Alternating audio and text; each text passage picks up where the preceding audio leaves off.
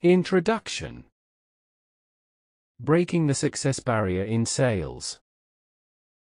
When I began selling, cold calling from office to office during the day, and from house to apartment during the evening, I was terrified of closing. Every day, I would sally forth to sell, unafraid to get face-to-face with prospects and enthusiastically deliver my sales information. Then, at the end, I would choke up and ask hesitatingly, "What do you want to do now?" Invariably, the prospect would say, "Well, leave it with me and let me think about it." I learned later that the words, "let me think it over," or "let me think about it," are polite customer speak for "goodbye forever, we'll never meet again."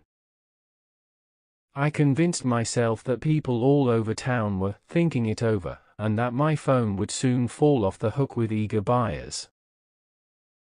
But no one ever called.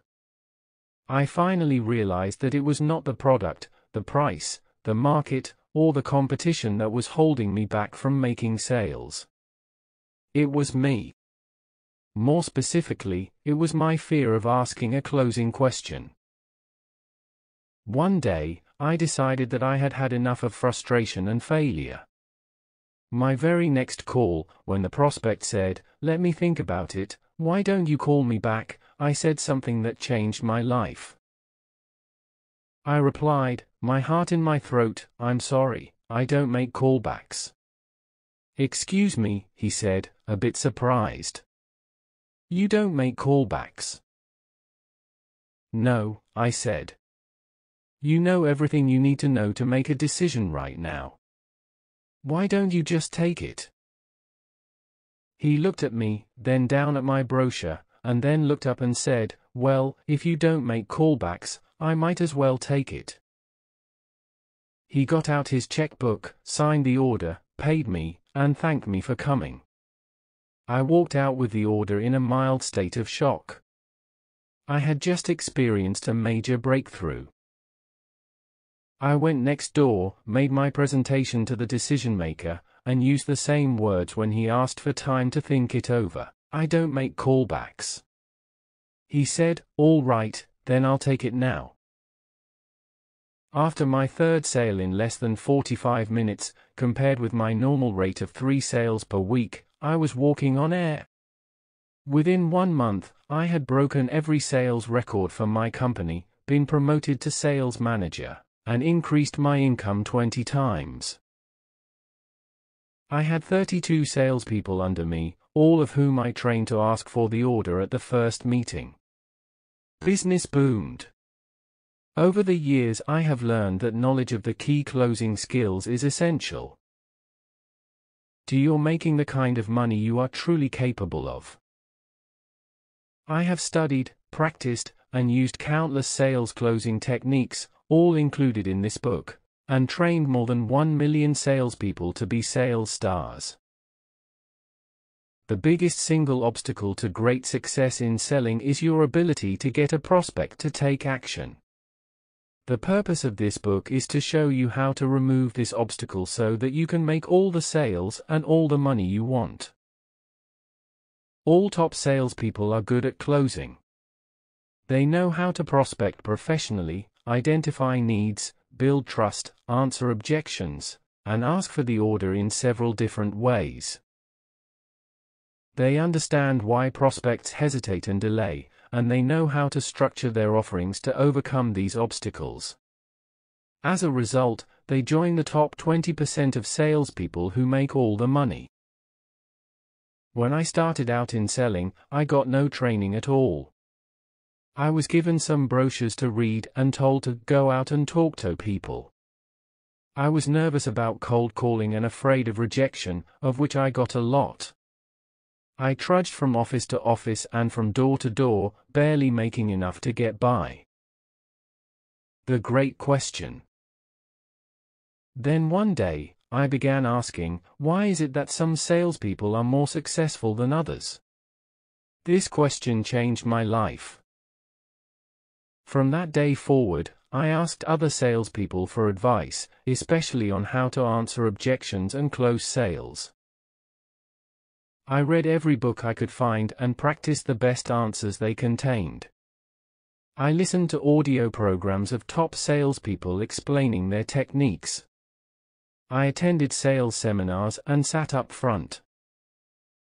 Most of all, I took action on everything I learned. If it sounded good, I would go out immediately and try it on real, live prospects.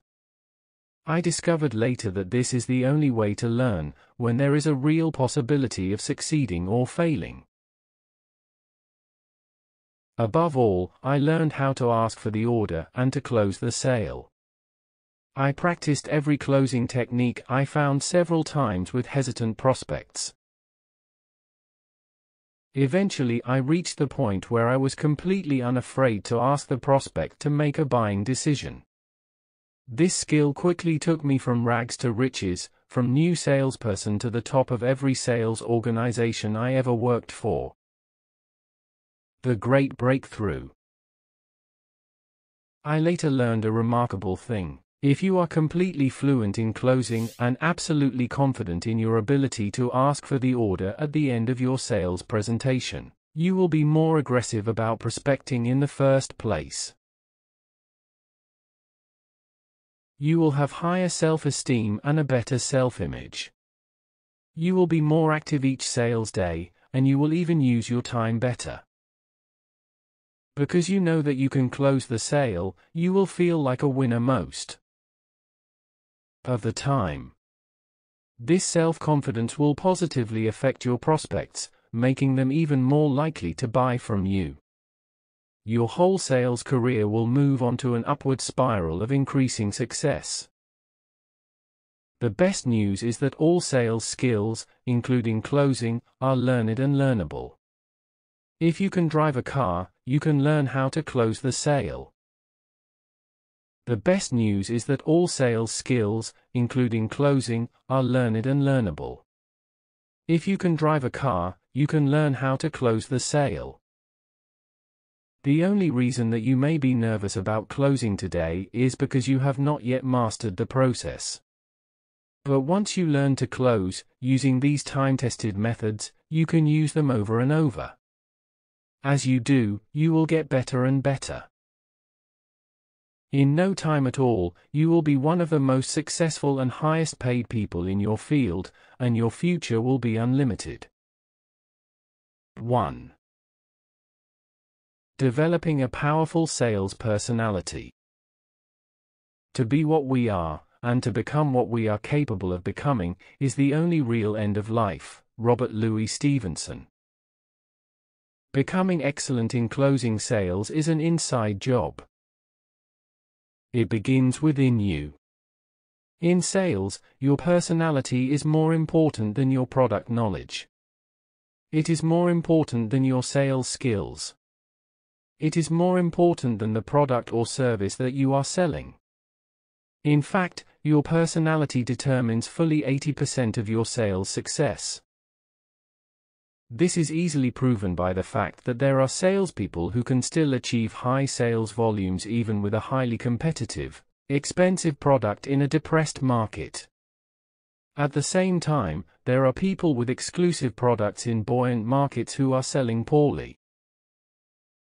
Becoming mentally fit.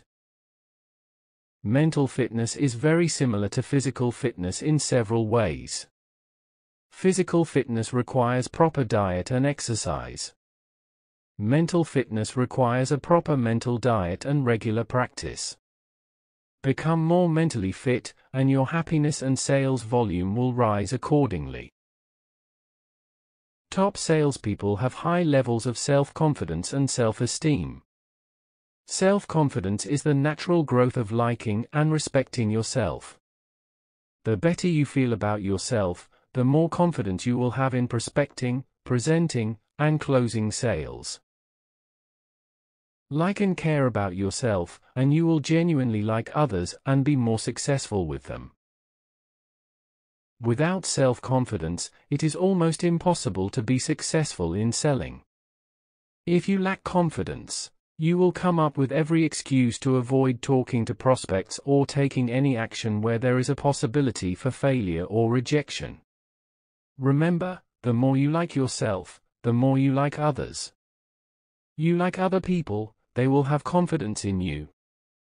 The more confidence they have in you, the more likely that they will buy what you are selling. We always feel better accepting the recommendation of someone whom we feel likes us than someone we are not sure about. We prefer to buy from people whom we feel care about us.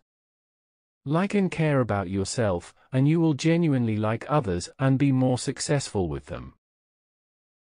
Take charge of your life. Sometimes I ask my sales audiences, how many people here are self-employed? About 10 or 15% of the audience raises their hands. Then I ask again, how many people are really self-employed? One by one the audience realizes what I am getting at. One at a time they raise their hands. They suddenly realize that they are all self-employed. The biggest mistake you can make is to ever think that you work for anyone but yourself. From the time you take your first job until the day you retire, you are self-employed. You are the president of your own entrepreneurial corporation, selling your services into the marketplace at the highest price possible. You have only one employee, yourself. Your job is to sell the highest quality and quantity of your services throughout your working life. Top salespeople accept 100% responsibility for themselves and everything they do. They take full responsibility for their activities and for their results. They refuse to make excuses or blame others. They say no to criticizing and complaining. Top salespeople say, if it's to be, it's up to me. View yourself as self-employed. In a study done in New York some years ago, researchers found that the top 3% of people in every field looked upon themselves as self-employed. They treated the company as if it belonged to them personally. They saw themselves as being in charge of every aspect of their lives. They took everything that happened to their company personally, exactly as if they owned 100% of the stock. The biggest mistake you can make is to ever think that you work for anyone but yourself. From the time you take your first job until the day you retire, you are self-employed. The sales manager of a Fortune 500 company once told me an interesting story.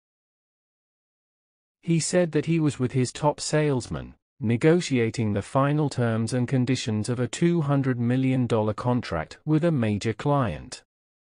During a break, the client pulled him aside and asked, referring to the salesman, "That man owns your company, doesn't he?" The sales manager, knowing the salesman, was a bit surprised. He said, "What makes you say that?" "Well," the client said, "in all my meetings with him, he constantly refers to the company as my company and my people, my contract and so on. He sounds like he actually owns the whole company. Is that true?" My friend, the sales manager, smiled and said, "Yes, in a way he does." You are the boss. As the president of your own personal services corporation, you are 100% in charge of everything that happens to your business. You are in command of training and development, and of continually upgrading your skills. You are in control of sales and marketing, production and quality control, and personal organization and efficiency. You are the boss. It is absolutely amazing how many people see themselves passively rather than actively.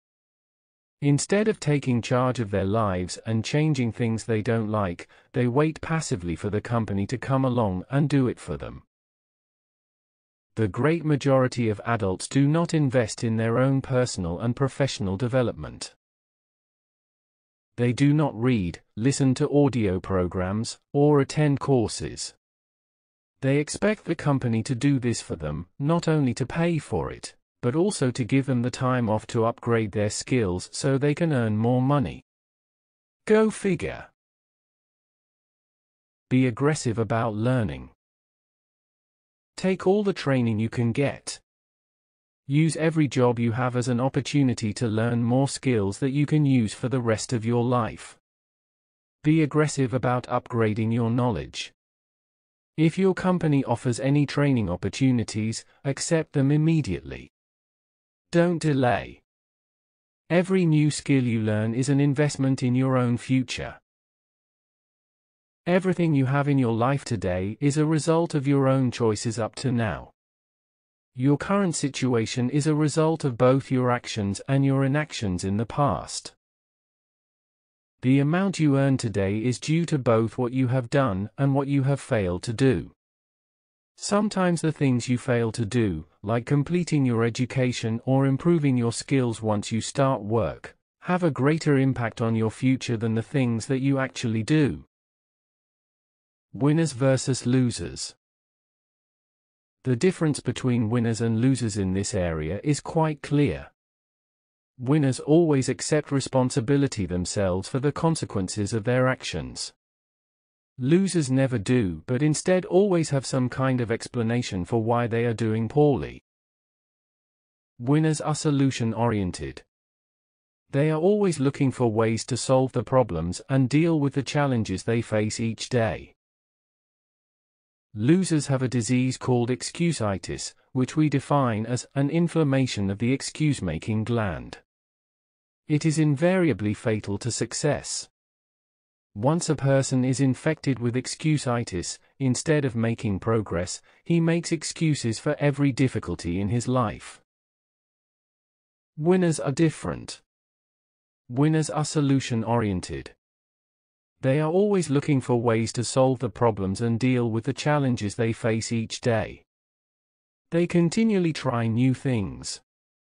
If one thing doesn't work, they try something else. They never consider the possibility of failure. Be prepared to work hard. A major difference between successful salespeople and average salespeople is that successful salespeople work much harder than the average. In author Thomas Stanley's research for his book The Millionaire Next Door, 85% of the self-made millionaires he interviewed attributed their success to hard work.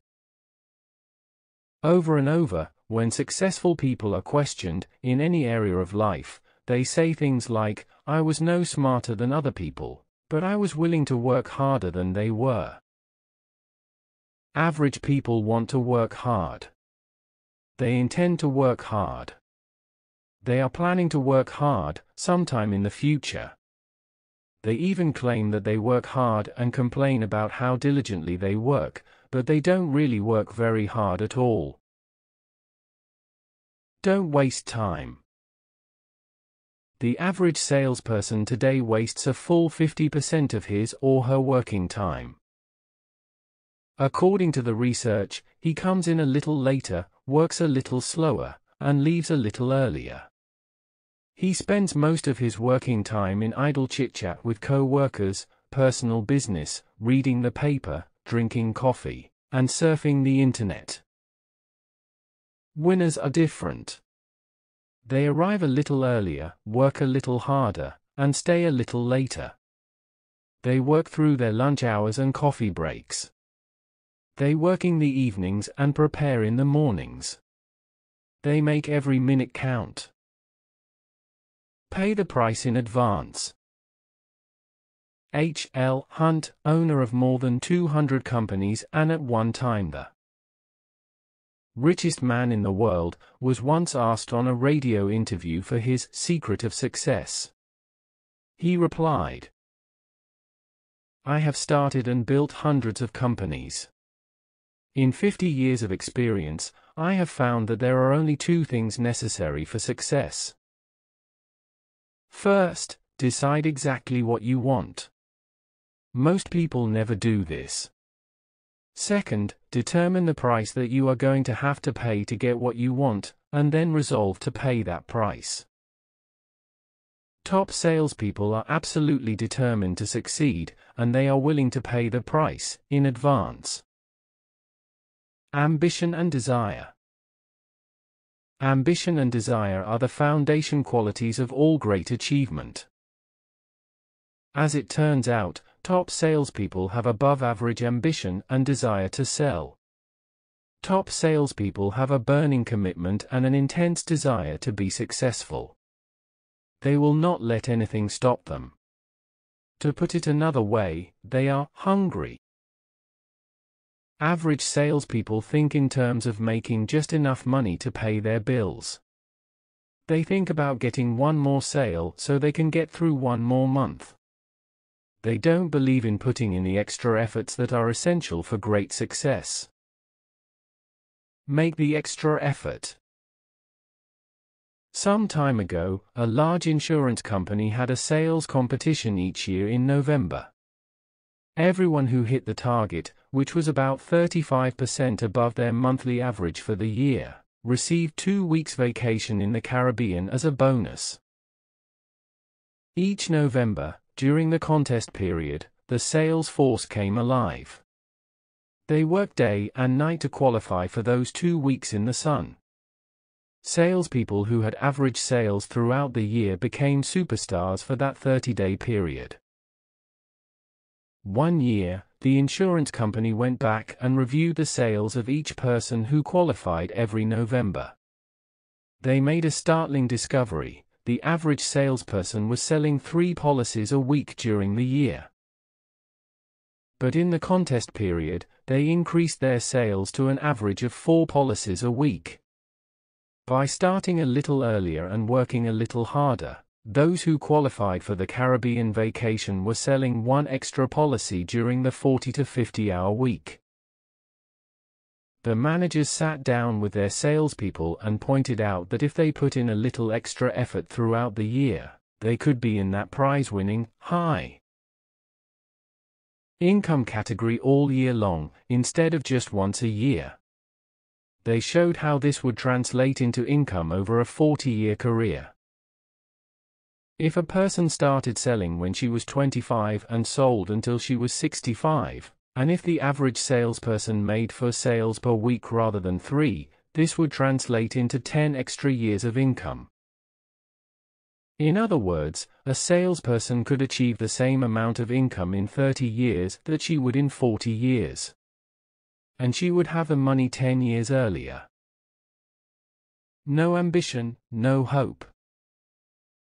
Sometimes people approach me at my seminars and tell me that they have no ambition. They say they are quite content at their level of income. They make enough to pay their bills and stay out of debt. They ask me what I can do for them if they lack an all-consuming desire to accomplish more than they are already achieving. Reluctantly, I tell them that there is really no hope for them if they have no ambition. If they don't have the desire themselves to be more and do better than they are today, there is nothing that anyone else can do for them. I tell them, some people are born to be followers, and some people are born to be leaders, and I have to assume that you were born to be a follower. I have never met anyone who particularly likes this response. Too bad. Ambition is essential for great success. Develop empathy and understanding. Top salespeople also have high levels of empathy, i.e., they really care about their customers. Ambition, the desire to achieve, combined with empathy, the genuine caring for the well-being of your customers, are the twin keys to top sales performance. Daniel Goleman, author of Emotional Intelligence, says that EQ or emotional quotient is more important than IQ, intelligence quotient, for success. He defines emotional intelligence as the ability to get along well with a large number of other people and to be sensitive to their thoughts, feelings, and moods. He concludes that empathy is the most important of all qualities for building and maintaining high-quality relationships with other people, both at home and at work. You have empathy for your customers when you make every effort to understand them, to walk a mile in their shoes. A person with sympathy may feel sorry for another person, but he looks at him from the outside. A person with empathy makes every effort to get inside the mind and heart of the customer and to understand his situation and needs. There is an old saying, if you can see Joe Jones through Joe Jones's eyes, you can sell Joe Jones what Joe Jones buys. Think long term. Empathy requires the development of long-time perspective. Average salespeople think primarily in terms of making a sale right now, with little concern for long-term relationships or the future.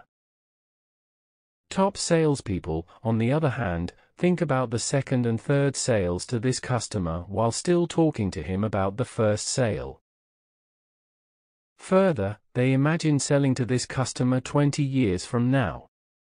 Everything they do in their dealings with this customer today is with a view to the long term. As a result, they are far more empathetic in the short term than average salespeople. Top salespeople think about the second and third sales to this customer while still talking to him about the first sale. Further, they imagine selling to this customer 20 years from now. Poor salespeople look upon every transaction as an opportunity to make a sale and then get out. Peak performance salespeople do not think in terms of closing sales as much as they think in terms of opening long-term customer relationships. The ideal combination. A balance between ambition and empathy seems to be the ideal combination for long-term sales success. If a salesperson is too ambitious, he will not care that much for the customer, and the customer will sense this. If a salesperson is too empathetic, he will not be assertive enough to ask for the sale. Balance is essential. Customers today are smarter than they have ever been in history, and they are getting smarter every day. They are the most sophisticated, knowledgeable, demanding, and even disloyal consumers of all time. Today's customer has had so much experience with so many salespeople that she can see through a salesperson like seeing through plastic wrap. If the salesperson is not seriously concerned about her well-being, she perceives it immediately. She doesn't have to think about it. She knows in a few minutes whether the salesperson is selling just for himself, or if he is genuinely concerned about the customer's interest. Ask good questions and listen carefully. The very best way to express and practice empathy with a customer, or with anyone else, is to ask questions and listen intently to the answers. Dominate the listening, rather than the talking. As Stephen Covey says, seek first to understand, then to be understood. The more time you invest in understanding your customers' situation, the more empathy you will naturally have for him or her, and the more probable it is that you will make the sale in the end. Keep on keeping on. Top salespeople possess above-average willpower and determination to succeed. They have the ability to keep on keeping on, even in the face of disappointments and setbacks. They are willing to pay the price of success in advance. They are eager to work hard. They are prepared to go the extra mile. They know that there are never any traffic jams on the extra mile. The highest paid salespeople realize that every bit of success that they aspire to must be paid in full, in advance. There is no such thing as something for nothing, no fast, easy way to be successful. The only way to get to the top is through hard work, sustained over a long period of time. Many salespeople are led astray by stories of people who have gotten into a particular field or made a specific investment, and earned a lot of money in a short period of time. These cases are very rare, and in most cases, the people who made a lot of money quickly lost it just as quickly. As they say, easy come, easy go. The highest paid salespeople realize that every bit of success that they aspire to must be paid in full, in advance. There is no such thing as something for nothing, no fast, easy way to be successful. The highest income years. Most people make their highest incomes after the 40th or 45th year of their lives. Some do it faster, but the vast majority of individuals only develop the knowledge and experience necessary to achieve high earnings a bit later in life. The average 40-year-old in the United States has a net worth of $1,010. One-third of baby boomers, who will be retiring in the next few years, are broke. They have nothing saved up at all. This is all too common. Be willing to pay the price in terms of ambition, desire, hard work, and determination, extended over a long period of time, to achieve the success that you desire. As you practice what you learn in this book, you will move ahead faster than you ever imagined possible. Get rich slowly but surely. Henry Ford once said, "The two most important qualities for success in business are patience and foresight, and the man who lacks patience is not cut out for success in competitive enterprise." There is no fast, effortless way to make money. Get-rich-quick schemes only work for the person selling them. Don't waste a minute of your life trying to cut corners or create financial shortcuts. Chasing the will-o'-the-wisp of the quick buck is the surest way to destroy your character and undermine your career. The worst thing that can happen to a salesperson is to make a lot of money during an economic boom, especially at the beginning of his career. As a result, he gets the idea that making money is easy. For the rest of his life, then, he searches for the next opportunity to make easy money. He seldom succeeds. Worse, this early success causes him never to settle down to do the hard work and make the necessary sacrifices to achieve enduring success. Soon he stops believing in himself, and to stop believing is to fail. Believe in yourself and what you are selling. Top salespeople have high levels of belief in themselves. They also believe in their companies and their product or service's value to the customer. There seems to be a direct relationship between how much you believe in your product or service, and how easily you can convince a customer to believe in it. Your customer can never believe in your product any more than you do. As William James of Harvard said, belief creates the actual fact. This is why it is so important for you to sell something that you believe in, something that you consider good for your customer to own or use. Everyone has experienced having to sell something that he or she didn't think was particularly good. If you have this feeling, you will never be successful in a competitive market. If you cannot put your whole heart into what you are selling, you will not sell very much of it. The failure formula. Salespeople approach me continually, saying, "I don't really like this product, but I want to be successful at selling it. What advice can you give me?" I cannot help them. If you don't love your product and really believe in it, you cannot possibly be successful selling it. The competition is too great. If you don't respect your company and your boss, and you don't like your customers, you don't stand a chance against a sales professional who does. In fact, you cannot even be lukewarm about your product and be successful in a competitive market. You have to believe that your product is absolutely excellent.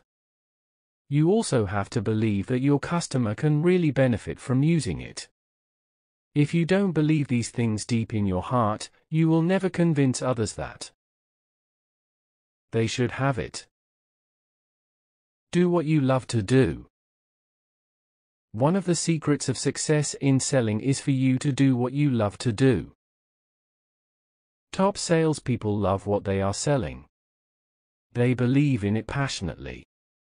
They will defend it and argue over it. They will talk about it day and night. When they go to bed, they think about their product. When they wake up in the morning, they can hardly wait to talk to prospects about it. When you get into this business, you will make a living. But when the business gets into you, you will make a great life. True words were never spoken. Look at the top salespeople in the very best companies, and you'll find that these people are fanatical about their products and services. That is why they sell so much. One of my top salesmen once said, "When you get into this business, you will make a living. But when the business gets into you, you will make a great life." True words were never spoken. Keep your word. Top-selling salespeople are impeccably honest with themselves and with others. There is no substitute for honesty in selling. Earl Nightingale once said, "If honesty did not exist, it would have to be invented as the surest way of getting rich." Ralph Waldo Emerson wrote, "Guard your integrity as a sacred thing." You must be perfectly honest with yourself in all things. Live in truth with yourself and others. Be completely truthful in terms of the work that you have to do to achieve the rewards that you want to enjoy. The average person is built like a human lie detector. Because he has had so many experiences with half-honest or dishonest people, the typical consumer can pick up insincerity or falsehood across a crowded room. Everyone can. The worst fool in the world is the one who thinks he can fool someone else. The critical difference. A national trade organization to which I belong commissioned a study to find out why customers bought from one person or company, and not from another, even though the products were similar. After investing $50,000 interviewing customers, they arrived at a simple conclusion. People bought from one person over another because they trusted that person more. The word trust was defined as feeling the salesperson would follow through on his commitments and fulfill his promises. Tell the truth. It is crucial that you never say your product will do anything that it will not do. Never make false claims. Never even exaggerate. In fact, one of the most helpful things you can do to establish your credibility is to point out where your product is weak in comparison with that of your competitors. Put these qualities together. The top salesperson, because he has a combination of all these qualities, has a natural ability to turn strangers into friends wherever he goes. When you are completely honest with yourself and you practice the quality of empathy with others, you like yourself more, and your customers will, in turn, like and accept you. There is a 1:1 relationship between being and becoming an excellent person and high levels of self-esteem. The rule is that you can never like or love anyone else more than you like yourself. So don't expect anyone else to like you more than you like yourself. How you feel about yourself is the single most important determinant of the quality of all your relationships, both personal and business. Choosing the right product for you. Choosing the product or service to sell is very much like dating or getting married. There has to be the right chemistry, or it won't work. It has to be a product or service that you like, enjoy, and feel is good for others. It must be compatible with your personality. Each person is different. Sometimes an excellent salesperson will do poorly because she is selling the wrong product for her. This does not mean there is something wrong with the product or service. It simply means that the salesperson and the product are incompatible. Choosing the product or service to sell is very much like dating or getting married. There has to be the right chemistry, or it won't work. There are two types of products, tangible and intangible. Some people are capable of selling tangible products, and some are capable of selling intangible products. If you can sell the one, you probably cannot sell the other. A tangible product. A tangible product is something you can touch, taste, feel, hold, demonstrate, and try out. Examples include a car, a boat, office equipment, furniture, decorations, computers, watches, or tools. If you are the kind of person who likes tangible products, you will only be successful when you are selling them. You can relate to them and enjoy them. You feel happy when you are talking about them, describing them, and selling them to others. You will never be successful or happy selling an intangible product. An intangible product or service. An intangible product, on the other hand, is something that you cannot touch or taste. Intangible products are usually ideas of some kind. For example, investments are an idea. Insurance is an idea. Education and training products and services are ideas. Even real estate as an investment is an idea based on concepts and numbers more than it is a tangible product. If you are the kind of person who loves ideas and concepts, you will only be content selling some kind of intangible product. Trust your intuition. The best way to ascertain which type of salesperson you are is to ask yourself, am I interested in concrete products and things, or in the world of ideas? Do you like to work with your hands and deal with products that you can touch and feel? Or you do like philosophy, psychology, and metaphysics? If you enjoy discussing politics and religion, or your interests are drawn to concepts, you will be happiest selling intangible services. If your major interest is in solid things like houses, cars, clothes, and computers, then you should sell tangibles. If you ever get into a field and feel uncomfortable selling a particular product or service, this is an indication that you may be selling the wrong product for your individual personality. When you are selling the right thing for you, you will become involved emotionally. It will excite you and interest you. It will absorb your attention. You will like to think about and discuss it with others. But if your heart is not in what you are selling, you may be selling the wrong thing for you. The key to success. To be successful in selling, you must actually love your product and be excited about what it can do to improve the life or work of your customers. You will only be fruitful when you believe that what you are selling is a great product or service, in comparison with everything else that is on the market. The acid test of whether or not you are selling the right product for you is your level of enthusiasm about it.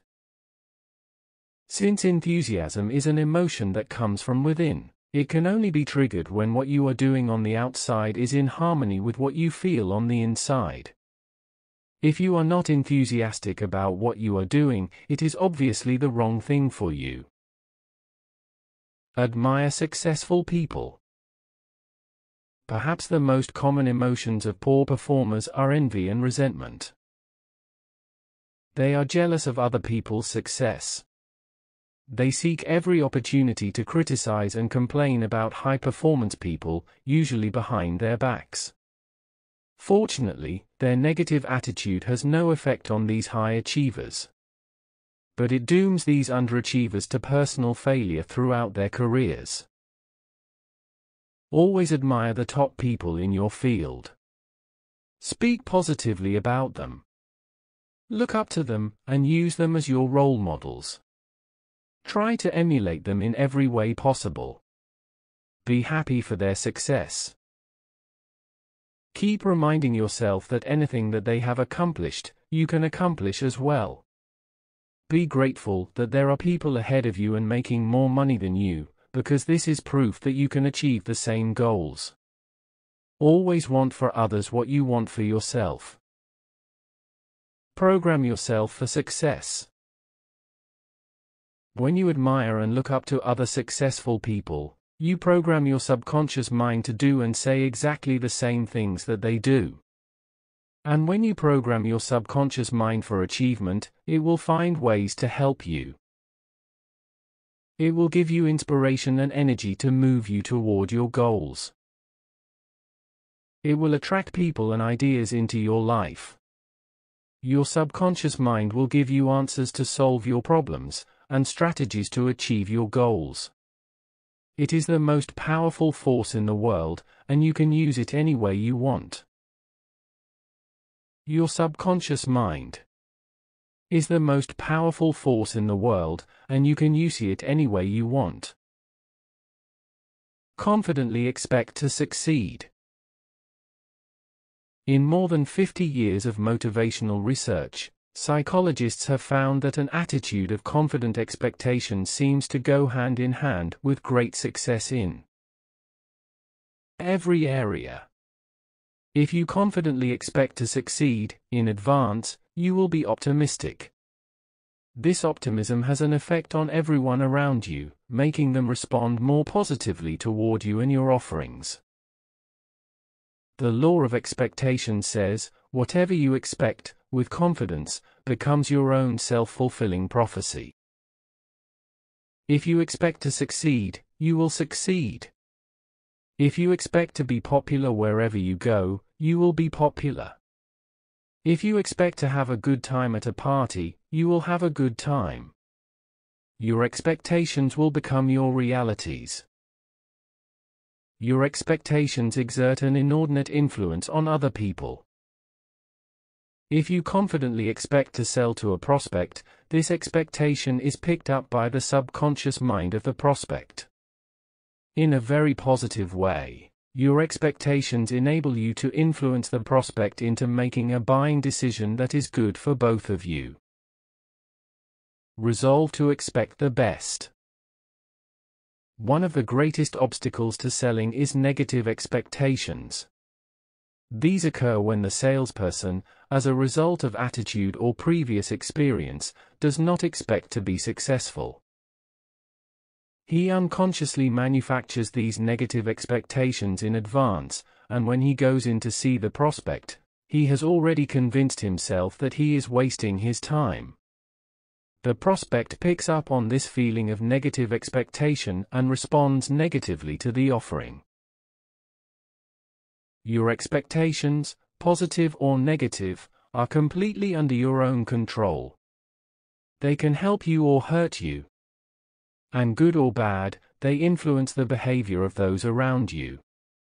Be sure that you manufacture and maintain only positive expectations in everything you do. Confidently ignore customer skepticism.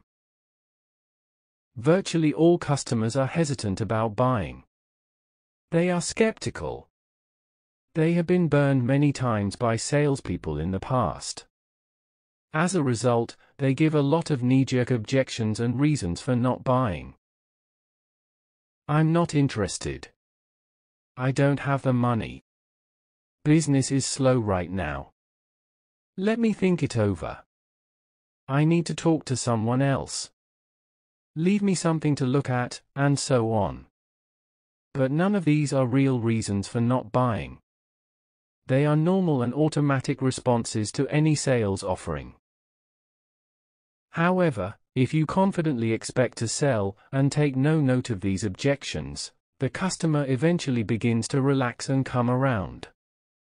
Many an uncertain buyer has been completely turned around by the positive attitude and confident expectations of the salesperson.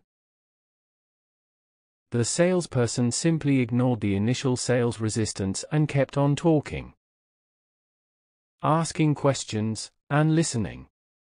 Eventually, the customer's resistance broke down, and he decided to buy. When you have been sold by a professional salesperson, you stay sold. You actually enjoy the experience. You don't experience buyer's remorse. You are happy that you bought the product or service, and you are eager to get it and begin using and enjoying it. And the more confident and positive the salesperson, the more satisfied you are with the buying experience. This should be your goal with each of your customers as well. Change your thinking, change your life. The law of correspondence says that your outer world is a mirror of your inner world. In other words, everything that happens to you on the outside is a reflection of what is going on with you on the inside. If you want to change or improve any part of your sales or personal life, you have to begin by changing yourself on the inside. Everything we have been talking about so far has revolved around making these inner changes in a positive and constructive way. Feed your mind with mental protein. Make the decision today to read in your field for 30 to 60 minutes each day.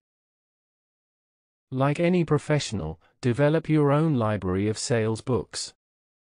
Each morning, instead of reading the newspaper or watching television, invest 30 to 60 minutes reading something on sales that will help you to perform better during the day. Henry Ward Beecher once said, "The first hour is the rudder of the day." What you put into your mind in the first hour sets the tone of your mind for the rest of the day. If you feed your mind with something positive, educational, and uplifting in the first hour, you will perform better all day long. You will be more cheerful, relaxed, and self-assured. You will also be more resilient and will bounce back faster from rejection and disappointment. All top people arise early and get going immediately. Average folks rise at the last possible minute, run around in circles, and then dash off for the office with no time for thinking or preparation. Get up every morning 2 hours before your first appointment. If you have to be at work at 8 a.m., get up at 6 o'clock, spend an hour reading, and then get ready for your day. All top people arise early and get going immediately. Average folks rise at the last possible minute, run around in circles, and then dash off for the office with no time for thinking or preparation. Become a well-read professional. By getting up in the morning and reading a half hour to an hour in sales, you will find yourself reading about 1 sales book per week. This will translate into about 50 books per year. 50 books per year multiplied by 10 years will come to a total of 500 books. Do you think this would have any effect on your sales results or your income?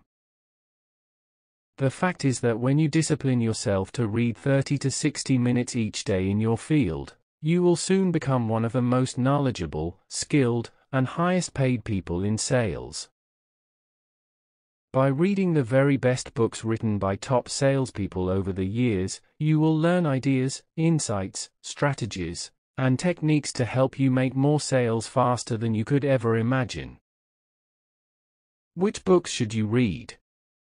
Don't worry.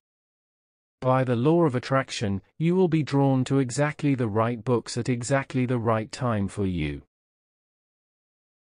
As you build your sales library and read from it each morning, you will step on the accelerator of your own career. You will move faster and more confidently toward sales success. Your income will double and triple faster than you ever thought possible. Triple your income. Not long ago, a young man, 20 years old, came to one of my public sales seminars. His name was Bob. He had long, unkempt hair, was poorly dressed, and had a negative attitude. During the seminar, I explained the importance of reading 30 to 60 minutes each morning. He sat in the back all day, taking notes, and left at the end of the day without saying anything to me. About 2 months later, I got a phone call from his uncle. It turned out that Bob came from a broken family, was a high school dropout, and had experienced some minor problems with the law. Finally, his uncle and aunt had taken him in. He was unemployed, had no ambition, and sat around watching TV most of the day. Ultimately, the uncle laid down the law and insisted that Bob get a job, any job, rather than continue to sit around the house. A slow start in sales. Reluctantly, Bob went out and got a job in straight commission selling, from house to house and business to business. As you can imagine, he did poorly. He made very few sales and very little money. But he had to keep this job in order to continue living with his uncle and aunt. One day, the uncle saw the advertisement for my seminar in the paper and in desperation decided to send his nephew. Bob did not want to go. He only went because his uncle paid for it, drove him to the seminar, and picked him up afterward. In the 2 months following the seminar, however, a miracle had taken place. The first thing Bob did when he got home was buy a book on selling. He then began getting up each morning and reading for 30 minutes before he went to his sales job. Within a week, he was reading an hour per day. Soon he was getting up at 5 a.m. and reading for 2 hours before he went off to work. In no time at all, his sales took off. Then they exploded. He started breaking sales records. And the more he sold, the more confident and enthusiastic he became. A superstar salesperson. All by himself, he began to make changes in his physical appearance. He had his hair cut and groomed neatly. He bought new clothes so he looked like a professional. The other salespeople in his company began looking up to him and asking him for advice. 6 weeks after my course, they made him a sales manager and put him in charge of a small territory. 2 months after my course, he went with his uncle and bought his first car. He had tripled and quadrupled his income and completely changed his personality. His uncle told me that Bob attributed all of his success to having been forced to go to my seminar. He said the most important thing he learned was the value of reading in sales for at least an hour every morning before starting out. It transformed his life. Simple but powerful. The average adult reads less than 1 book a year. Many salespeople do not read at all in the field of selling. In fact, a whopping 90% of sales books are bought by customers who are not in the sales profession. But whenever I talk with top salespeople about the importance of reading, I am always amazed to learn how many books they have read and are reading at the present time. They sound like sales libraries, rattling off titles, authors, and concepts from their libraries of sales books. When you begin to read 1 book per week, 50 books a year, you will separate yourself completely from the ranks of average salespeople. You will put yourself onto the fast track and begin making more sales than you ever dreamed. Try it and prove it for yourself. It is said that reading is to the mind as exercise is to the body. The more you read, the sharper and more alert you become. When you read more in selling, you learn more new ideas to sell more of your products more effectively. The more you read, the faster you move to the top of your field. Selecting top salespeople. One of my clients is a sales manager with 32 salespeople selling products in a very competitive industry. Yet the salespeople in his company earn an average of 3 times as much as those of his competitors who sell similar products. Because of this, everyone wants to work for him. Salespeople from other companies are continually applying to him for sales jobs. He told me that he had developed a very simple way to sort out winners from losers in selling. When he sat down to interview a prospective salesperson, he would say, "Thank you for coming in. Before we begin, let me ask you a question. What are some of your favorite books and audio programs on sales in your personal development library?" Then he waits. If the prospective salesperson hesitates or says, "I don't really have any," my friend stands up, takes her by the arm, and shows her the door. If the prospective salesperson can quickly give the names of books and audio programs that he reads and listens to, he almost always gets the job. A valid test for predicting success. What this manager had learned was that a salesperson who was not personally committed to becoming better by investing her own money in books and audio programs would never be successful in a competitive market. It was a waste of time to hire and attempt to train such a person. He had learned from experience to only hire people who were already committed to their own personal and professional self-development programs. These were the people who very soon became sales superstars and earned 3 times as much as their competitors in rival companies. If you are not continually learning and upgrading your skills, somewhere, someone else is, and when you meet that person, you will lose. Reed Buckley. It would be the same as an athlete who is overweight, unfit, smokes, eats too much, and doesn't train trying to compete in any sport. No matter how nice or sincere a person he is or how much he desires to win, he doesn't have a chance against well-trained, determined competition. Author Reed Buckley once said, "If you are not continually learning and upgrading your skills, somewhere, someone else is, and when you meet that person, you will lose." Listen to audio programs. Business speaker Nick Carter once said, "Audio learning is the greatest breakthrough in education since the invention of the printing press." When I started off in sales, frustrated and unhappy, working long hours and getting few results, someone introduced me to audio learning.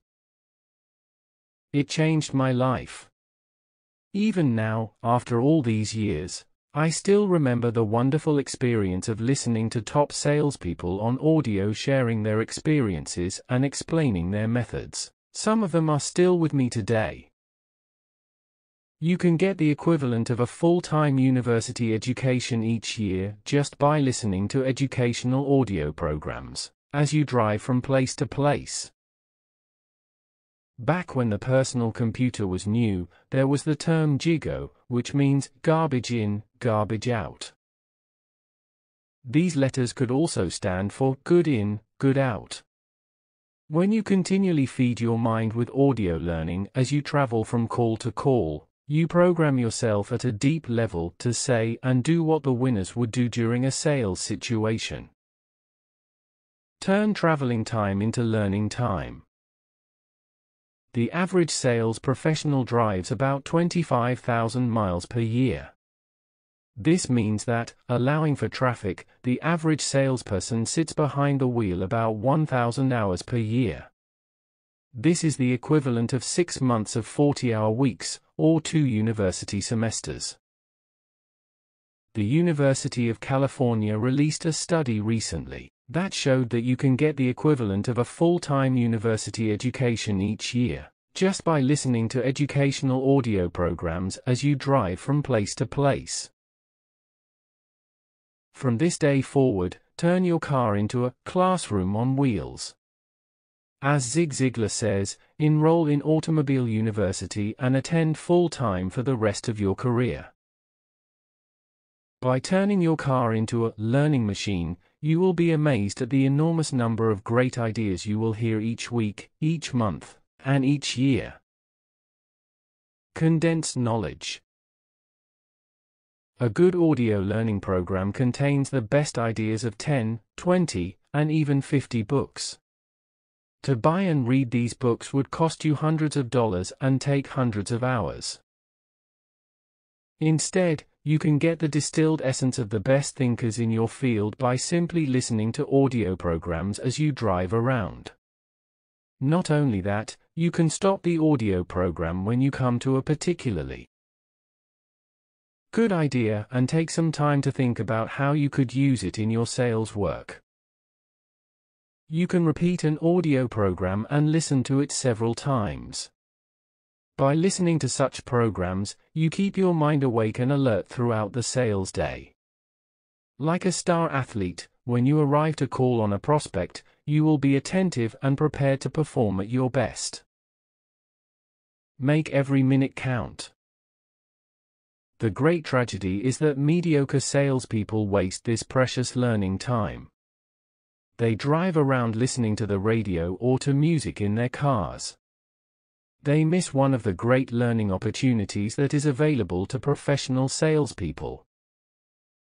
It is said that radio is chewing gum for the ears. For the salesperson, listening to the radio is the equivalent of an athlete's dieting on candy and soft drinks. He loses his focus. He gets distracted by what's on the air.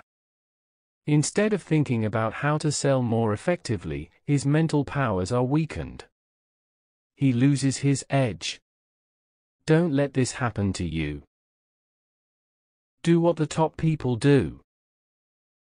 The highest paid salespeople I know listen to audio programs all the time. Their cars are mobile classrooms. They usually carry several different audio programs and alternate them based on what they feel they need to learn the most at that moment. The best salespeople don't even know if their radios work, because they never turn them on. Are you serious? If a person in the competitive field of sales insists on listening to the radio as she drives around, it is an indication that she is simply not serious about her success. I have worked with countless sales professionals who have struggled for years at low levels of income, and then, as the result of listening to one audio program, their incomes have doubled and tripled, sometimes in as little as 30 days. Wouldn't it be a tragedy if the only thing holding you back from earning 2 or 3 times as much as you are earning today was the information contained in a single audio program? The magic questions. There are 2 great questions that you can use to accelerate your growth toward high income in sales. These are 2 of the best questions that I have ever learned. I have used them over the years, and they have been responsible for making or saving me many thousands of dollars. The first question to ask yourself after each sales call is, what did I do right? This question keeps you focused on the best parts of your performance. Even if the sales call was a complete failure, there were certain things that you did correctly. It is important that you identify the best parts of your performance so you do not throw out the baby with the bathwater. You could write down, I was thoroughly prepared. I researched the client in advance. I was punctual for my appointment. I was well dressed and groomed. I asked questions and listened carefully before speaking. I made a complete presentation. I asked for the order twice, and so on. By asking the question, what did I do right? You keep yourself continually focused on the best elements of your sales activities. By reviewing these activities immediately after a sales call, you program them into your subconscious and create a predisposition to repeat these positive behaviors at your next sales call. Focus on improvement. The second question you must ask yourself is, what would I do differently? This question forces you to think about the positive things that you could do to improve your performance in a similar situation. Even if the sales call has been completely successful, there were still things that you could do differently in the future to make it even better. The advantage of these 2 questions is that the answers to both of them are positive. Force yourself to review and mentally rehearse the very greatest ingredients of your performance. Then, the next time you are in a similar situation, your subconscious mind will pass them back up to you and make them available to you for the sales call. Program yourself positively. Average salespeople have a tendency to ask the wrong questions. Instead of asking themselves, what did I do right? They ask themselves, what did I do wrong? Rather than focusing on the best components of their performance, they focus on the worst. This simply programs them to repeat those mistakes at the next sales call. What would I do differently is superior to what mistakes did I make. Dwell on your mistakes and shortcomings, and you can be certain you will see them again. Successful people continually recall their very best sales calls. They review and rehearse the best things that they said and did with the customer. As a result, they continually program high performance into their subconscious minds. They then repeat their very best performances over and over again in subsequent sales calls. The power of suggestion. The power of suggestion exerts a strong influence on you throughout your day, and throughout your life. One of the keys to success is to take complete control of the suggestive influences that you allow to reach your conscious and subconscious minds. You must make every effort to ensure that the mental influences around you are as positive as possible, just as you would only eat really healthy foods if you wanted to feel the best about yourself physically. You are positively or negatively influenced by every sight, sound, thought, experience, and person in your world. If you watch negative or violent television programs, it affects you at an unconscious level and makes you a more negative person. If you listen to useless babble on the radio, it clogs up your mind as sludge clogs up a drain and makes you less effective. If you read unconstructive material in books, magazines, or newspapers, it fills your mind with mental garbage that can demotivate you and make you more easily discouraged. Get around the right people. Perhaps the most important part of your suggestive environment is the set of people with whom you associate most of the time. Dr. David McClelland of Harvard, in his book The Achieving Society, found that a negative reference group was enough in itself to condemn a person to lifelong failure. Your reference group consists of the people around you, the people with whom you associate, and the people with whom you identify. Your most important reference group, in forming your personality, is your family. If your parents were disapproving and critical, this can affect you all your life. Whether your brothers and sisters were helpful or hurtful can have an effect on you for many years. As you grow up, your friends at school, your teachers, teammates, and other associates exert an inordinate influence on your thinking and your emotions. Fly with the eagles. As an adult, you must choose your friends and associates with care.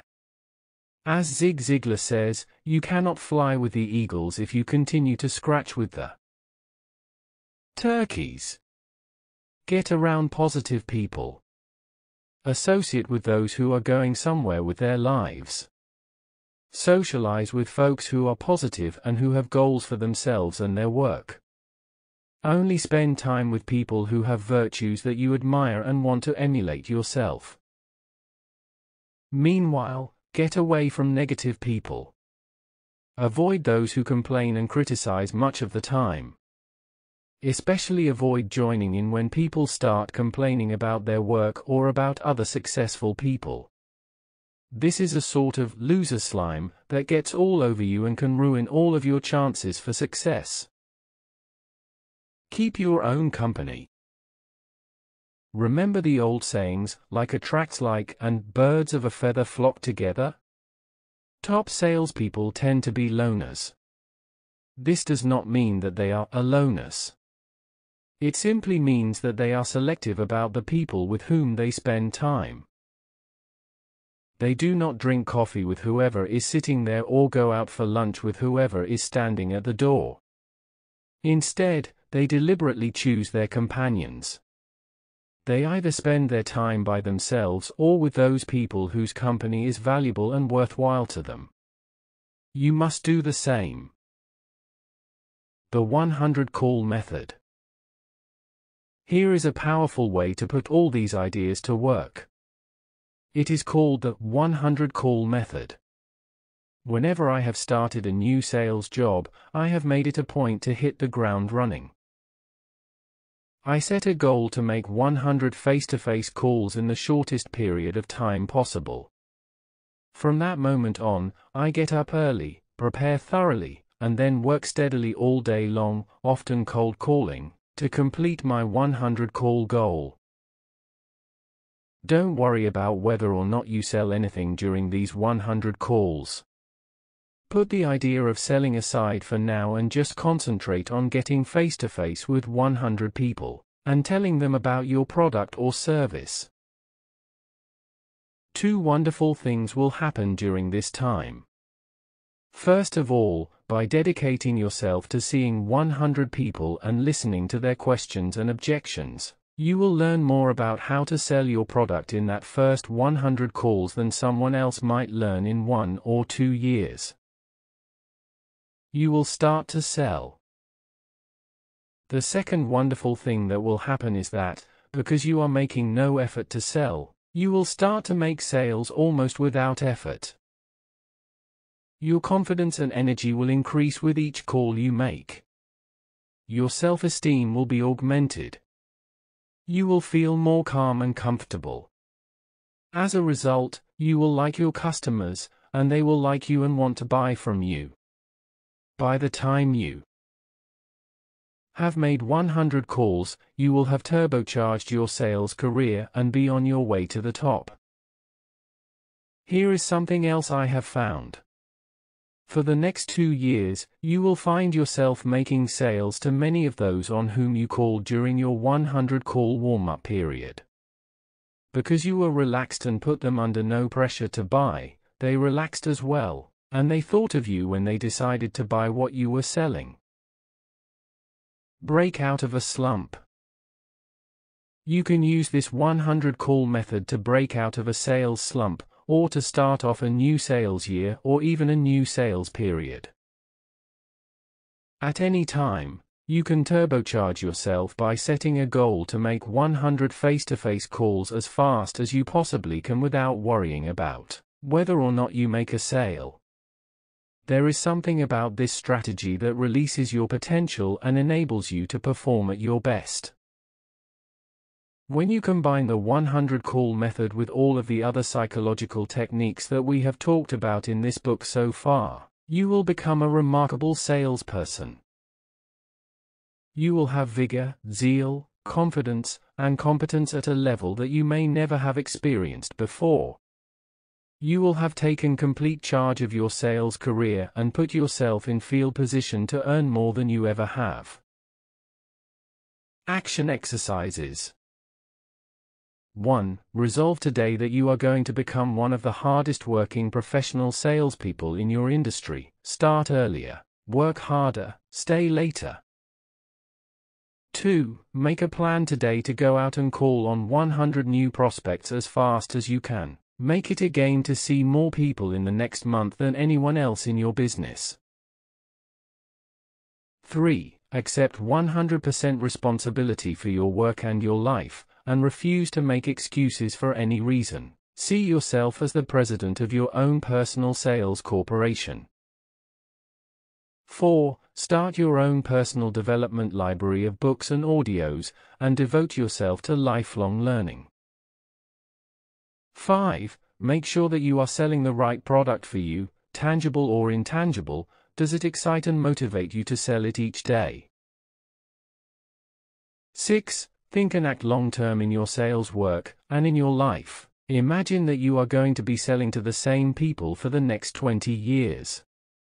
7. Develop unshakable persistence, resolve in advance that you will never give up until you are a big success in your sales career. There is no failure except in no longer trying. There is no defeat except from within, no really insurmountable barrier except for our own inherent weakness of purpose. Elbert Hubbard. 2. The psychology of closing. We learn wisdom from failure much more than from success. We often discover what will work by finding out what will not work. And probably he who never made a mistake never made a discovery. Samuel Smiles. Closing is often the most painful part of TRACY sales presentation. It is the part that most salespeople dislike the most. They become reluctant to proceed. They freeze up and lose their feeling of control over the buying process. The prospect also dislikes having to make a buying decision. As you get closer and closer to the end of the sales presentation, he becomes nervous as well. Your job as a sales professional is to structure the presentation in such a way that you move smoothly through the close and wrap up the sale. Closing is very much like a bump at the end of the road of the sales conversation. You have established rapport, identified needs, presented your product, and answered objections. Now you have to wrap up the transaction and get the order. As you approach this final bump, your task is to take the prospect past this point as quickly as possible. Don't draw it out. There is a story of an old gentleman who calls up his longtime dentist and says, "Bill, I've got this rotten tooth, and it's got to come out. I just wondered how much you charge nowadays to pull a tooth." His dentist friend replies, "Well, Jack, it's $80 to pull a tooth." Jack says, "Wow. That's a lot of money. How long does it take?" "It takes about 1 minute." $80 for 1 minute. Jack cries. That's an awful lot of money for that small amount of time. "Well, Jack," says the dentist, "if it's the amount of time that concerns you, I can take all the time you'd like. Make it smooth and painless." You have an obligation to your customers to move smoothly through the close and to assure that it is as quick and painless as possible. To minimize stress for both of you, you must make it fast and efficient. This is a key part of your job. There is always a period of tension at the end of the sales process. For you as a salesperson, the close represents the culmination of all your efforts.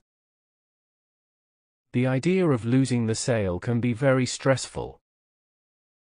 You start to feel tense. Your stomach churns. Your solar plexus tightens up. Sometimes your heart rate increases, and your throat goes dry. Because you are asking the customer to take action, and he may say no, the whole idea of closing triggers a tremendous fear of failure. You have an obligation to your customers to move smoothly through the close and to ensure that it is as quick and painless as possible. The shorter the closing process, the less stress you experience. Take the prospect through the close promptly. Fortunately, this is a selling skill that you can learn with input and practice. Once you have explained your product, and the prospect's buying desire has been aroused, move briskly past the close and into wrapping up the details of the purchase. Reverse engineer your presentation.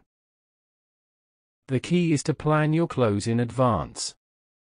And instead of planning your sales presentation first and then your close, plan your close and then your sales presentation. Decide how you are going to ask for the order, and then reverse engineer your sales presentation. Start with the end in mind. Then go back to the beginning and organize your sales presentation so that it arrives logically at your closing question. Take the time to think through exactly how you are going to ask for the order when it is clear that the prospect is fully informed and ready to buy. Plan and rehearse your closing technique so that you can do it in your sleep. Top sales professionals have their closes planned word for word, in advance. So should you. Amateur salespeople, those who spin their wheels in frustration year after year, tend to fly by the seat of their pants in every sales conversation. When it comes time to ask for the order, their hearts pound, their foreheads sweat, and they say whatever comes out of their mouths. They then cross their fingers, hoping and praying that the prospect will buy. Professional salespeople proceed through the presentation, and through the close, in a single smooth, well-prepared process. 6 major requirements for closing. 1. You must be positive, enthusiastic, and eager to close the sale. Emotions are contagious. When it is clear that you intensely desire to make this sale, your desire will have a positive effect on the behavior of your prospect. 2. The prospect's requirements must be clear to you. As a result of asking and listening, you should know exactly what this prospect wants and needs from your product. 3. The prospect must understand your offer and the value of your product or service to her. She must be absolutely clear about what your product does to change and improve her life or work. 4. The prospect must believe and trust you. There must be a high degree of rapport and friendship. In addition, the prospect must have faith in your company and believe that they will deliver on your promises. 5. The prospect must desire to enjoy the advantages and benefits of your offer. He must want what you are selling. There is no point in trying to close a sale if the prospect is not intensely interested in benefiting from your product or service. 6. The product must be suited to the customer, ideal for her needs, capacity to pay, and circumstances. It must be clear to the prospect that this product or service is the right choice for her at this time. Only when you have fulfilled these 6 requirements can you move confidently into closing the sale. If any of them has not been achieved, the prospect will refuse to buy. Closing too early. Think of visiting a typical used car lot. You stop to look at a car for just a moment, and suddenly a salesperson emerges and says, "That's a good choice, why don't you buy it?" After you ask the closing question, you must then be completely quiet. Don't say a word. Allow the silence to build up if necessary, because whoever speaks first, loses. In a situation like this, you don't know anything about the car, and the salesperson doesn't know anything about you. He is asking you to make an offer or buy the car before you know anything about it. Attempting to close before you are fully aware of what you are buying does not arouse buying desire. Quite the opposite, you feel insulted, and your first impulse is to simply walk away. Avoid high pressure. There are 4 things you must be sure of before you ask a closing question. First, the prospect must want it. Second, the prospect must need it. Third, the prospect must be able to afford it. And fourth, the prospect must be able to use it and get full value out of your product or service. If you ask for the order before these 4 requirements have been determined, you will often kill the sale. Use silence after a closing question. The only pressure that you are allowed to use as a sales professional is the pressure of the silence that takes place after the closing question. After you ask the closing question, you must then be completely quiet. Don't say a word. Allow the silence to build up if necessary, because whoever speaks first, loses. Once upon a time, the president of a fast-growing company was considering the purchase of a $750,000 computer system to automate every aspect of his national business. The company that was bidding for the job had done everything exactly right. The salesperson had established rapport, identified the customer's needs, done a full analysis, checked it out in every detail, and prepared a complete proposal for the customer to consider. They had arranged the final appointment, and the salesperson was coming in to close the sale. The president of the prospect company had started his career in sales when he was younger. He was curious to see how this computer salesman was going to close a $750,000 sale. In the final presentation and discussion, the president had his controller and his accountant present to go over the final details. The salesman came in with his engineer and computer programmer. They sat down and began. As the salesman went through the proposal, he explained how it would be installed, what would be involved, the warranties and guarantees, the help and service they would provide, the additional consulting that was available, and every other detail of the purchase. He gave him the price and explained what it included. Finally he said, "If you like what I have shown you, then if you'll just authorize this contract, we'll get started on it right away." He then put a tick mark next to the signature line, put his pen on the contract, and pushed it across the desk to the president. The silent close. The president could see it coming. He thought to himself, "He is going to use the silent close on me." He knew exactly what the salesperson was doing, so he just looked at him and smiled. The salesman and the president sat there silently, smiling at each other, for what seemed like an eternity. The silence lasted 15 minutes. Neither one of them said a word. Neither of the other people present said a word either. They had all been prepared. Finally, the president smiled, picked up the pen, and signed the contract. At that point, they both laughed. So did everyone else.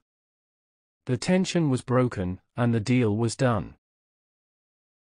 The pressure of the silence after the closing question is often the most powerful sales tool you have for concluding the transaction. But you must be disciplined.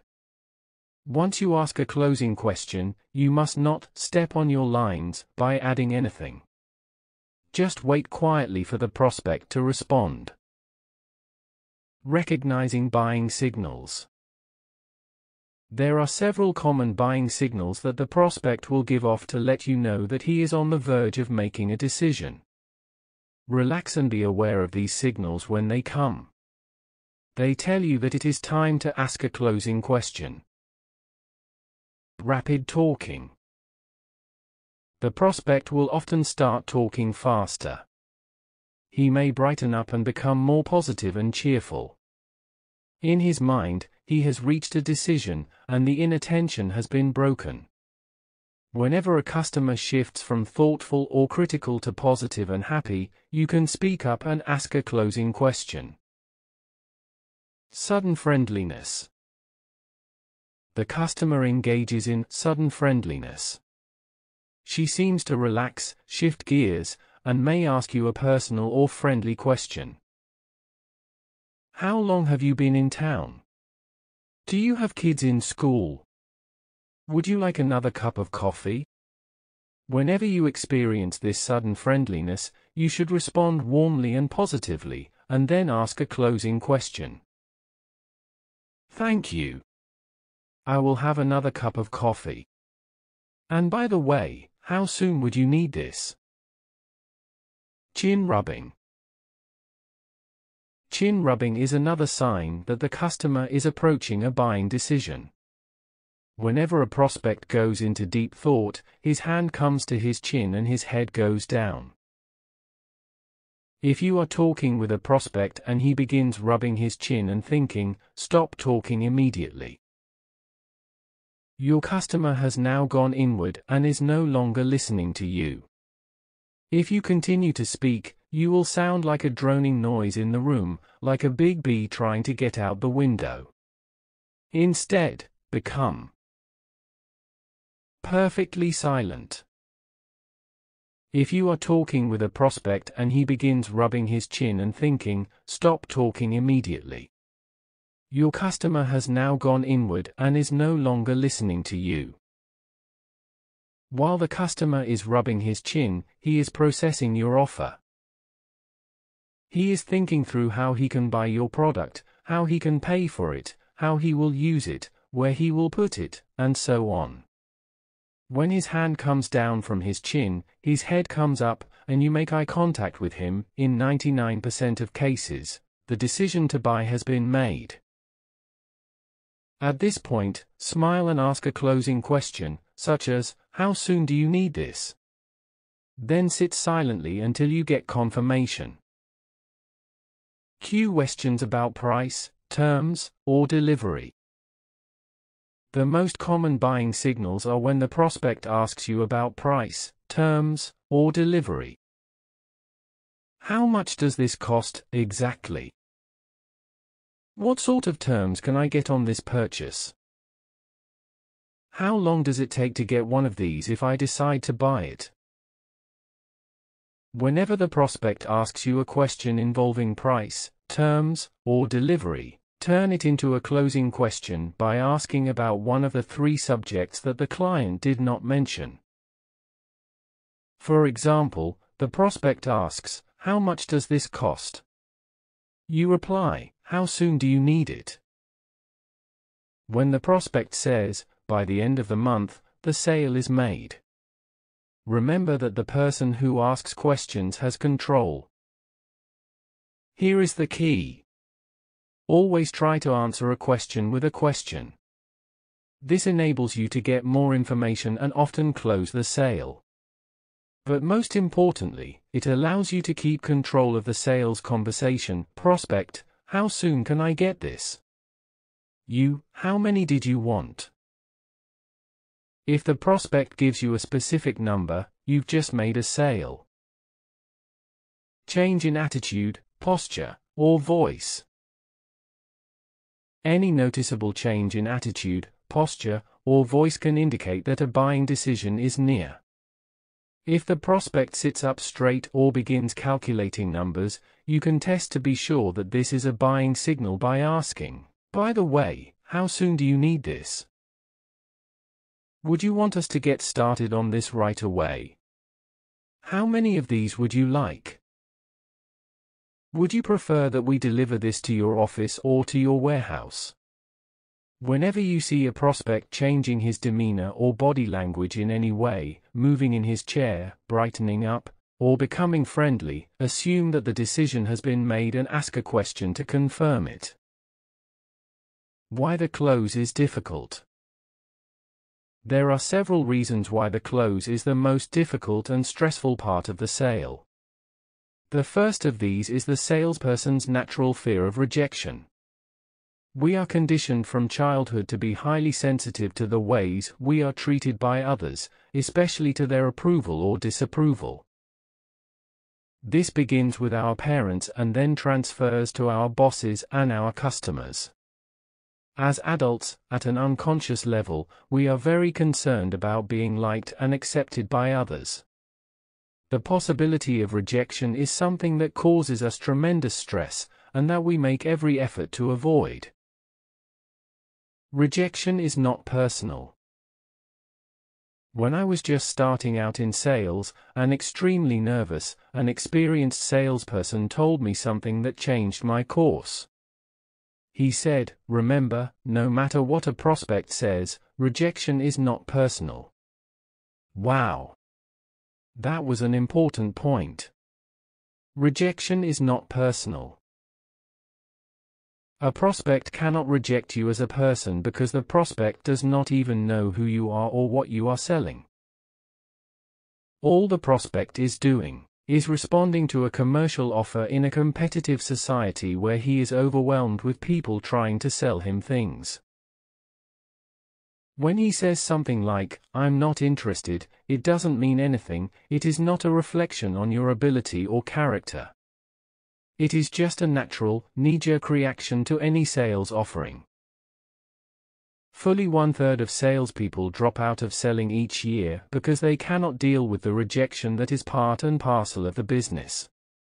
Top salespeople, however, continually remind themselves that rejection is not personal, and they don't let it bother them. Failure is only feedback. The second reason closing is hard is because of the fear of failure, of trying and not succeeding. It is the fear of losing your time, your effort, and even your money, of making an investment of energy and emotion in a prospect and losing it completely when the prospect decides not to buy from you. The fear of failure, coupled with the fear of rejection, is the primary reason people underachieve or fail in life. It is only when you get over these two fears that you begin to realize your full potential in sales, and in every other area. Keep reminding yourself that there is no such thing as failure, there is only feedback. When you try something that doesn't work, look into the experience for the valuable lesson you can learn, and then let it go. Say to yourself, some will. Some won't. So what? Next. Overcome your fears. Ralph Waldo Emerson once wrote, "Do the thing you fear and the death of fear is certain." This is one of the most important success principles ever discovered. The only way that you can eliminate a fear that might be holding you back is to do the thing that you fear. The death of fear is certain. Both courage and cowardice are habits. You can develop the habit of courage by confronting your fears and moving toward them rather than hiding from your fears and moving away from them, as most people do. As Mark Twain once said, courage is not absence of fear, it is control of fear, mastery of fear. Do the thing you fear. Make more calls, and you will experience less fear of making calls.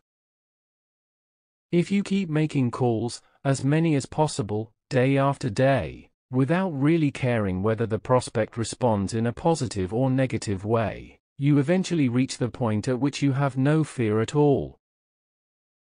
By confronting your fears of failure and rejection, you eventually develop habitual courage. At this point, you will turn a corner in your career, and your sales will begin to go up rapidly. Once you have developed courage as a habit, along with the ability to face your fears of failure and rejection, your whole life will improve. You will feel terrific about yourself. Your self-esteem and self-confidence will swell. And as you improve on the inside, your sales results will improve on the outside. Why customers don't buy. The fear of failure is also a major reason why people don't buy. They are afraid of making a mistake, of purchasing the wrong article.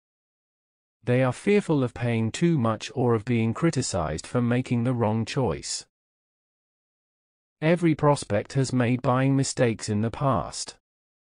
She has bought things that she wishes she hadn't. She has been left in the lurch after a purchase, unable to get support or service, and sorry that she ever dealt with that company in the first place. You must overcome customer fears. When you go to see a new prospect, you have to deal with the fact that this prospect has had all these difficult and challenging past sales experiences. You must not only arouse buying desire for your product, but you must overcome all the fears this prospect has, based on his previous experience, of making a mistake. How many times have you heard a prospect say, "I have to talk it over with someone else before I make a decision"? Husbands will not buy a product until they have talked to their wives. Wives will not buy a product until they are sure their husbands will approve. Managers will not okay a purchase until their bosses have agreed to it. Many people cannot make a buying decision at all until they have gotten the approval and assurance from everyone around them. This is how customers deal with the twin fears of failure and rejection. Customers become comfortable. Another major obstacle to closing is human inertia. If a person is comfortable using a particular product or service, it is much easier for him to continue with what he is doing than to make a change. People get into a comfort zone. They become accustomed to their current methods. You may have a cheaper or better product, but the advantages and benefits you offer are often not enough to get the prospect to change his existing way of doing things. To get a prospect to change from one product or service to another, from one way of doing things to a different way, you must emphasize all the additional benefits that he will enjoy. The attractiveness of the benefits must be so great that they motivate the prospect enough to do something different. You may have to return several times, continually repeating and emphasizing the benefits and advantages of your offer to get the prospect to finally make the transition. Buying can be stressful. Another common obstacle to closing is the stress involved in making a buying decision. Since the buying decision involves an irrevocable commitment of assets and limits the freedom and flexibility of the prospect, people always become a bit nervous when it comes to making the final decision. When people feel the stress of making an important commitment, they often tense up and push it away, saying, "Leave it with me. Let me think about it." Because of these psychological obstacles to closing, both on your part and on the part of the prospect, you must be positive, confident, and professional at every stage of the sales process. You must especially move quickly through the close to wrapping up the details rather than leaving the closing decision hanging in the air. In everything you do, make it easy for the customer to say yes. The prospect is always right. Never tell the prospect that he is wrong. Never argue with him. And never look at selling as a competition that you need to win. No matter what the prospect says about your product or service, remain relaxed and cheerful. Don't tell him that his assessment of your product is incorrect. Instead say, "That's a very valid concern, Mr. Prospect. Many of our customers have had the same concern, and here is how we have taken care of it." There is an old saying, "A man convinced against his will is of the same opinion still." If you argue and overwhelm the customer with your brilliant response, the prospect may nod and agree with you, but she will still end up not buying. Instead of debating a point with regard to price or quality with your prospect, find a way to neutralize the concern. Answer the objection to her satisfaction. Show her that she need not worry about the part of your offering that she is challenging. Use testimonial letters. Perhaps the most powerful tool you can use to overcome objections and concerns is testimonial letters from satisfied clients who had the same concern when you first spoke to them. Sometimes we call these sweetheart letters. If you have made a sale and you have a good relationship with the customer, go back and ask him if he would write a sweetheart letter for you. You can even offer to write the letter yourself and have the customer put it on his own letterhead. Never tell the prospect that he is wrong. Never argue with him. And never look at selling as a competition that you need to win. In the sweetheart letter, you take a common objection that you get, such as high price, and have a customer give you a letter that says something like this: "Dear Brian, when I first spoke to you about your product, I was concerned about your high price in comparison with other products available in the market. But I decided to go ahead anyway, and I am certainly glad I did. We have found that your higher price is more than justified by all the additional features and benefits that we have experienced with your product since we started using it." Sincerely, a happy customer. Show this to your prospect when the question of high price comes up. It will often demolish her concerns. Testimonials are proof. As a general rule, the prospect will discount anything you say about your product or service. After all, you are a salesperson. You are expected to speak positively about what you are selling. But if someone else says something good about your product, especially in writing, that is considered to be a valid statement. Third-party proof, in the form of testimonial letters, is a powerful way to convince people of the goodness and value of what you are selling. This is why it is said that salespeople who don't use testimonial letters have skinny kids. Keep your opinions to yourself. A common error to avoid is expressing your opinions to a prospect on subjects of a personal nature. The basic rule is to avoid the subjects of religion, politics, or sex. Even if you feel strongly about one of these areas, and your prospect wants to talk about the subject, make every effort to remain neutral. You can nod and agree with the prospect's opinion, but don't feed the fire by adding comments of your own. Instead, gently bring the conversation back around to your product or service by asking questions that relate to this area. Keep your opinions to yourself. Always be complimentary. Never knock your competition. In fact, you should do the opposite. If your competitor's name is brought up in the conversation, and the prospect asks, "What do you think about ABC Company?" always reply positively. You could say, "Mr. Prospect, ABC is an excellent company. They have good products, and they have been around for a long time. However, we believe that our product is superior to ABC's in 3 specific ways. Let me show them to you." You then concentrate on selling the values and benefits of your product or service, but without saying anything negative about your competitors. When you speak positively about your competitors, customers view you in a more positive way than someone who criticizes their competitors. Don't assume authority. The final closing error to avoid is assuming authority that you don't have. It is making promises that you can't keep. It is overselling your product, saying that your product can do something that it cannot do. Not long ago, an office equipment saleswoman lost a $10,000 sale with my company because of overpromising. In the course of discussing the specifications for the machine, my office manager asked her if it could do two-sided copying.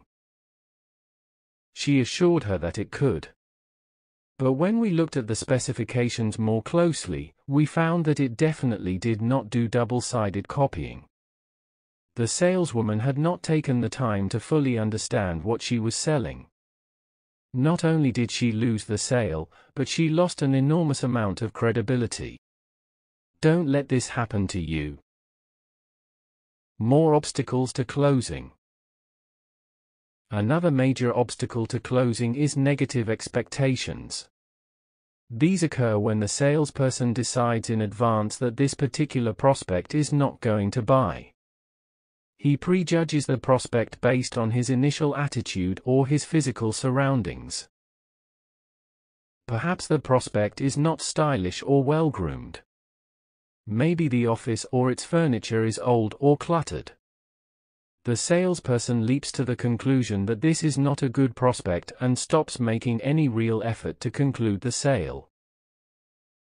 Remember the law of expectations, which says, whatever you expect, with confidence, becomes your own self-fulfilling prophecy. Your expectations exert an undue influence on the people around you. The expectations of other people, especially people whom you look up to and respect, have an extraordinary influence on you as well. Your expectations determine your attitude, and your attitude determines how you treat other people. Expect the best. The rule with regard to expectations is to always expect the best. Expect that people will like you. Look forward to people being attracted to your product or service. Anticipate people asking you tough questions prior to buying. Then expect to be successful more often than not. Incorporate an attitude of positive expectancy into your sales activities, and people will treat you better. As you expected. You'll also make more sales. But when you make the mistake of negatively prejudging a prospect, you lose your enthusiasm. Your attitude comes across as that of someone who doesn't really believe in the sale or the prospect's ability to buy what you are selling. The prospect picks up this attitude from you and fulfills your prophecy. he declines to buy. Great results from small beginnings.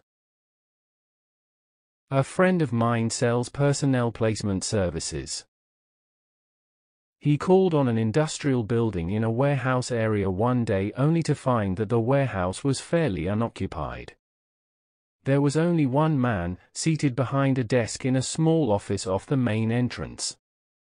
There were no other offices and no partitions. The building was empty. Since my friend was already there, he confidently knocked on the door and introduced himself to the one man who was there. They began talking about his business. He told the prospect that he was in the business of personnel selection.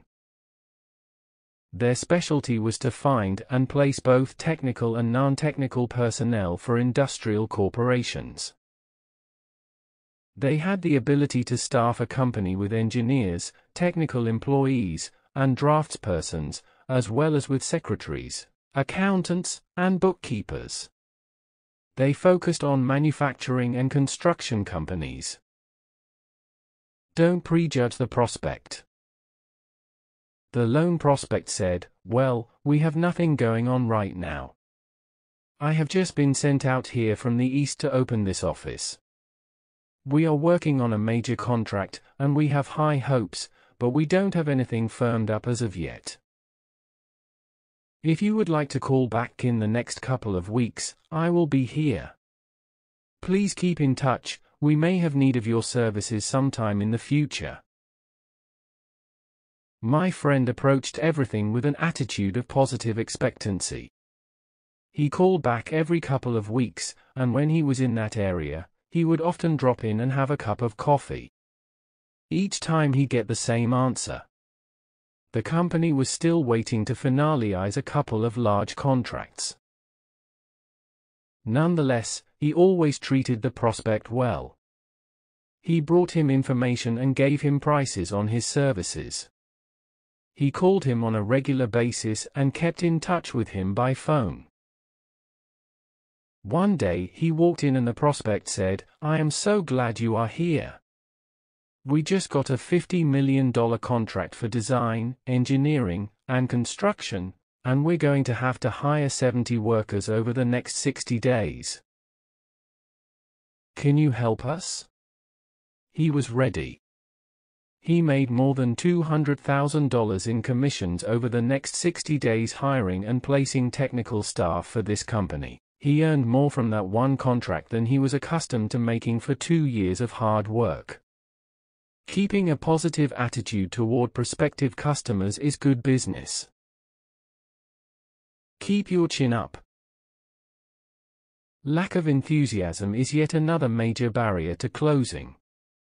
Nothing will kill a sale faster than a salesperson who doesn't seem to care about making the sale in the first place. Often this lack of enthusiasm is the result of fatigue. To succeed in selling, you must have energy. You must really want to close sales. You must really crave the business. You must feel strongly that what you are selling is really advantageous for your customer. You must be keen and eager, and possess the kind of emotional commitment that makes it clear to the prospect that you want to do business with him. Never forget, selling is hard work. It is extraordinarily draining. Several hours of interacting with customers can tire you out completely. At the end of the day, you can be quite exhausted. For this reason, if you are going to sell 5 days a week, you should go to bed early 5 days a week. Turn off the television, shut down the house, and get to bed by 10 p.m. Get 8 full hours of sleep prior to every selling day. When you are fully rested, you will have far more energy than at any other time. You will be ready to perform at your best.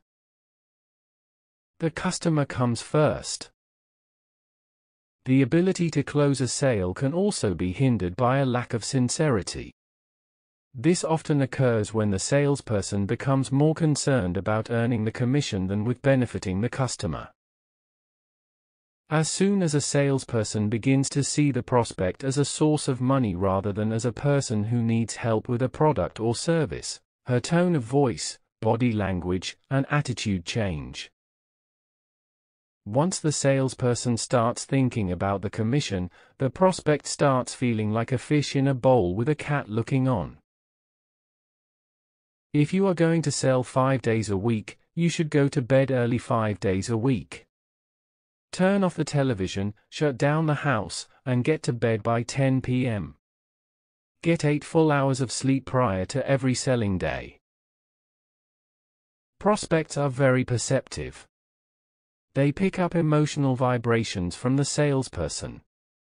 Prospects know when you are trying to help them, as opposed to trying to make a sale that will help you. It is essential that you keep your mind focused on what you can do for your customer. The sale and the commission will follow naturally. Different wavelengths. A common hindrance to closing arises when you find yourself with a prospect that is on a different wavelength from you. One of the most important rules I ever learned in sales was that many people are prospects, but they are not all your prospects. Sometimes there is positive chemistry between you and the prospect, sometimes there is not.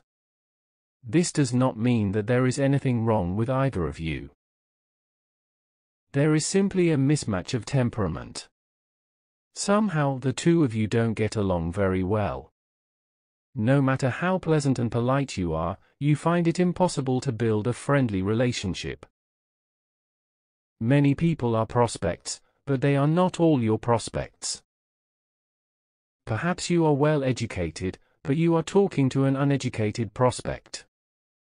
You may be an analytical person who finds yourself speaking with a people-driven or results-oriented individual. Maybe you are brisk, but your prospect is laid back. This happens more often than not. Save the prospect for your company. If you find yourself on a different wavelength from your prospect, don't take it personally. It will happen a lot. When it does happen, if you feel that the prospect is a good candidate for what you sell, try to save her for your company. Instead of trying to build a relationship where it is not possible, suggest someone else in your company who is the real expert in this area. Who could get along better with this prospect? Introduce them to each other. You will be amazed at how many sales you can save by handing off a good prospect to someone else with whom she may have better chemistry. Practice tag team selling. Many companies practice what is called tag team selling. No prospect is allowed to permanently depart without having spoken to at least 2 salespeople. As soon as a salesperson realizes that he is not hitting it off with a particular customer, he quickly withdraws and suggests that the customer talk with someone else, whom he introduces as someone who knows a lot more about this product than I do. Tag team selling is used when there seems to be a difference or conflict of personalities. Sometimes the customer doesn't like the salesperson, and the salesperson recognizes this. Maybe the salesperson doesn't like the customer, which makes it impossible to sell. Occasionally, an older customer will not like a younger salesperson, or a woman will prefer to be sold to by another woman. Be alert and sensitive to the possibility that you and the customer are not right for each other, and try to save the sale for your company. Liking is essential. There is an important truth in selling: you can never sell to someone you don't like. If you don't genuinely like and care about the prospect and sincerely want to help that prospect improve his or her life or work, you will not be successful selling to that person. No matter how hard you try or how warmly you smile, something about your attitude will give off negative vibrations that the prospect will pick up. Whenever you find that there is lack of chemistry between you and a prospect, accept it as an unavoidable fact of life. If you are in a retail environment, excuse yourself for a moment and come back with someone else the prospect may like better than you. If you are calling on a prospect and you feel a lack of rapport, ask the prospect if you could come back and bring someone who knows more than I do.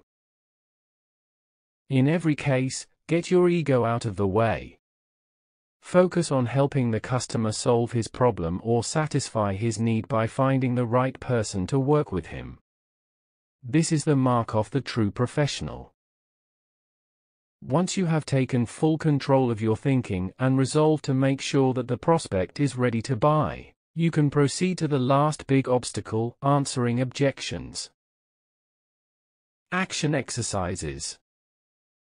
1. Analyze your previous customers. What do your best customers have in common, and how could you spend more time with more people like them? 2. Identify your major competitors and determine at least 3 advantages that your products have over theirs. Make these clear when your prospect mentions one of them. 3. Overcome your fear of rejection by confronting the fear over and over again. The more you do this, the more you realize that rejection is not personal.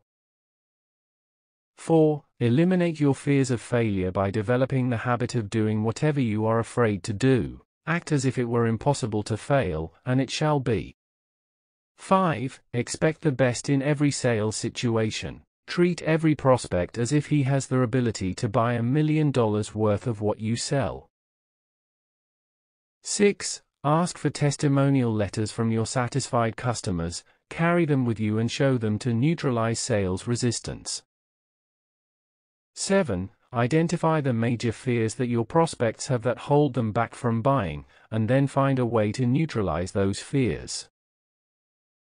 It is better to conquer yourself than to win 1,000 battles. Then the victory is yours. It cannot be taken from you, not by angels or by demons, heaven or hell. Gautama Buddha. 3. How to handle any objection. Victory becomes, to some degree, a state of mind.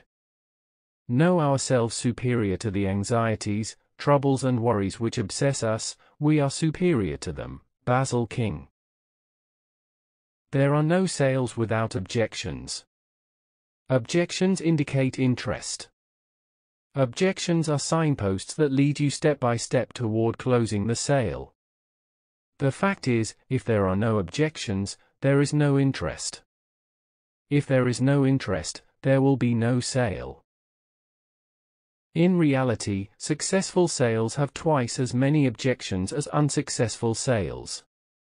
The more objections you get, the more likely it is that you are moving toward actually making the sale.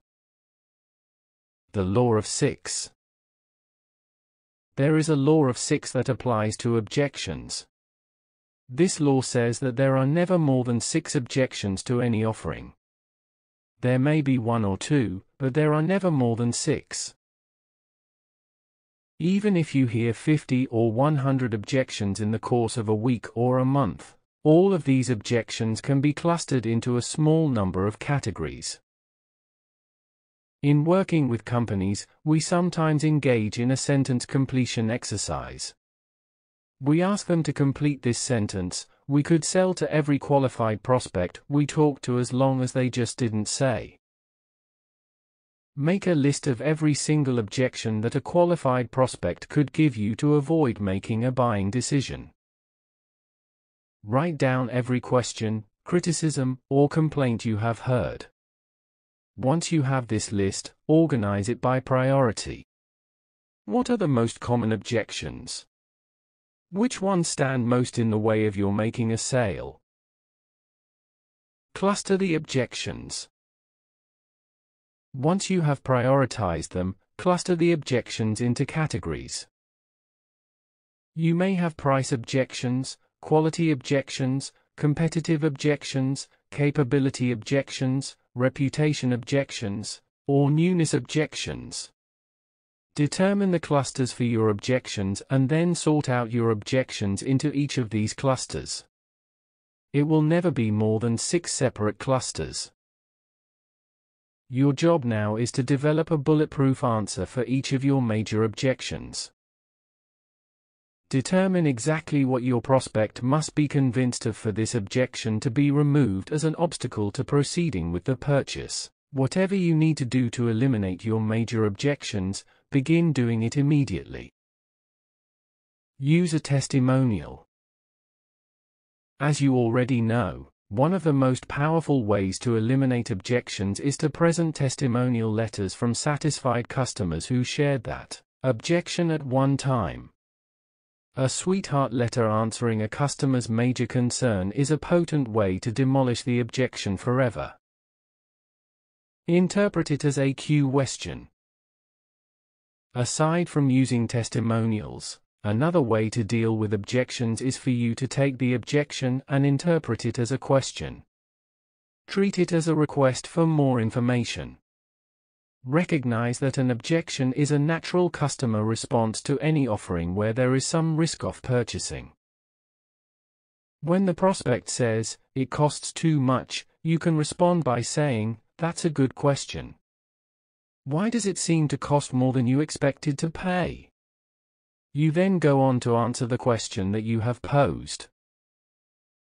If the prospect says, "We can get it cheaper elsewhere," you say, "That's a good question. Why does it appear that our competitors sell a similar product for less?" Give a good reason. Another way to deal with an objection is to treat it as if the customer is asking you for a reason to eliminate the objection.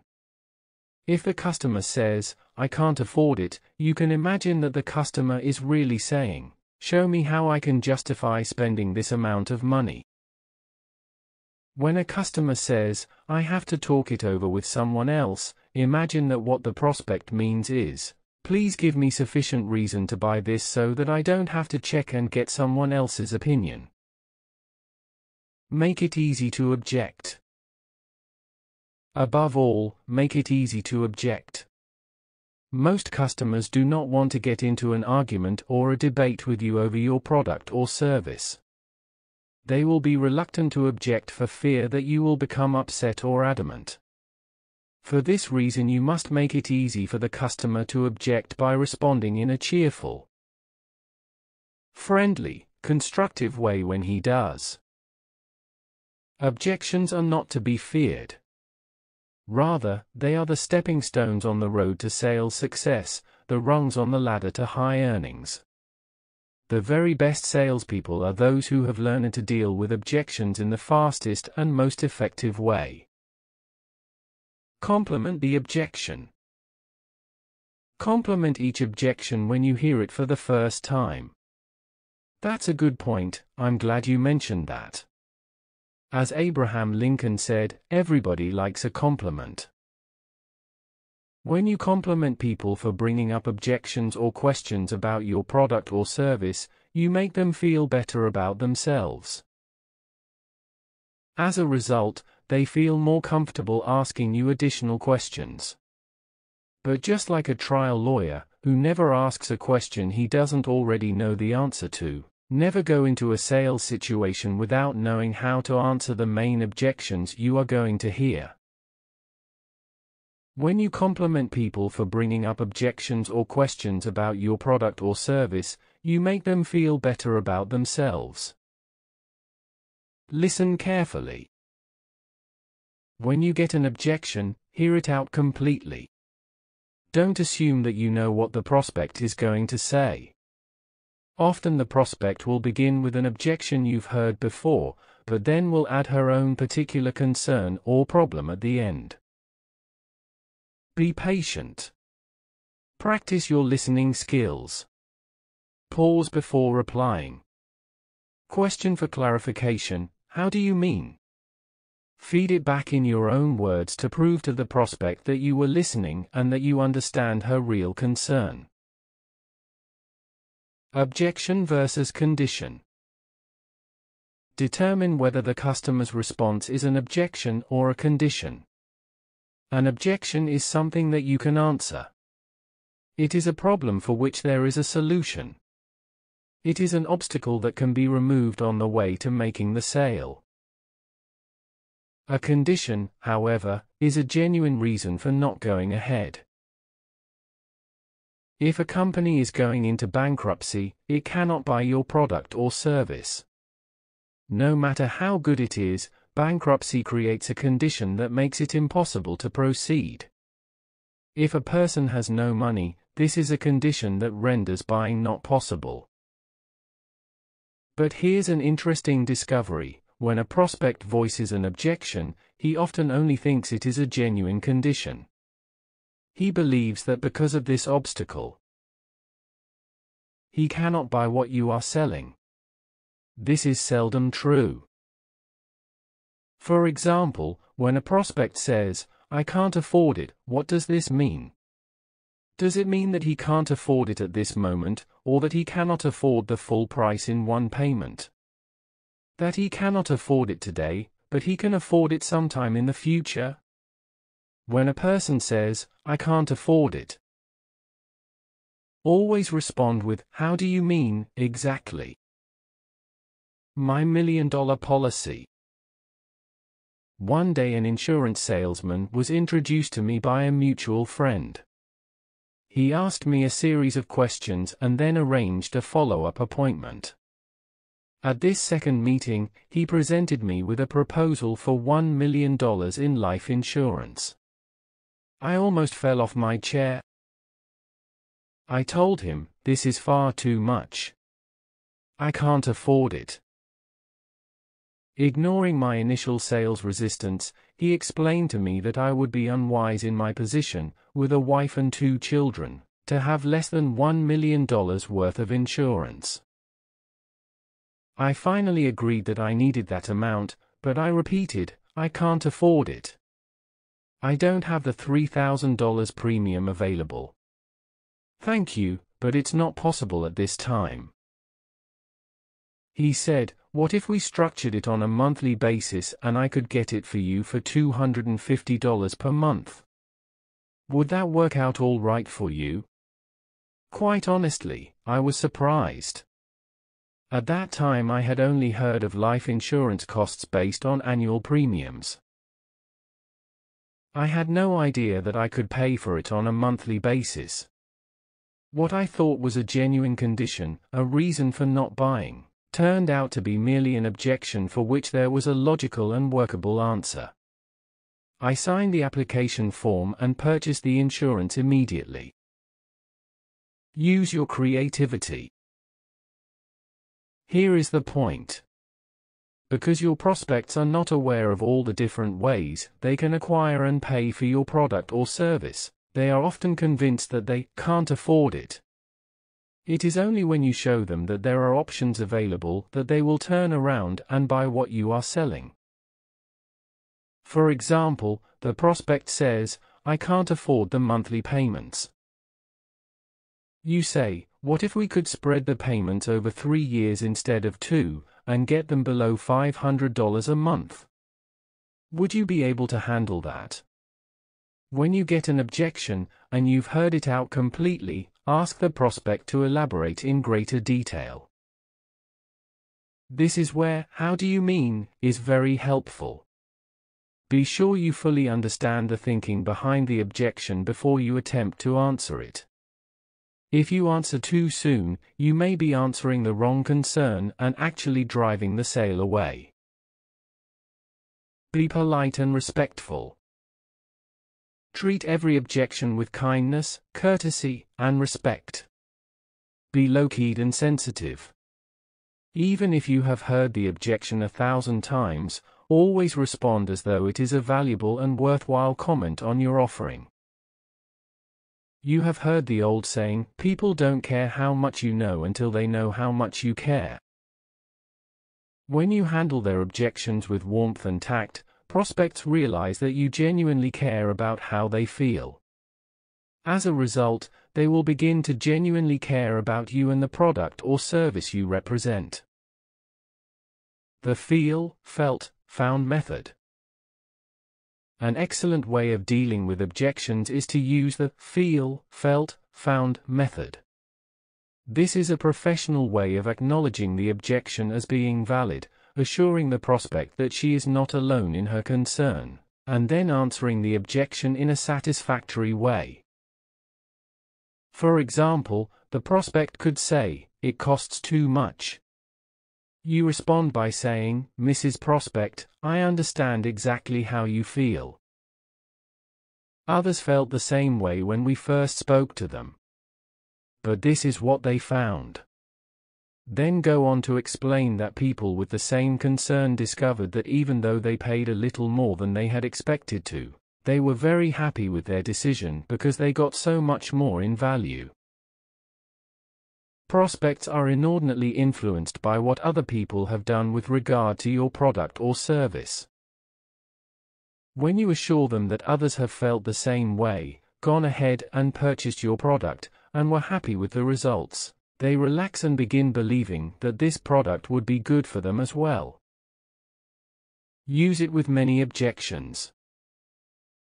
What if a prospect says, "Everybody offers great service, but then they don't follow up, I have been left in the lurch too many times"? Mr. Prospect, I understand exactly how you feel. Others felt the same way about our follow-up service. It is a major consideration in making a purchase like this. But what our customers have found is that we service and repair this item within 2 hours, up to 3 o'clock in the afternoon during any business day. And if it is after 3, we will have someone there first thing in the morning. Whenever possible, provide proof for your answer in the form of a testimonial letter, a price comparison, or even a magazine or newspaper article attesting to the quality of your product or service. Be sure to ask, "Does this answer your question?" 9 common objections you must answer. 1. Unspoken objections. The first type of objection you will get is an unspoken objection. The customer has concerns with your offering but doesn't tell you anything. He or she nods and listens to you, but you get no feedback to tell you where you are or how you are doing. The solution to unspoken objections is to let the prospect talk more. Ask open-ended questions, lean forward, and listen intently to the answers. The more a prospect has an opportunity to answer your questions, the more likely it is that she will tell you exactly what might be holding her back from buying. 2. Excuses. The second form of objections is excuses. These are usually instinctive reactions to any sales approach. We're happy with our existing suppliers. We are really busy right now and don't have time to think about it. We already have all we need. We are really not interested at the moment. These are just excuses. They are not really serious. The best salespeople nod, smile, agree, and then ask a question to take control of the conversation. The very best way to handle any initial sales resistance, including excuses and impulse responses, is with these words: "That's all right. Most people in your situation felt the same way when I first called on them. But now they have become our best customers, and they recommend us to their friends." This response immediately shifts the focus of the conversation away from your product and onto other satisfied customers. It almost invariably triggers the response you want. "Oh really? What is it, then?" 3. Malicious objections. Then there are the malicious objections. Because you call on many different people, you will occasionally call on individuals who are unhappy or angry about their current situations. Since they cannot shout at their bosses or spouses, they take it out on the friendly salesperson. These people tend to be negative in their demeanor and behavior. They criticize your product or compare it unfavorably to those of your competitors. They sometimes imply that you charge too much or that your product is not of particularly good quality. The way to deal with malicious objections is to realize that you are not the target. The person you are talking to has problems of his own that have nothing to do with you. You are just caught in the emotional crossfire between him and other factors in his life. Your job, as a professional, is to remain calm, confident, positive, and polite throughout. Very often this behavior on your part will soften the negativity of the prospect and eventually encourage him to open up to you. 4. Requests for information. The fourth most common objection is a request for information. This is the best type of objection for you to hear, because you know how to answer this as well or better than any other part of your presentation. Whenever a prospect asks for information about the results or benefits she will get from your product or service and how she can get them, you are moving into excellent field position to make a sale. Use all your objection handling skills. Welcome the objection. Compliment the person for asking the question. Thank her for bringing it up. And then answer it completely, ending with, "Does that answer your question?"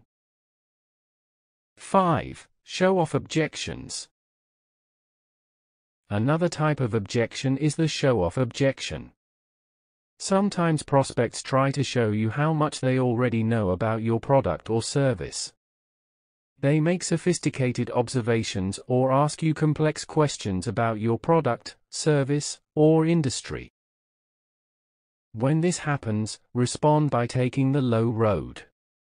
Show how impressed you are by how much the prospect already knows. Dominate the listening and let the prospect dominate the talking. Be conciliatory and polite. Remember, when you make a prospect feel important by listening to him with rapt attention, he is much more likely to warm up and buy from you. 6. Subjective objections. The sixth most common type of objections are subjective or personal objections. These objections are aimed at you as a person. Prospects say things such as, "You look like you are doing pretty well in this business." Or, "You seem to be making a lot of money selling this product." Whenever a person becomes critical of you, it could be a sign that you are talking too much about yourself. The prospect is attempting to bring you down a little bit by criticizing your appearance or behavior. When you find yourself talking too much about your company, your product or service, or your personal life, stop and ask a question. Start talking about the customer rather than yourself. Ask questions about what the customer wants and needs. Make the customer the center of attention, and the subjective objections will stop. 7. Objective objections. You may also hear the objective or factual objection. These are directed at your product offering and the claims that you make in terms of what it will do for the customer. The prospect may say, "I don't think that it will do the job that we require." Or, "It looks good, but it's not satisfactory for our needs." If you can answer an objective objection, you can often get the sale. The very best way to do this is to provide testimonials and other proof that make it clear that your product will do what you say it will. Assure the prospect that she will get the benefits that you promise and you have just made it easier for her to buy from you. 8. General sales resistance. The eighth most common form of objection is what we have called general sales resistance. This always occurs at the beginning of a presentation. Until you neutralize this general sales resistance, the customer will be listening to you with a closed mind. Lower initial sales resistance by using the approach close. Say, "Mr. Prospect, thank you very much for your time. Please relax. I'm not going to try to sell you anything today. All I want to do is ask you some questions, and see if there is some way that my company can help you achieve your goals in a cost-effective way. Would that be all right?" When the prospect relaxes and gives you permission to ask him questions, you immediately begin your pre-selected open-ended questions to qualify the prospect and find out what he really needs that you can provide for him. 9. Last-ditch objections. The final most common objection is called the last-ditch objection. You have made your presentation, and the prospect clearly sees how she would be better off with your product or service. She knows and understands what you are selling and how much you are asking. She is on the verge of making a buying decision, but she still hesitates. "How do I know I'm getting my money's worth?" she might say. Or, "Are you sure this is the best deal I can get?" Listen with respect, then assure the prospect that yours is an excellent product or service, at a good price, and that everyone else who is using it today is very happy with their decision. You have then overcome the last-ditch objection. Go straight to a closing question. After you answer an objection, you can often move immediately into a closing question. By the way, which of these two did you prefer? Would you prefer that we send the billing to your home or to your office address? Would you like delivery this week, or would next week be better? Whatever answer she gives you to one of these questions, the sale is made. You then proceed to completing the paperwork and getting her signature. Sometimes the last-ditch objection is called a smokescreen objection. Don't overreact. And don't take it too seriously. Smile and say, "Lots of people ask that question when they are buying one of these." The remaining objections close. The remaining objections close is quite effective and easy to use. Let us say that you have made your presentation, and the prospect understands your offering and clearly wants to enjoy the benefits that you have presented. But then he says, "I don't know if I should get it now or if I should wait a while." To elicit the remaining objections that are holding him back from buying, say, "Mr. Prospect, there seems to be some question in your mind that's causing you to hesitate about going ahead right now. Do you mind if I ask what it is? Is it the price?" Run these two questions together, asking two questions with just one question mark. The prospect now has to give you an answer and either say, "Yes, it's the price," or "No, it's not that." Whatever he says, acknowledge his concern and say, "Well, Mr. Prospect, that's an important consideration. And in addition to that, is there any other reason that might be causing you to hesitate about going ahead right now?" Seek out the real reason.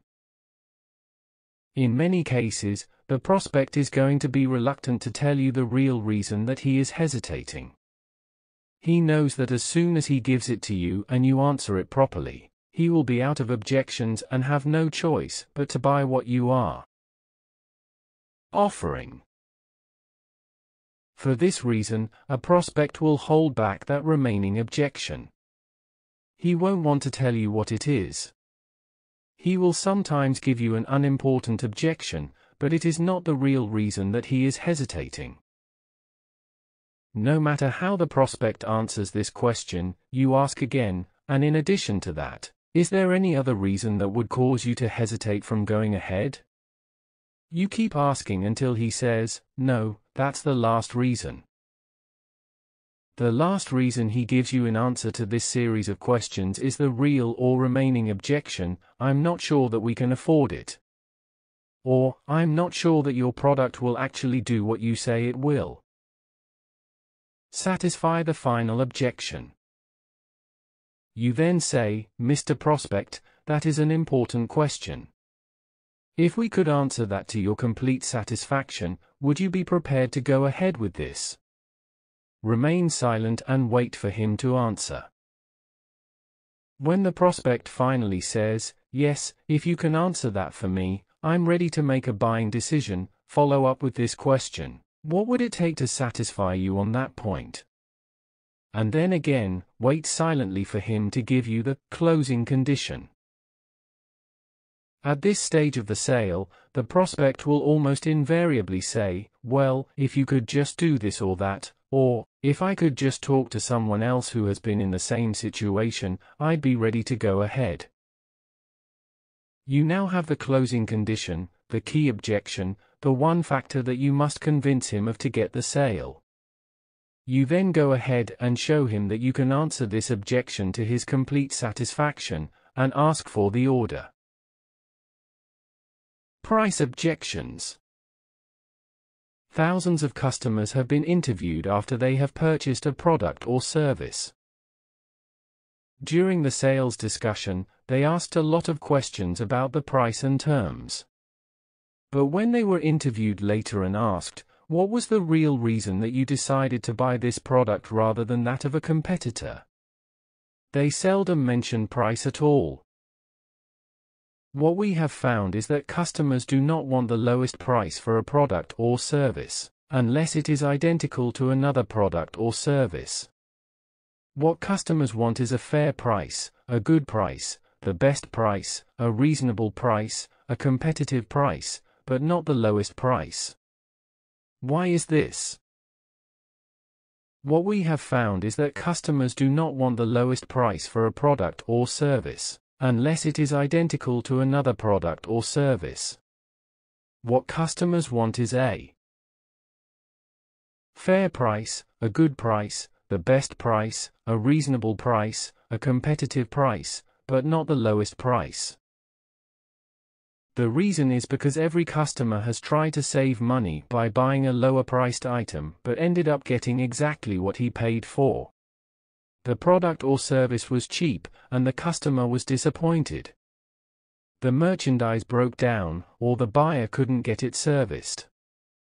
In retrospect, he wished he had focused more on higher quality than lower price. No one wants to overpay. At the same time, no customer wants to leave any money on the table. No one wants to find that she paid more than was necessary, or more than someone else who bought the same product or service. We all want to get the best price, but we know that the lowest price often comes with more problems than we had anticipated. When you get a last-ditch objection about price, you should look the prospect in the eye and assure her that she is getting a good deal. "Ms. Prospect, this is an excellent price. You are getting a very good deal. When you consider everything that we include in this package, you are going to be very happy with this purchase." The just suppose close. You can also use the just suppose close. The prospect says, "I'm sorry, I like what you've shown me, but we've used up our entire budget." You answer, "Ms. Prospect, just suppose that that was not a problem. Is there any other reason that would cause you to hesitate about going ahead right now?" When you phrase it this way, the prospect has to say, "No, that's the only reason," or, "Well, there is another reason." Whenever you say, "Well, just suppose that's not a problem, suppose we could deal with that to your complete satisfaction, just suppose we could demonstrate that to you conclusively," you can usually uncover the final objection or the closing condition. Just suppose we could get the price down by another $100. Just suppose I could get approval for this request and get it out for you by Friday. Just suppose we could deliver this next week and hold off billing you until your next budget period. Would that work for you? The sharp angle close. You use the sharp angle close to turn an objection into a reason for buying. Sometimes it is called the bear trap close or the porcupine close. It is very effective when the customer has almost run out of objections or buying resistance. The prospect says, "I can't afford the monthly payments." You reply, "If we could spread the payments over an extra year and get them down below $400 per month, would you take it?" The prospect might say, your product won't perform to my specifications. You respond, if we could demonstrate to you that it will, and give you a guarantee on that, would you take it? In other words, use your ability to satisfy the objection as a reason for buying. You close on the objection. Get the commitment first. Inexperienced salespeople often make the mistake of hearing this final objection, and then offering to go back to the company to see if they can solve it. The prospect says, I like what you've shown me, but I would need it by the end of next week, and you require 6 weeks for delivery. Instead of saying, let me get back to the office and see if we can't deliver it faster, say, if we could get it for you by next week, would you take it? With a sharp angle close, the prospect has to either agree to buy your product if you can answer his final condition, or give you the real reason why he is hesitating about going ahead. It costs too much. You say, if we can get you pretty much the same thing for less, will you take it? The prospect has to say, well, if I can get pretty much the same thing at a lower price, I'll take it. The instant reverse close. You can use the instant reverse close in a variety of situations. It is a fun close to use and very effective. You can use it on your children and with your spouse. You can use it on both clients and prospects. A friend of mine told me that he doubled his income in less than 1 year when he started using this close after one of my seminars. When the prospect gives you any objection at all, especially a standard, well-used objection, such as, we can't afford it, you answer, Mrs. Prospect, that's exactly why you should take it. This always grabs the prospect's attention and forces her to say, what? What do you mean? Think of a good answer. This gives you a few seconds to think up a logical answer to this question. The prospect says, it's too expensive. You reply, Ms. Prospect, that's exactly why you should take it. The prospect says, what do you mean? You say, Ms. Prospect, you want to get this for the lowest possible price, don't you? Of course I do. And you want to get the very best quality at the same time, don't you?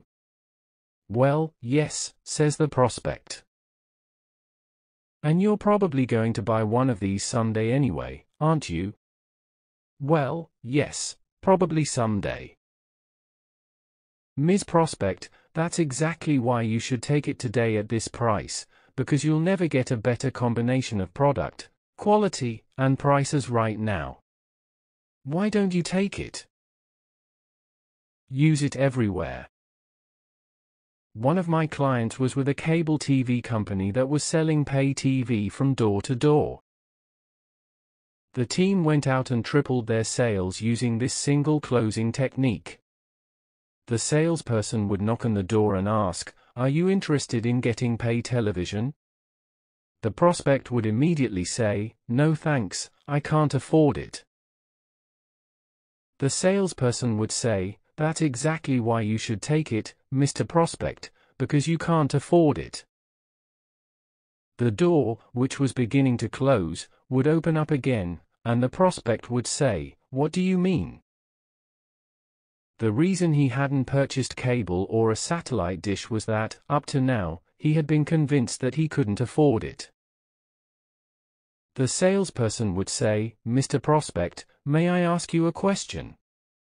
Are you ever going to have pay TV, with movies, sports, theater, arts, children's programs, and so on, in your home for your family? The prospect would say, well, yes, someday I will. Then that's exactly why you should take it today, Mr. Prospect. Because of this special promotion, you can get it cheaper today than at any other time. There is no hookup fee, and you won't have to start paying until the 1st of next month. The fact that you don't feel that you can afford it is exactly why you should take it today. Homeowners signed up by the hundreds. Try it on the telephone. Sometimes you can use the instant reverse close while phone prospecting. First, you call up and ask a question aimed at the result or benefit of what you are selling. Or you can ask a question about your product or service and what it can do for the prospect. The prospect mechanically responds, "I'm not interested." You quickly reply by saying, "Mrs. Prospect, I didn't think you'd be interested. That's exactly why I'm calling you." The prospect says, "What?" You say, "Mrs. Prospect, most people using our product were not interested when we first contacted them. The ones who were the least interested turned out to be the most satisfied with what our product does for them." When you say you are not interested, it could mean that this product is exactly what you are looking for. "I'd like to get together with you for about 10 minutes to show you what we have, and you can decide for yourself." When would be the best time for you? Always offer general time periods rather than specific times for an appointment.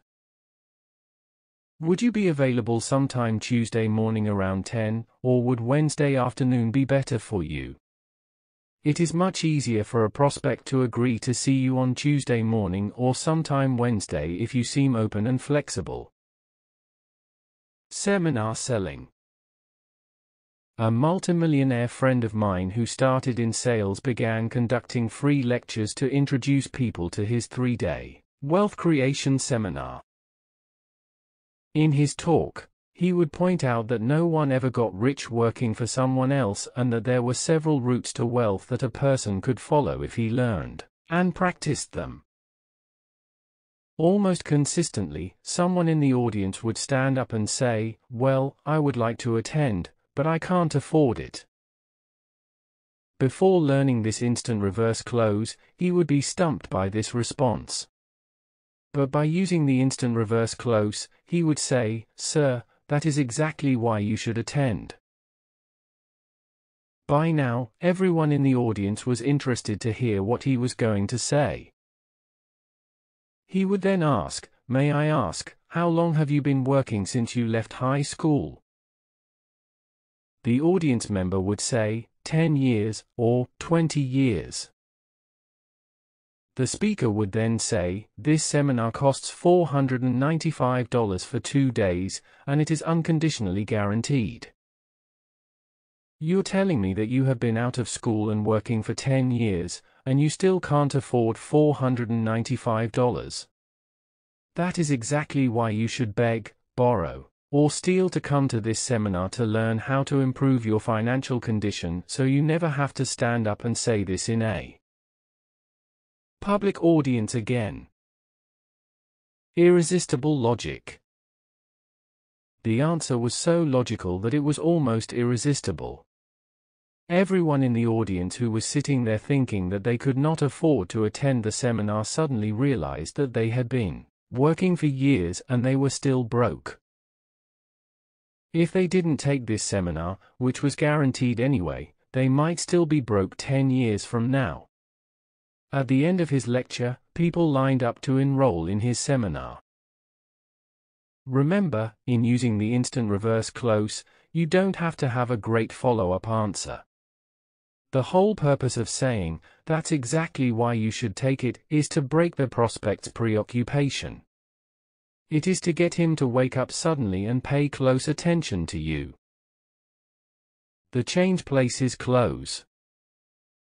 Another great close that you can use when you have not been able to uncover the key objection is called the change places close. It is especially effective when the prospect will not give you a straight answer. This is how it works. You have established a friendly relationship, given your presentation, and the prospect still won't tell you what he is thinking. You say, "Ms. Prospect, let's change places for just a minute. Put yourself in my situation and imagine you were me. Imagine that you are talking to someone whom you respect. You've shown her an excellent product, and yet she won't make a decision one way or another, and she won't give you a reason why. What would you do or say if you were in my shoes? Very often, the prospect will identify with you and say, "I understand what you're saying. This is my real concern." She will then divulge the real reason she is hesitating about going ahead with your offer. Offer a possible objection. If she still won't give you the answer, then you say, "We're really talking about the money, aren't we?" And then wait silently. The prospect will have to then say either, "Yes, you're right," or "No, it's something else." When the prospect says, "No, it's not the money," pause and then ask, "Then may I ask what it is?" Again, remain silent. Eventually, the prospect will say, "Well, this is my concern." You then respond, "Ms. Prospect, if we could handle this concern to your complete satisfaction, would you be prepared to go ahead right now?" If the prospect agrees, you have made the sale. Welcome objections. Objections are a standard and predictable part of any sales conversation. We've all had previous experiences with products and services that were disappointing. We do not want to have those experiences again. Your job is to be patient, polite, and positive, asking good questions and listening intently to the answers. If you are courteous and persistent, eventually the prospect will tell you why he might be hesitating and give you an opportunity to answer his question and close the sale. Action exercises. 1. Make a list of every objection that a qualified prospect could give you for not buying what you are selling. 2. Cluster your objections into categories, never more than 6, and then develop a powerful, persuasive answer to each one. 3. Use your creativity to find ways to help interested prospects buy your products, in spite of their concerns. 4. Determine the one thing that a prospect must be convinced of to go ahead and buy your product or service. Concentrate on finding and proving that he will get this key benefit. 5. Treat every objection as a request for more information, as a need for good reasons to go ahead with the sale. 6. Hear the prospect out completely each time he objects or asks a question. Practice all your listening skills. 7. Complete the sentence, "I could sell to everyone I spoke to as long as he didn't say." Perpetual pushing and assurance put a difficulty out of countenance, and make a seeming difficulty give way. Jeremy Collier. 4. Winning closing techniques. The greatest thing in this world is not so much where we are, but in which direction we are moving. Oliver Wendell Holmes, Jr. Selling is not easy. Every day you must be up and about, prospecting, identifying needs, making presentations, overcoming objections, and closing the sale. It is hard work. The more ways you know to perform these functions, especially closing the sale, the greater success you will enjoy and the more quickly you will reach the income goals you have set for yourself. Preparing to ask for the order. Before you ask a closing question, be sure that the prospect is ready. Ask a question to ensure that the customer has no lingering queries or objections. Does this make sense to you, so far? If the prospect says, "Yes, this makes sense," you can say, "Well then, how soon do you need it?" Another question you can ask at the end of your sales presentation is, "Mr. Prospect, do you have any questions or concerns that I haven't covered?" This is called a negative answer question. When the prospect says no, he means yes. At this point, you can proceed and ask a closing question. The ascending close. One of the best closing techniques you can learn is the ascending close, which is sometimes called the part-by-part close, or the automatic close. This technique involves a series of questions, each of which leads to the next, with all questions requiring a yes answer. For many years, before the internet came along, the encyclopedia sales presentation was one of the most brilliant ascending close sales methods ever designed. Many people who started their careers selling encyclopedias went on to build successful professions and businesses in other fields with this method and approach to selling. Carefully crafted questions. According to the legend, a group of behavioral psychologists sat down for 6 weeks and worked together to develop this presentation, word for word. They invested more than $250,000 on the background research and the labor necessary to perfect this process. The encyclopedia presentation consisted of 42 questions, each requiring a yes answer. The questions would start from the most general to the most specific. Each question would more narrowly qualify the prospect in terms of interest and ability to buy. For example, the salesperson would knock on the door of the home, either cold calling or following up on a lead, and the first thing he would say was, "Hello, do you live here?" It seems like a simple question, but it helped the salesperson immediately determine whether or not he should proceed with the presentation. If the person who answered the door was merely a visitor, he would ask if he could speak to the person who actually lived in the apartment or home. Ask easy questions.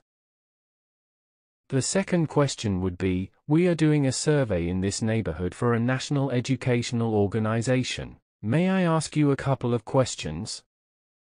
Almost invariably, the prospect would say yes. People love to give their opinions.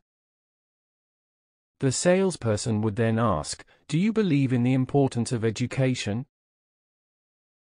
The prospect would predictably answer yes once more. The salesperson has now asked 3 yes questions. Do you live here? Would you answer a couple of questions for our survey? Do you believe in the value of higher education? May I come in? Answer, yes. May I sit down? Answer, yes.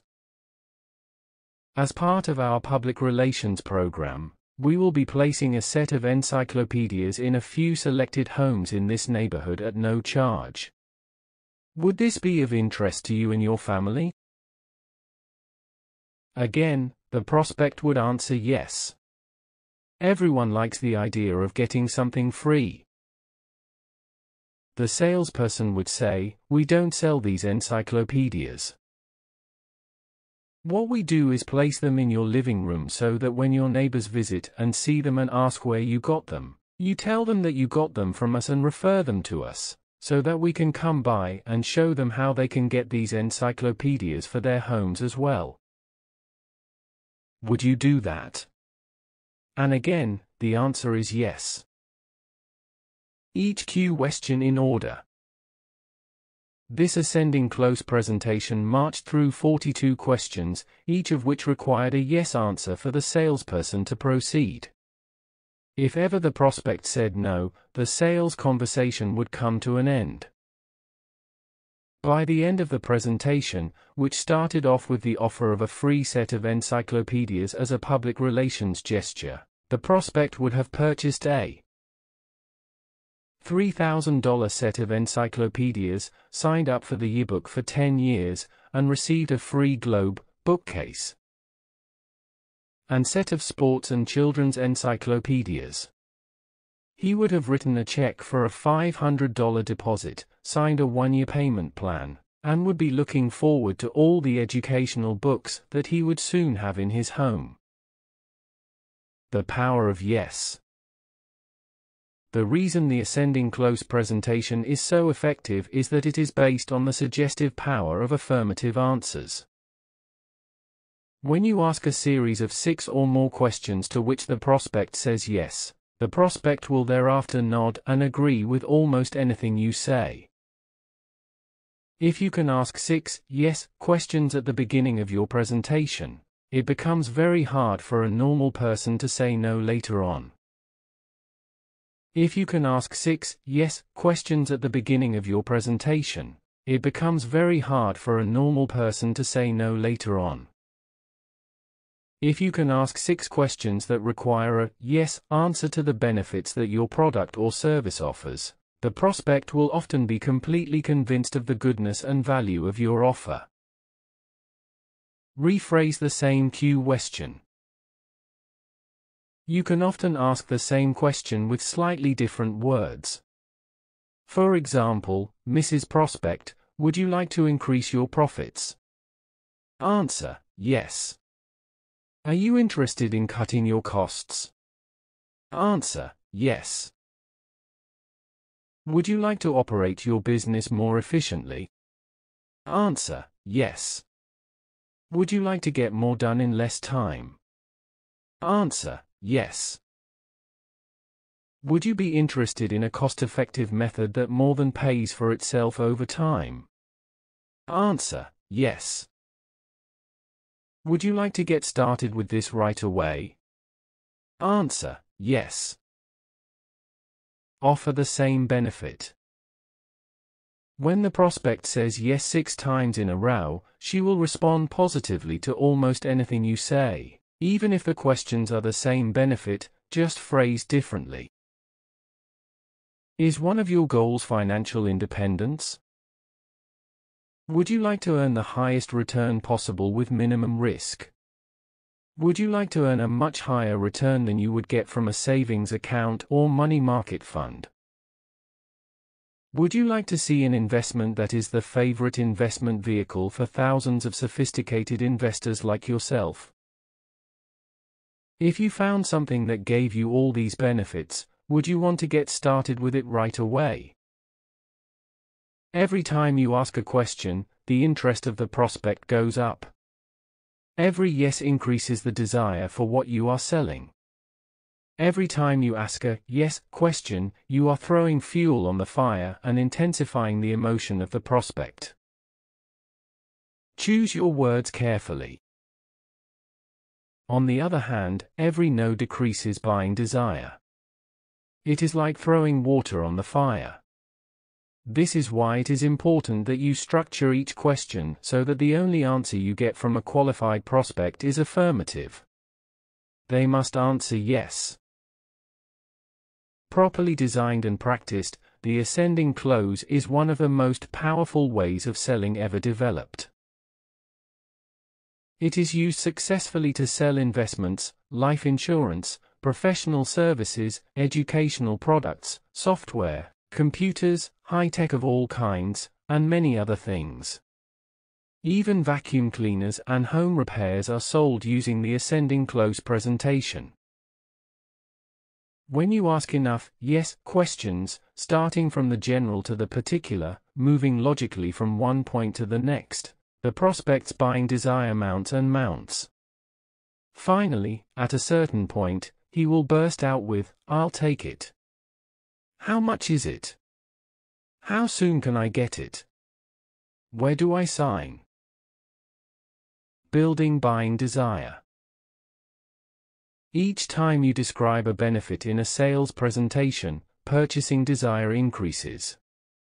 Here is an example. Imagine a friend was describing a new restaurant to you. "I'd like to tell you about a new restaurant I went to. First of all, the food is fabulous.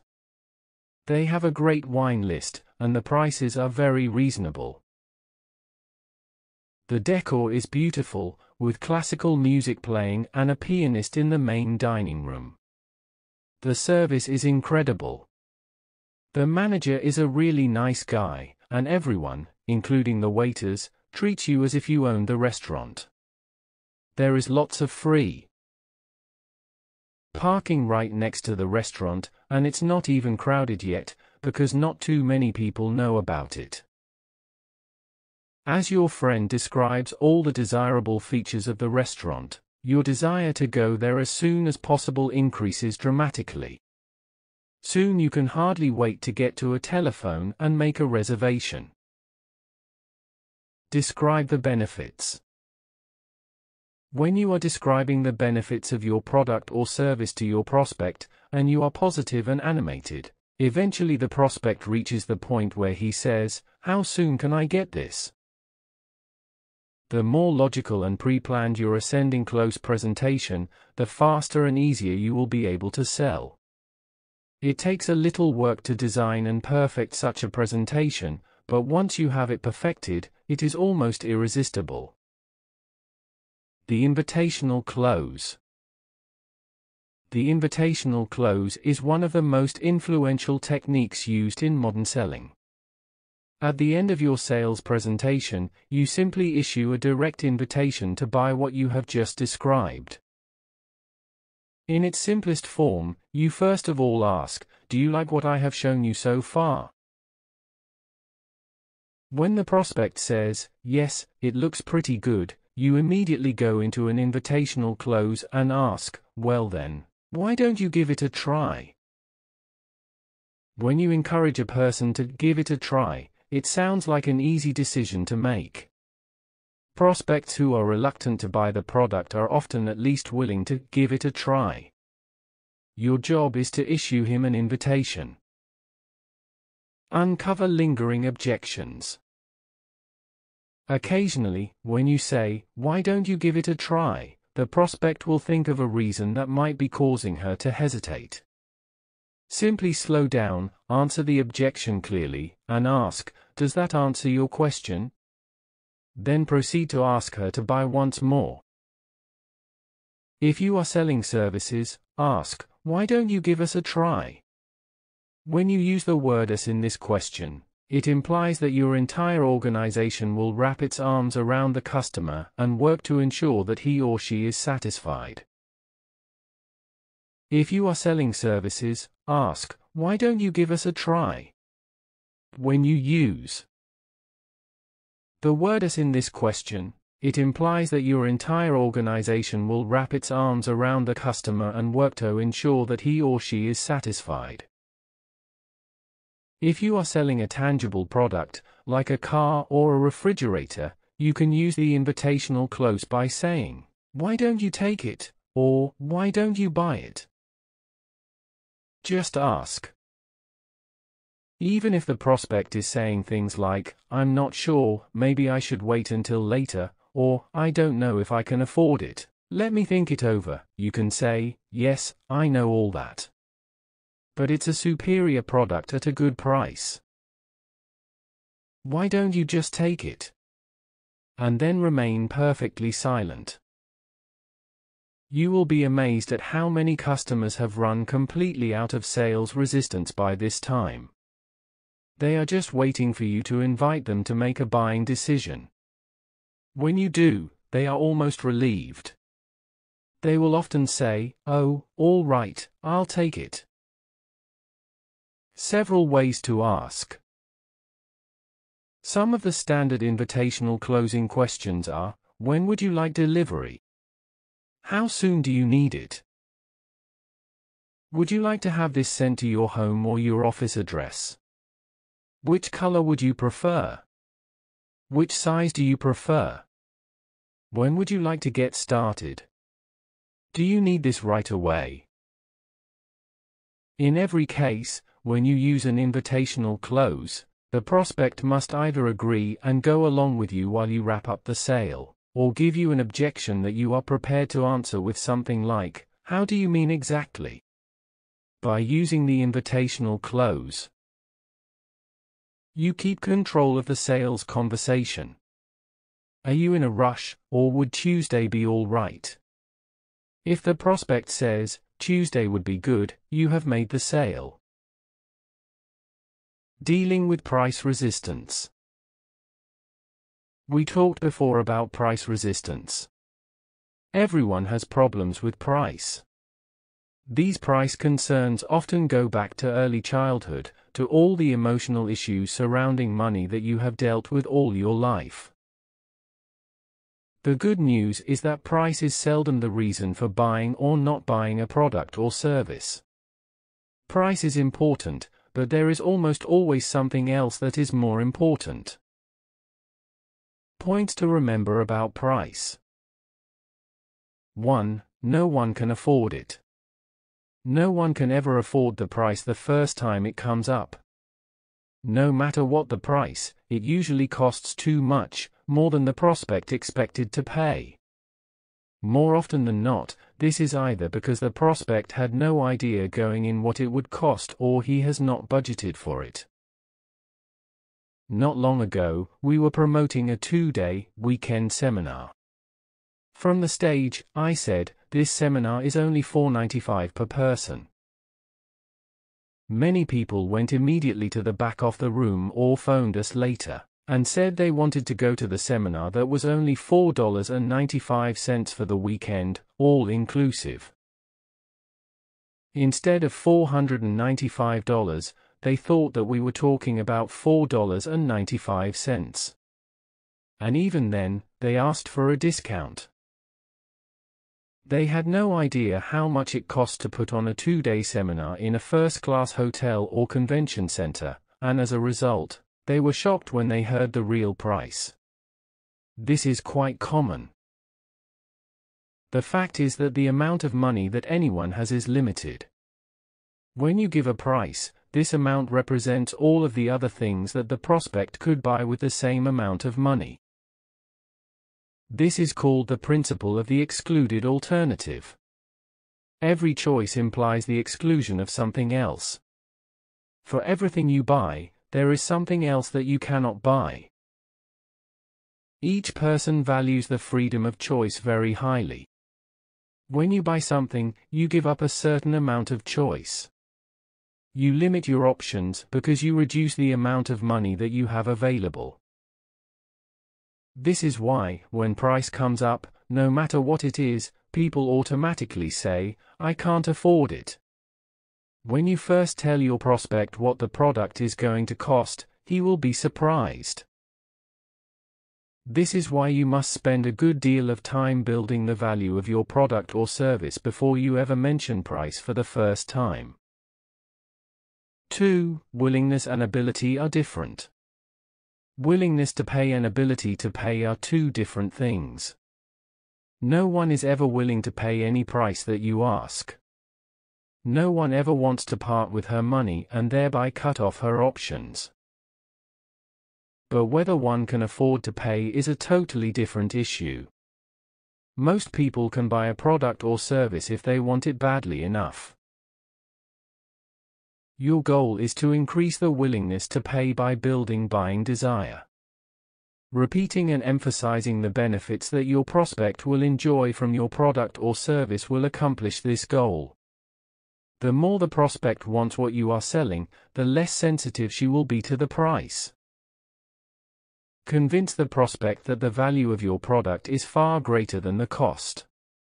She must be fully persuaded that the advantages she will receive are vastly greater than the money you are asking. Put off the discussion of price whenever you can possibly avoid it. Instead, talk about benefits. When you come to the price later, it will not seem as high. 3. Price out of place kills the sale. That is a fundamental rule in selling. If you bring up the issue of price before the prospect has decided that he wants to own and enjoy your product or service, he will lose interest, and the conversation will be over. Often the prospect will ask at the beginning of a sales conversation, "How much is it?" At this stage, he has no earthly idea what you are even selling. He has no understanding of the features and benefits you offer or how much better off he would be by owning what you sell. If you give the price before the prospect knows these things, he will have nothing to relate it to. The price will then become the most important issue in the conversation, and he will predictably state, "That's too much, I can't afford it." Losing the sale. When the prospect says, "Just tell me the price, and I will tell you if I am interested," he is attempting to speed up the information process and shorten the conversation. If you answer this question now, you will kill the sale. He has no value to compare your price against, no clue what he gets for the money. When you put the price out in front of the prospect, all alone, before you have presented values or benefits to offset it, the prospect has no choice but to say that it costs too much. Sidestep the price question. When I was telephone prospecting, I found that there is an expression that is common to virtually all buyers in America. It is the words "how much is it?" compressed into a single phrase, "how much is it?" When I was starting out, I often gave the price just to get the prospect to listen to me. But as sure as I did, I would hear, "I'm not interested." Slam. And she would hang up on me. I soon learned that if I gave the price before I had a chance to give a presentation, I would not even get to first base.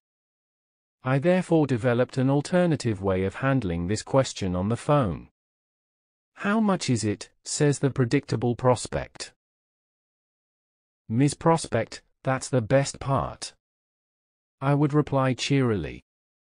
"If it is not just right for you, there's no charge." "What do you mean?"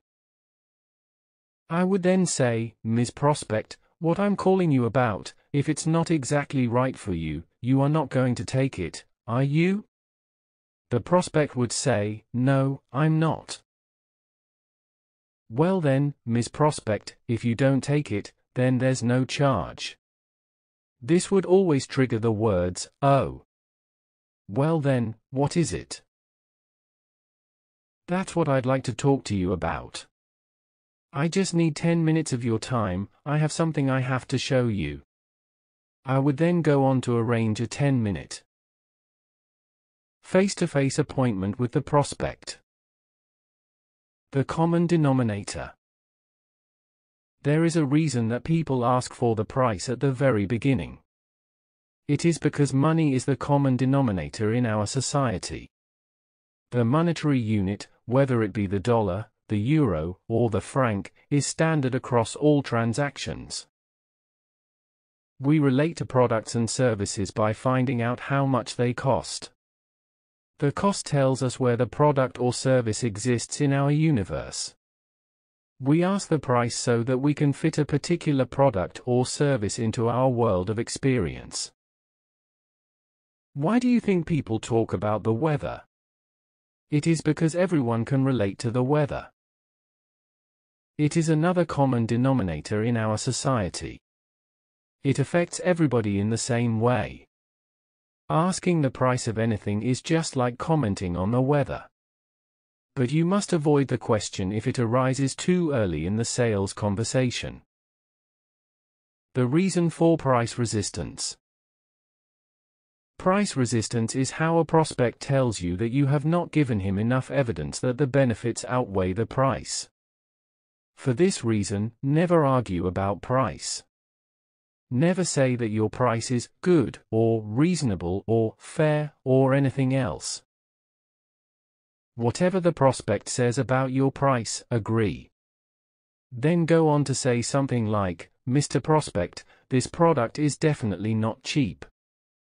However, there are good reasons for why it costs what it does. Let me explain to you why we charge what we do."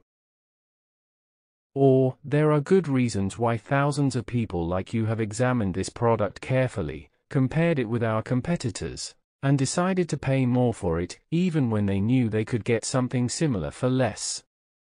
Would you like to know what they are?" Be proud of your prices. If you charge a high price, be proud of it. If the prospect says, "That's sure expensive," you say, "Yes, Mr. Prospect. In fact, we are the highest price supplier of this product in this market. And we are selling more of this today than ever before. Would you like to know why so many people are buying our products and using our services even though we charge more?" You will usually get a yes to this, and a chance to explain why your product or service is as good as it is. Diminishing price resistance. Here is a common experience. A woman goes into a swanky retail store or boutique, looks at a dress, and sees that the price tag is $800. She says, that's a lot of money. The sales associate agrees and says, yes, this is an expensive dress. It's a St. John's knit. There is a good reason why they charge so much for this. First of all, it is made from the finest materials, hand-stitched, with beautiful buttons, collars, and lining. When you wear it, you feel as if you are one of the most expensively dressed women in America. It holds its value. It is timeless in terms of tailoring. You can wear it year after year, and it always looks great. This is why it costs $800. When a potential buyer learns all the reasons that a particular product is as expensive as it is, her price resistance declines as her buying desire increases. That's why countless hundreds of millions of dollars of high-fashion clothes are sold every year. It is because of the focus on value rather than price. If you charge a high price, be proud of it. Always justify the price with sound reasons. Explain carefully why it costs as much as it does. Never discuss price without mentioning the value and benefits of your offering at the same time. Put off price until later. Let me re-emphasize, do not bring up price at the beginning of your talk, under any conditions. When a prospect says, well, that looks very interesting, how much is it, you reply, good question. Can I come back to that in a minute, or, the price is the best part. I'm going to come to it in just a minute, and you're going to be very pleased when you hear it. But before I do, may I ask you a couple of questions? Then go on to ask questions and take control of the sales conversation. Choose your timing. In my sales presentations, I always have a specific point at which I explain price for the first time. By that point in the conversation, the customer fully understands what I am selling and why it is the best choice for him, right now. Only then do I say, I'll bet you would like to know how much this is going to cost. You must increase her buying desire by emphasizing results and benefits. You do not increase buying desire by arguing about the price. But price does not come up until that point. I don't mention it until I decide that it is appropriate to bring it up. If the price question comes up earlier, I put it off. To reduce price sensitivity, continually focus your presentation on the value received rather than on the money charged. Talk about what the product does for the customer instead of its cost. The sandwich close. When the time has finally come to address the question of price, don't simply tell a prospect a certain number of dollars. Instead, you use what is called a sandwich close. With this close, you sandwich the price between two descriptions of the value and benefits the customer will enjoy with this product.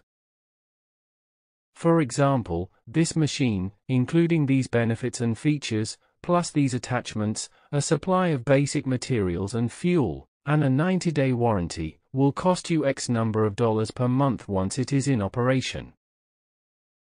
Not only that, we provide complete training and customer support for you until we are sure that you are getting maximum value from this product. In this case, you are sandwiching the price in between two descriptions of customer benefits. This descriptions of benefits keeps the customer focused on the value she receives rather than its cost. Here is an important rule in selling: increased buying desire reduces price sensitivity. The more the prospect wants what you are selling, the less concerned she will be about the price.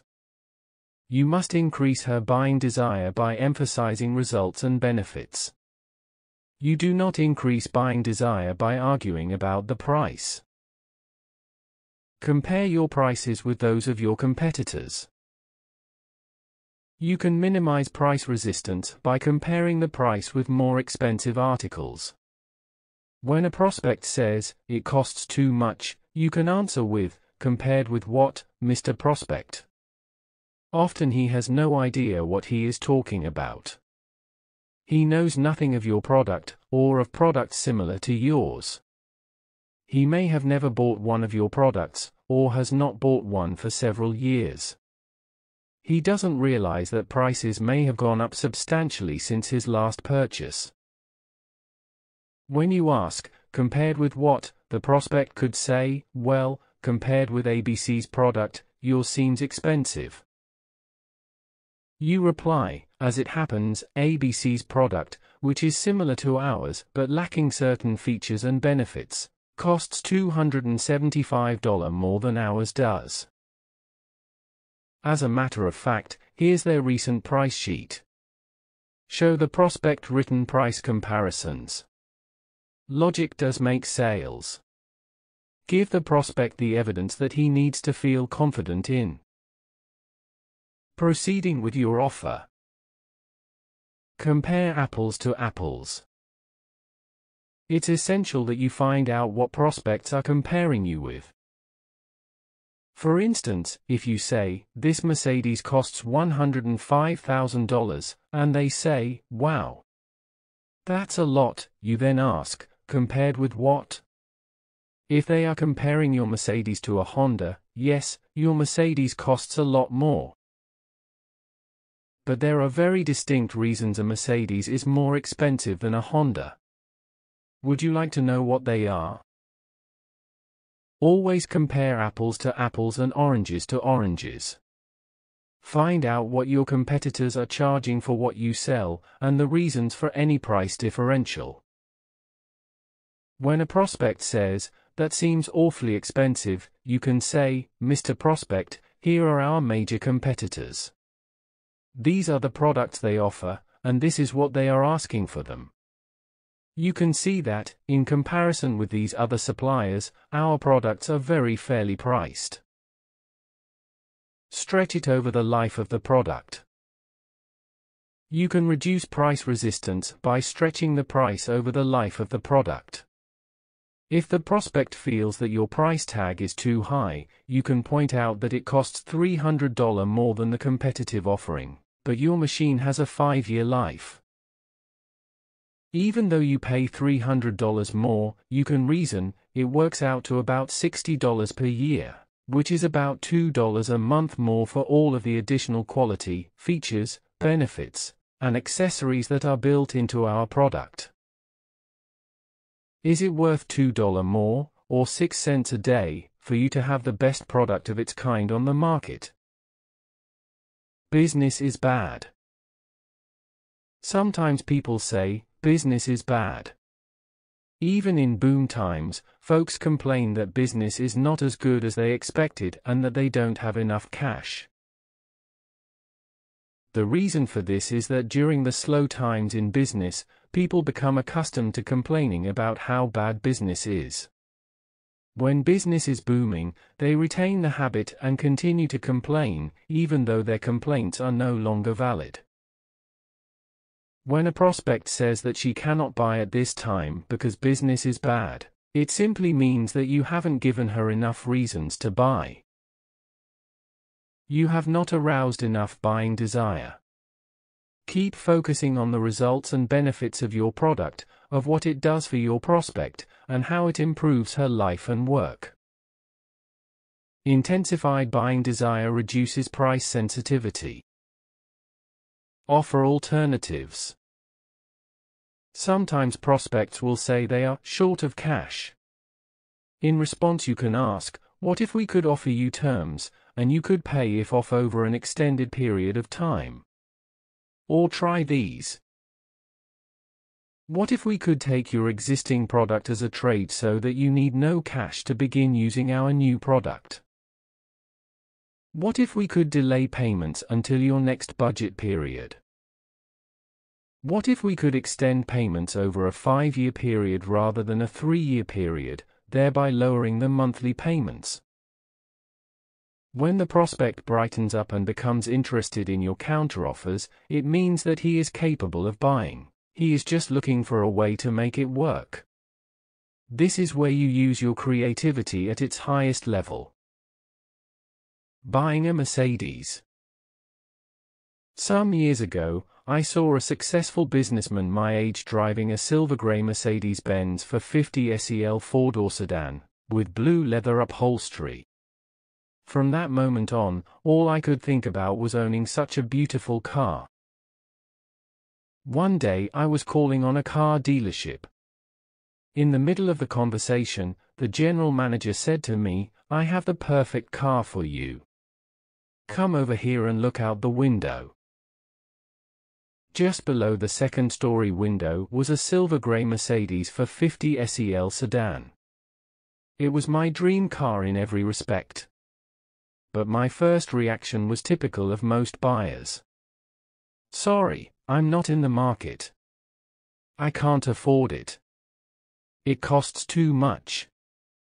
It looks great, but it's not for me. Find a way to make it work." But the general manager had cut his teeth in car sales. He was a consummate professional. He said, "You may be right. It may be the wrong car for you at this time. But what if we could take your existing car as a trade-in so that there would be no cash out of your pocket at all to drive away in that car?" My heart leaped in my throat. "Well," I said, "I couldn't afford it." He then said, "Brian, what if we could finance the whole purchase for you?" When he calculated the monthly payments, I replied, "I can't afford that much each month." He replied, "Because this is a Mercedes, we can stretch the monthly payments over 5 years rather than 3. Could you afford that?" I never had a chance. They took my car in trade for the full down payment.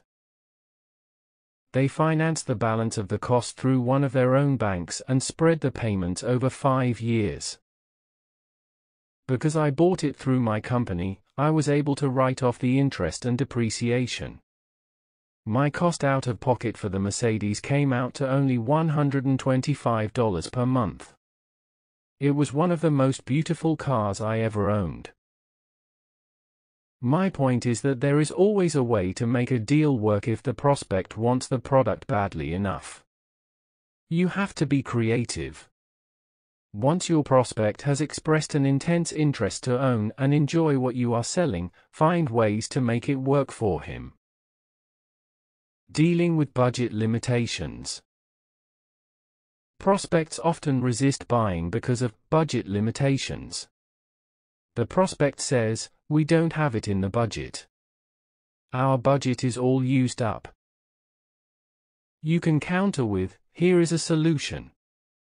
We will sell you the product now, but we won't send you the bill until your next budget period." How does that sound? If the customer really wants it, she'll almost without fail agree. As an alternative, you can take something else in trade, or a minimal down payment, or offer a cheaper product that does the same thing, or even try to get the customer's budget expanded to include your product at this time. Find a way. You get what you pay for. From time to time, when the price is above the customer's expectations, he will say, "That's more than we expected to pay. Can't I get it for less?" Here is how you respond. First, you ask, "Mr. Prospect, did you ever get something for nothing?" He will admit that he never really got something for nothing. You then ask, "Mr. Prospect, did you ever get anything cheap that turned out to be any good?" Again, after a few seconds, he will concede that he never got anything cheap that turned out to be of any value. Finally, you ask, "Mr. Prospect, isn't it true that you always get pretty much what you pay for?" Never forget that, in the eyes of a customer, salesperson's assertions are not proof. Just because you say something is true does not mean that it is true in the mind of prospect. When he agrees that this is true, you can then say, "Mr. Prospect, this is a great price, and this is a very competitive market. We are selling this product for the lowest possible price we can and still stay in business.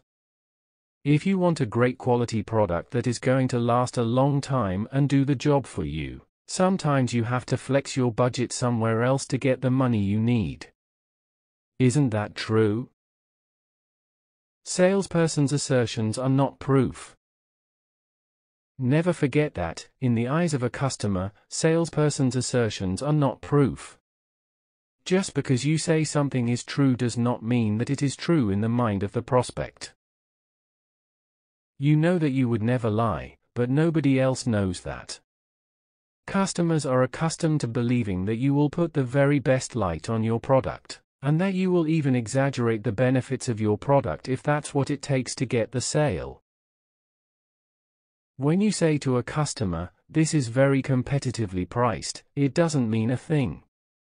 But when you present a price comparison from a recent newspaper or magazine or a price list from your major competitor, this is accepted as valid evidence. When you say, "You'll be very happy with this product," the prospect may say, "Yes, I'm sure I would." But she will be skeptical. However, if you can back up your statement with a testimonial letter from one of your happy customers, that letter is considered conclusive proof.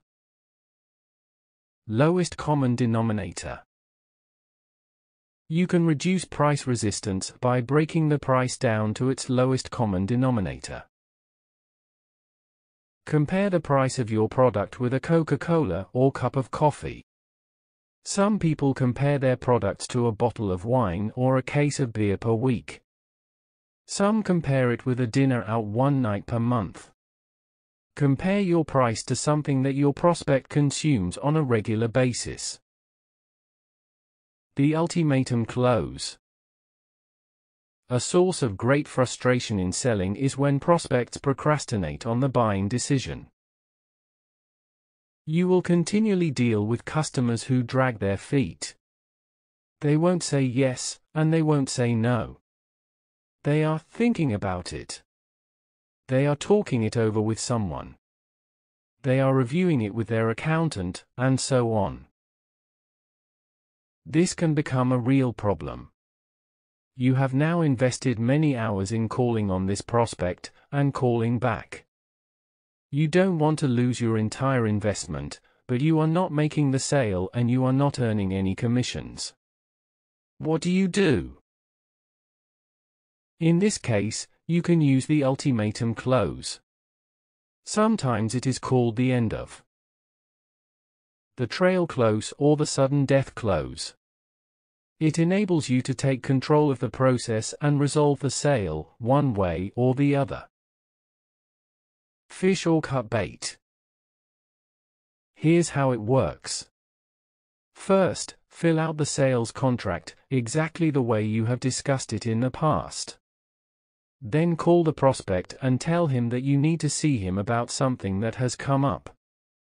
You have been there so many times that he will almost without a doubt agree to see you.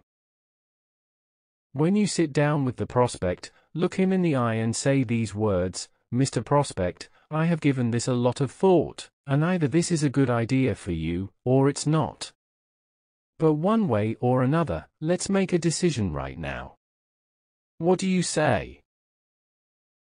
I filled out this contract exactly the way we've discussed it, and if you'll just authorize it, we can get started on it right away." You take the completed sales contract, put a tick mark by the signature line, put your pen on top of the contract, and push it over to the prospect. Then remain perfectly silent and wait. According to studies on the use of this closing technique, 59% of prospects will look at your contract, look back at you, look back at the contract, and eventually sign it. The sale will be made. The other 41% of prospects will go through the same process and then push it away and decide not to buy. But in either case, you will now be free to get on with the rest of your sales career. Bridge the gap. Sometimes the best answer when a prospect says, "That is more than I expected to pay," is, "Mr. Prospect, how far apart are we?" Or you can ask, "Mr. Prospect, what do we have to do to make a deal today? You tell me the very most you can afford to pay, and I will tell you, one way or another, whether or not we can make this work." In many cases, you are not far apart. The sale could be just within your reach. But you must know the number that is going around in the customer's mind. Often, customers cannot emotionally pay any more than the number that they have settled on. You must find out what it is. A small difference. One of my students was a landscape architect. He was invited to submit a proposal to a home builder to do the landscaping for a new home. The contractor told him that he wanted the very lowest price possible. The landscape architect really wanted the work, so he sat down and put together a very tight proposal. He complied with all the specifications of the contractor and put in his bid for $7,025. The contractor became very emotional. He blew up and said, "Absolutely not. It's too much. It's far beyond what I expected to pay." He rejected the proposal and slammed down the phone.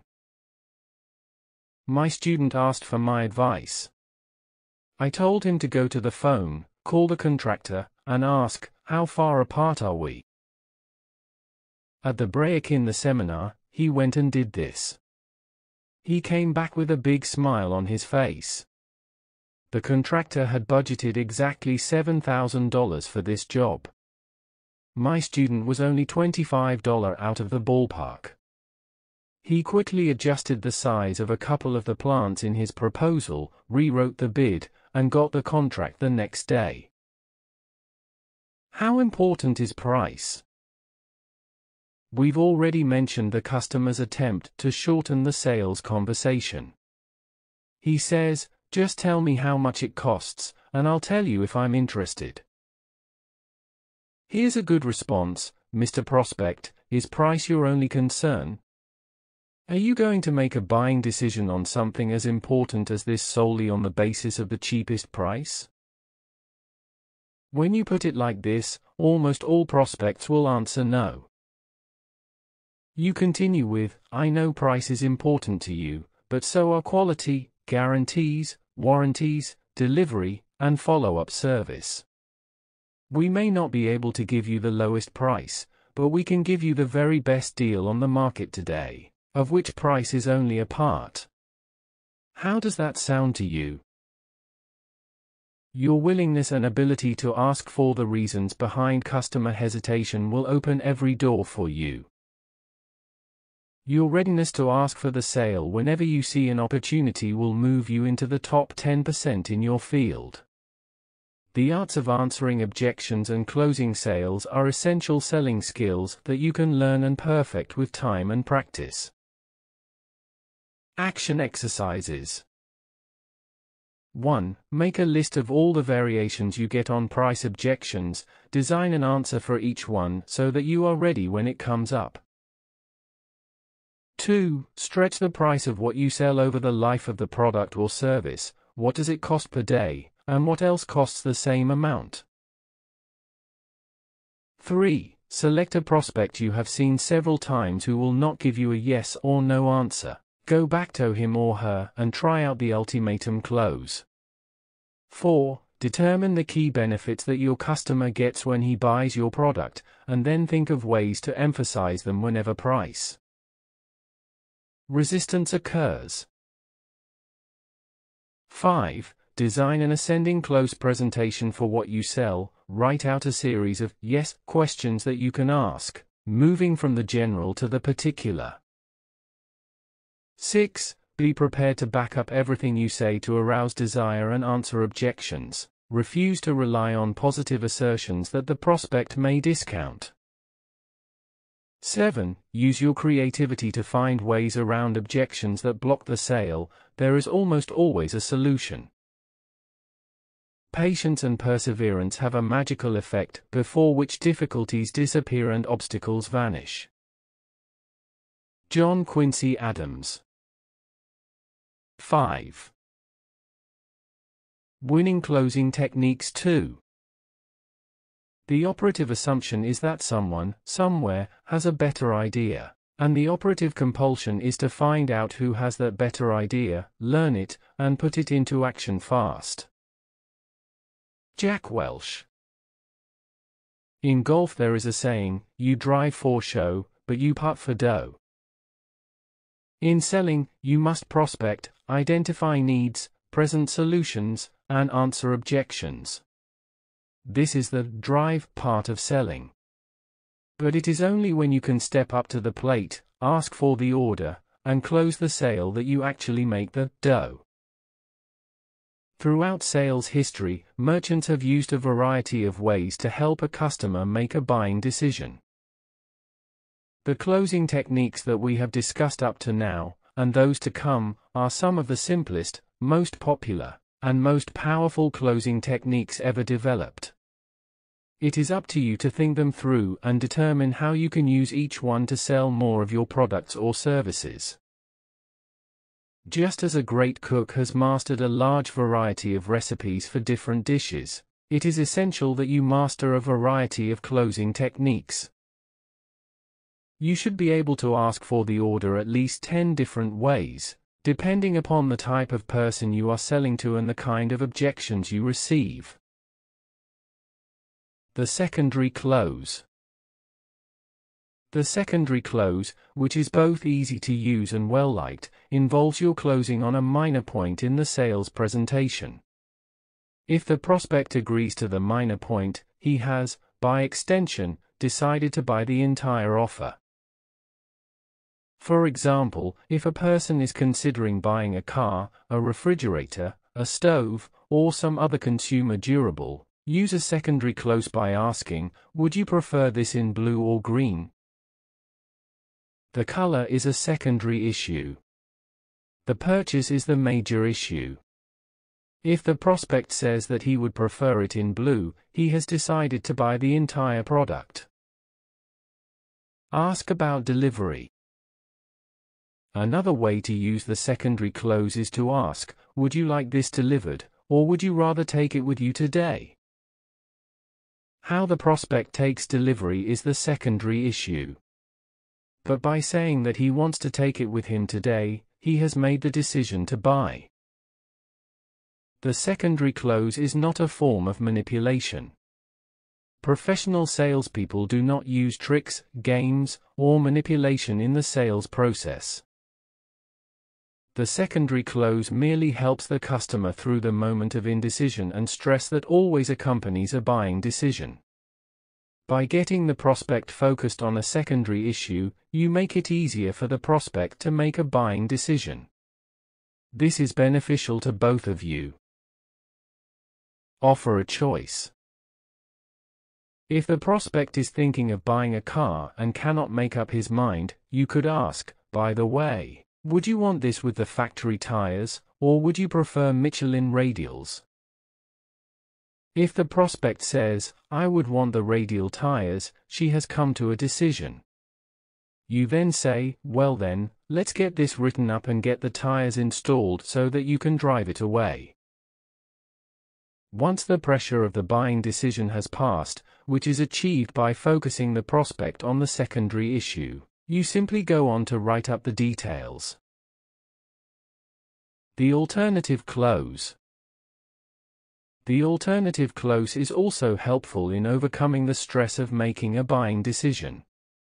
You can use it in a variety of ways. It involves giving a customer a choice between something and something else, rather than a choice between something and nothing. Customers today are highly individualistic. They prefer to have choices rather than ultimatums. Instead of offering one product and asking, would you like to buy this, offer an alternative way of buying the same product. Would you prefer the red one or the blue one? Would you rather take the large or the medium size? Would you like the deluxe or the regular? Whichever the prospect chooses, he has made a buying decision. Offer payment or delivery choices. If your product only offers a single choice, present an alternative method of payment or delivery. If you are selling a refrigerator, and the refrigerator only comes in white, say, "Do you need this delivered this week, or could we deliver it to you next week?" That way the customer is still being offered a choice. If you are selling an intangible, such as a life insurance policy, you could ask, "Would you want this correspondence sent to your home address or to your office?" Whichever the customer chooses, the sale is closed. The assumption close. The assumption close is a powerful way to maintain control of the sales process. Begin by asking a confirming question, such as, "Does this make sense to you so far?" If the prospect says, "Yes, that sounds pretty good," you then assume that the prospect has said yes to the sale. This is very important.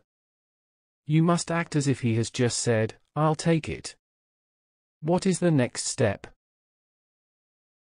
Well then, the next step is this. Go on to describe the plan of action. What happens now? Take out your purchase order, contract, or agreement, and begin filling it out. I will need your OK on this form. We will need a check for $1,250, and we will have this out to you by next Wednesday. How does that sound? The prospect will almost always agree with you as you write up the paperwork. Wrap up the transaction quickly. Keep control of the sale. The power of the assumption close is that it enables you to keep control of the transaction. Once you've said, "Then the next step is this," and have described the plan of action, the prospect has to either go along with you or give you another objection, which you are quite prepared to answer. This is often called selling past the sale. Instead of discussing the purchase any further, you begin talking about ownership and enjoyment. You direct the prospect's attention toward taking possession of the product and what will happen at that time. The prospect's focus is taken away from saying yes or no and is focused on payment and delivery. Sell past the sale. One way to sell past the sale is by asking, "Would you like this gift wrapped?" Or ask, "Would you like to pay for this with cash or a credit card?" Either question gives the prospect a chance to say yes to one of your proposed choices and allows you to close the sale smoothly. Ask for the date or address. A simple way to use the assumption close at the end of a presentation is by pulling out your pen, glancing briefly at the prospect, and asking, "What is your correct mailing address?" Then pose over the sales contract, prepared to write it down. You will notice in a movie or a stage play that the conclusion is very carefully planned. It is not left to chance. It does not simply happen toward the end of the show. It is deliberately designed for maximum impact at exactly the right moment. By the same token, you must plan your method of closing the same way. When you come to the close, you must know exactly what you are going to do, and then just switch into the close exactly as you would shift gears in your car as you drove down the street. The takeaway close. The takeaway close is a powerful way of getting the vacillating prospect to make a decision. It is a variation of the selling past the sale close, or the assumption close. When the prospect has heard your presentation and obviously likes your offer, but cannot seem to make a decision, you preemptively halt the presentation and say, "Oh, just a minute. Before we go any further, let me check and make sure that we still have this product available in our warehouse." In retail settings, the clerk will often say, "Let me check and make sure that we have this in your size." When you come to the close, you must know exactly what you are going to do. and then just switch into the close exactly as you would shift gears in your car as you drove down the street. If the prospect allows you to phone the warehouse or go back into the stockroom to see if the item is still in stock, or if they have the right size or color, she has unconsciously decided to buy. Once you confirm that the item is available, immediately assume the sale and begin filling out the order form. Go and check with another person. A variation of the takeaway close is when you stop at the end of the presentation and say, "Let me check with my manager and see if we can arrange immediate delivery. Can you wait here for a second?" If the prospect says, "Sure, go ahead," the decision is already made. You can make this even more impactful by saying, "Why don't you come with me to see my manager, and let's see if we can't." If the prospect gets up and follows you, he plans to buy. Shopping for clothes. The takeaway close is used on people all the time, especially when they are shopping for clothes. The person is looking at an article of clothing, but can't seem to make up his or her mind one way or the other. The salesperson then says, "Just a minute. Before we go any further, let me check and make sure we have it in your size." In selling hard goods, especially cars, the salesperson will often say, "We are almost sold out of this model, it is so popular. Let me check and make sure we can get this model in the color you want. Can you wait here for a second?" If the prospect says, "Yes, by all means," she has made up her mind to buy the car if you have it or can get it. The takeaway triggers action. Some time ago, I was selling my house. The economy was soft, and the number of buyers able to purchase a house in that price range was limited. I was asking $275,000. I got an offer for $240,000. The prospective purchaser thought he could get my house at a lower price because of the softness of the market. Just before I had to make a decision on whether or not to accept his price, another prospective buyer appeared. Before he had even seen my house, the new client said that if he liked it, he would make an offer immediately. We went back to the first purchaser and made a counteroffer of $255,000. We told him that we had a second buyer coming to see the house, and if this first buyer did not agree to the counteroffer, we would sell it immediately to the other buyer at the higher offer that we expected to get. The night before the second buyer saw the house, the first prospective buyer phoned up and closed the deal at $255,000. It turned out later that the second buyer wasn't willing to pay that much, but the thought of losing the sale, having it taken away, triggered the first buyer into raising his offer and closing the deal. This sort of sale takes place all the time. Sometimes people do not know how much they want a product or service until you suggest that they may not be able to get it. At times, it is only when you threaten to take it away that they step up and make a buying decision. Sometimes people do not know how much they want a product or service until you suggest that they may not be able to get it. At times, it is only when you threaten to take it away that they step up and make a buying decision. The summary close. When there are several features and benefits included in your offering, you can try the summary close. Here's how. When you get to the end of your sales presentation, say, "Well, we've covered a lot of information. Let me just summarize some of these things for you, and then you can make a decision one way or the other. Okay?" Remember, features arouse interest, but benefits arouse buying desire. Each time you repeat a benefit that is meaningful to the prospect, his buying desire heightens. If you describe enough benefits, all in a row, the individual's buying desire shoots up, often to the point where he will spontaneously say, "I'll take it." How soon can I get it? To use the summary close, go through each feature and benefit, one at a time, and repeat what the customer gets with each one. Each time you itemize a feature and point out the benefit that the customer will enjoy, his desire to own your product or service grows.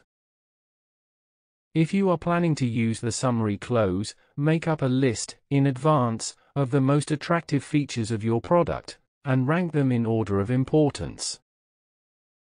Plan your presentation to introduce them in order.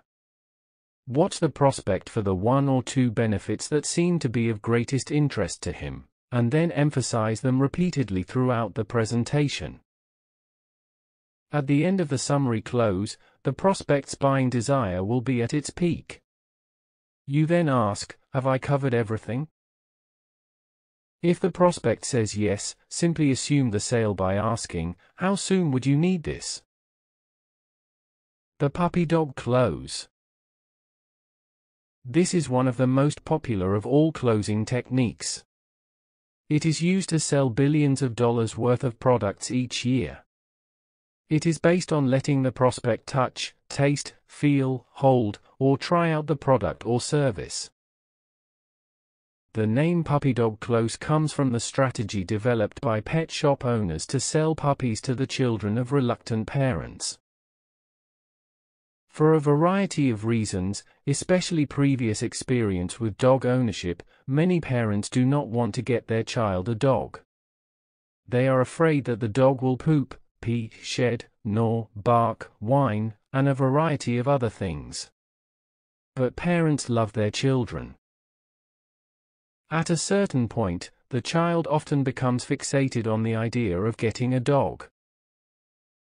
The youngster then asks about getting a puppy, over and over, until the parents finally agree to go with the child to a pet store, just to take a look. The pet shop owner is aware of this dynamic. He shows a variety of puppies to the child. When the child falls in love with a particular puppy, and the parents are still hesitant, the pet shop owner says, "Why don't you take the puppy home for the weekend? If you don't like the puppy, you can bring him back on Monday for a full refund." The parents, secretly hoping that the child will lose interest in the puppy by the end of the weekend, agree to take the puppy home. In many cases, they turn out to be right. The child loses interest in the puppy, but the parents fall in love with it. By Sunday night, they want the puppy more than the child does. The sale is made. Let them try it out. In the same way, many successful companies encourage the prospect to take the product and try it out before making a decision. Some companies today are offering a 30-day trial ownership for a new car. They promise that if the buyer does not like the car at the end of 30 days, he can bring it back for a full refund. When Canon photocopiers invaded the US market, after the exclusive Xerox patents had expired, Canon had a simple marketing strategy. Their salespeople would visit businesses and offer to install one of their copiers for a 1-month free trial. At the end of the month, if the business owner was not happy with the copier, she could simply call them and have it removed. On the other hand, if she liked the copier, they would set her up on a long-term lease, with great prices, a tremendous service contract, and all kinds of features and benefits that she was not currently receiving from the rival copier. One company I worked with had literally hundreds of copiers out, on loan. In no time at all, they dominated the copier business in the city. Their copiers were so enjoyable to use that, once people had tried them for a month, the staff would be fighting to keep them and to get rid of whatever else they had been using. Lower their natural resistance. Prospects are skeptical about any new product or service. But at the same time, they are creatures of habit. If they try something and they like it, they quickly become comfortable with it. Once they have become comfortable with it, It is easier for them mentally to continue using it than it is for them to discontinue it. When you are offering an excellent product or service, one that brings about high levels of customer satisfaction, let them try it out. When you allow prospects to sample it for any period of time, you can often make the sale easier than you might have thought. Offer a free trial. We have a self-storage business with several hundred units for rent. Many people have crowded closets and cluttered garages, but they have never thought of putting their excess furniture and possessions into a self-storage unit. To counter this, we offer them 1 free month.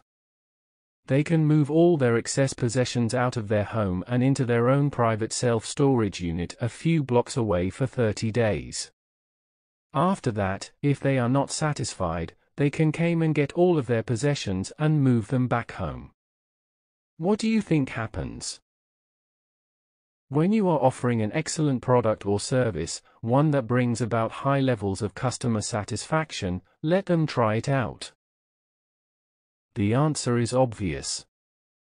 Once people experience the convenience of cleaning out their closets, clearing out their garages, and moving all their seldom-used materials to a self-storage, they very seldom want to go through the time and trouble of moving all those things back home again.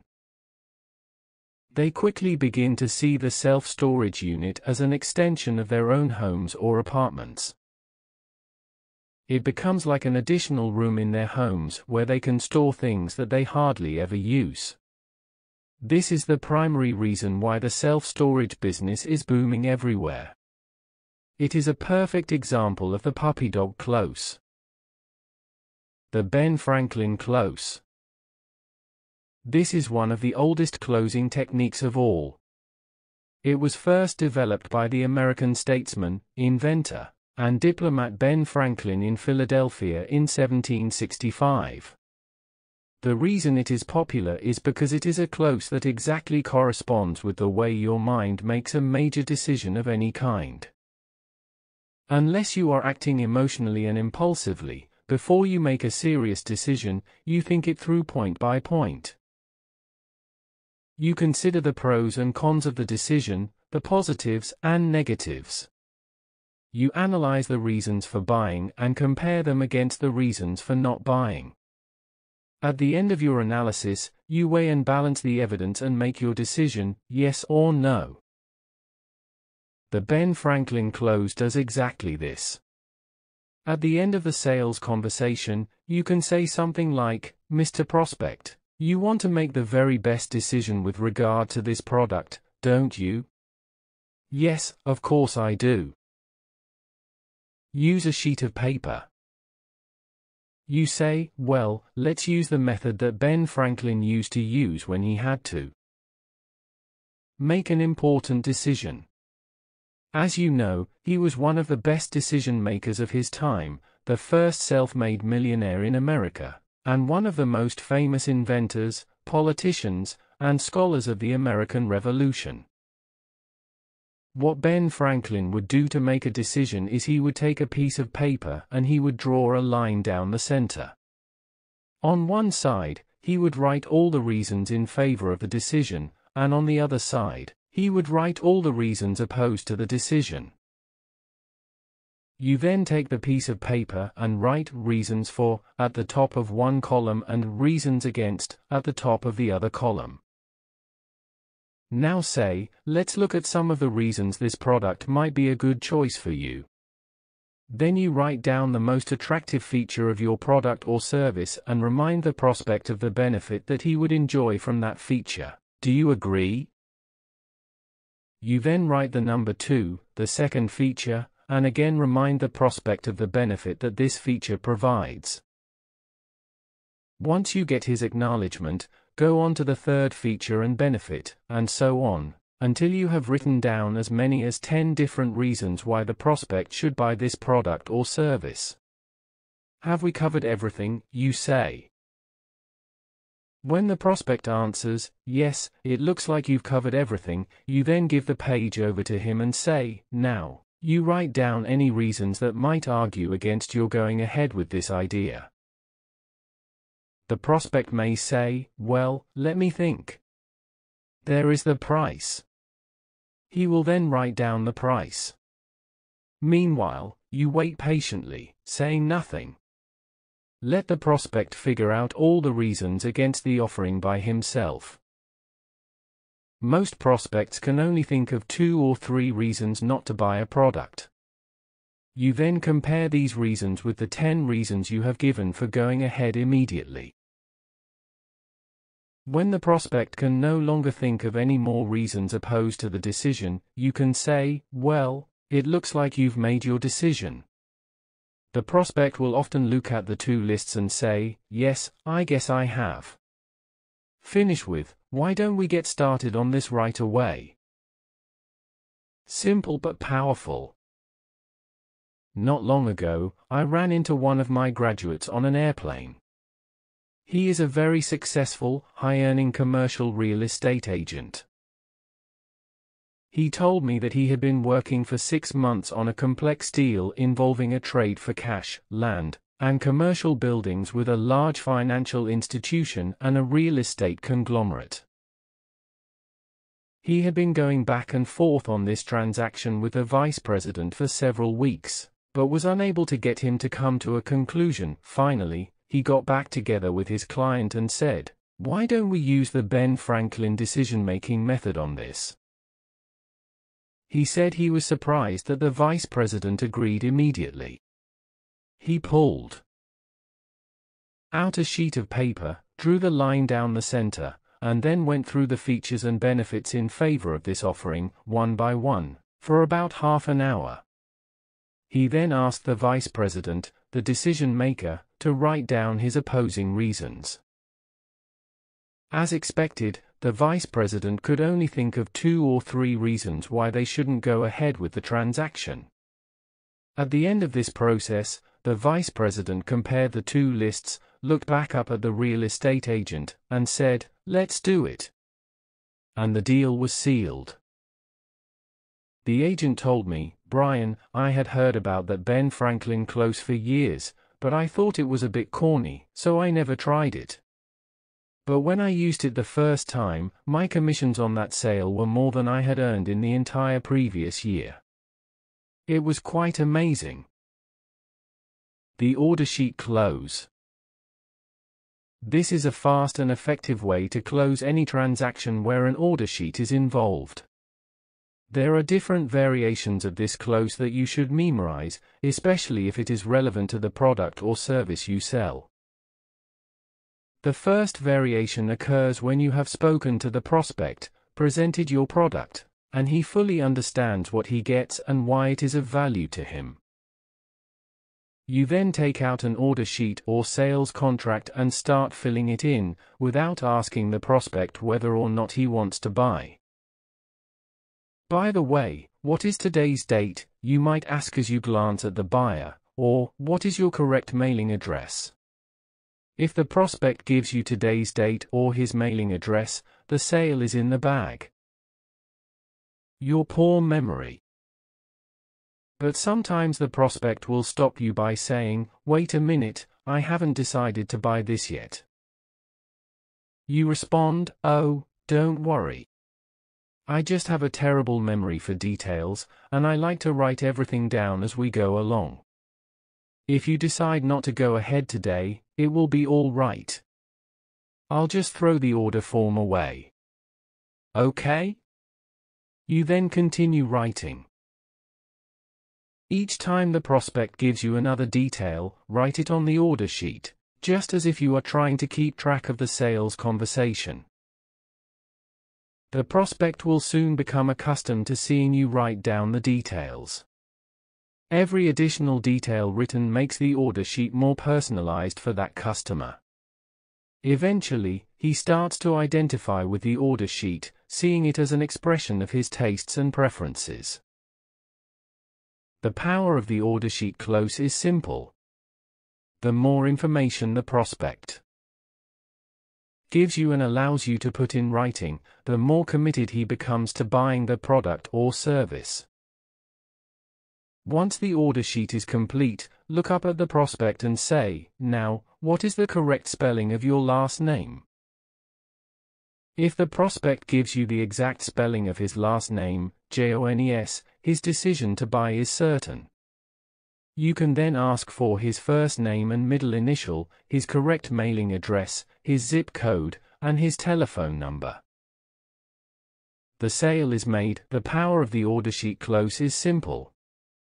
The more information the prospect gives you and allows you to put in writing, the more committed he becomes to buying the product or service at the end of the conversation. Top salespeople use this closing technique to sell hundreds of thousands of dollars worth of their products every year. Personally, I've always been astonished at how easy it is to use. Try it for yourself and see. You will be as amazed as well. The negative answer close. Another variation of the order sheet close is the negative answer close. First, you ask all of the pertinent questions so that you fully understand what the customer wants or needs. Then you present your product or service as the perfect solution. Finally, you ask your confirming question, "Do you have any other questions or concerns that I haven't covered?" When the prospect says, "No, you seem to have covered everything," take out your order sheet, write today's date on the top, and begin filling out the details, without referring to the customer or asking for permission. Act exactly as if the no to your confirming question is a yes to your offering. The relevant story close. Nobel Prize-winning research has been done into the subject of dual brain laterality. This is an academic way of saying that human beings have both a left and a right brain, each having completely different functions. The left brain, for example, is used to process details in a linear fashion, one after the other. The right brain, on the other hand, integrates information and is activated by pictures, music, and stories. All buying decisions are made by the right brain, so this is what you must appeal to. With the relevant story close, you activate the decision-making side of the customer's brain by telling a story of a customer who bought your product or service, and was happy with the purchase. Whenever a prospect hears a story about a happy customer, she is motivated to want to be in the same situation as that happy customer, using your product and getting similar results. And this is exactly what you had in mind. All buying decisions are made by the right brain, so this is what you must appeal to. Prospects will forget all the data, features, and fine points of your product or service within 24 hours, but they will remember the stories you tell about happy customers for weeks, months, and even years. Tell as many of them as possible. Tell a happy story. One of the best techniques that I have found is what I call a "by the way" story. By the way, you say, "This reminds me of Susan Smith, one of our customers from XYZ company. Just last week, she told me that she had been concerned about our high price before she bought this item, but afterward, she found that the additional benefits she got from a slightly higher price were greatly in excess of the difference in cost." Whenever you use a relevant story close, talk about how satisfied people are now that they are using what you are selling. Since the deepest human motivation is the desire to be happy, when you tell about other happy customers, you trigger an unconscious desire on the part of your prospect to become a happy customer as well. Tell a sad story. A friend of mine, one of the top insurance agents in the country, uses this relevant story close very effectively. When the prospect seems to be resistant to purchasing life insurance, he takes out the copy of a document describing what happened to a successful businessman who died with a net worth of $1.50 million. Unfortunately, this businessman was underinsured. By the time taxes were paid on his estate and all debts were settled, his company had to be sold at a bargain basement price. Within 2 years, the small amount of money left over was gone, and his widow was destitute. She was forced to move in with her grown children as a permanent houseguest. She didn't even have social security. Once a prospect had heard that story, he became very interested in finding out what he could do to make sure the same thing did not happen to him and his wife. From then on, the sale was easy. Heroes and villains. There is one other kind of relevant story that you can use. This is the story of someone who decided not to buy your product, or even worse, bought a similar product from a competitor at a lower price. You tell what happened to that buyer and how unhappy he was with the results of his purchase. Make sure to add that this customer, whom you spoke to just recently, really regrets not buying from you. This kind of a negative story can often trigger a positive buying decision.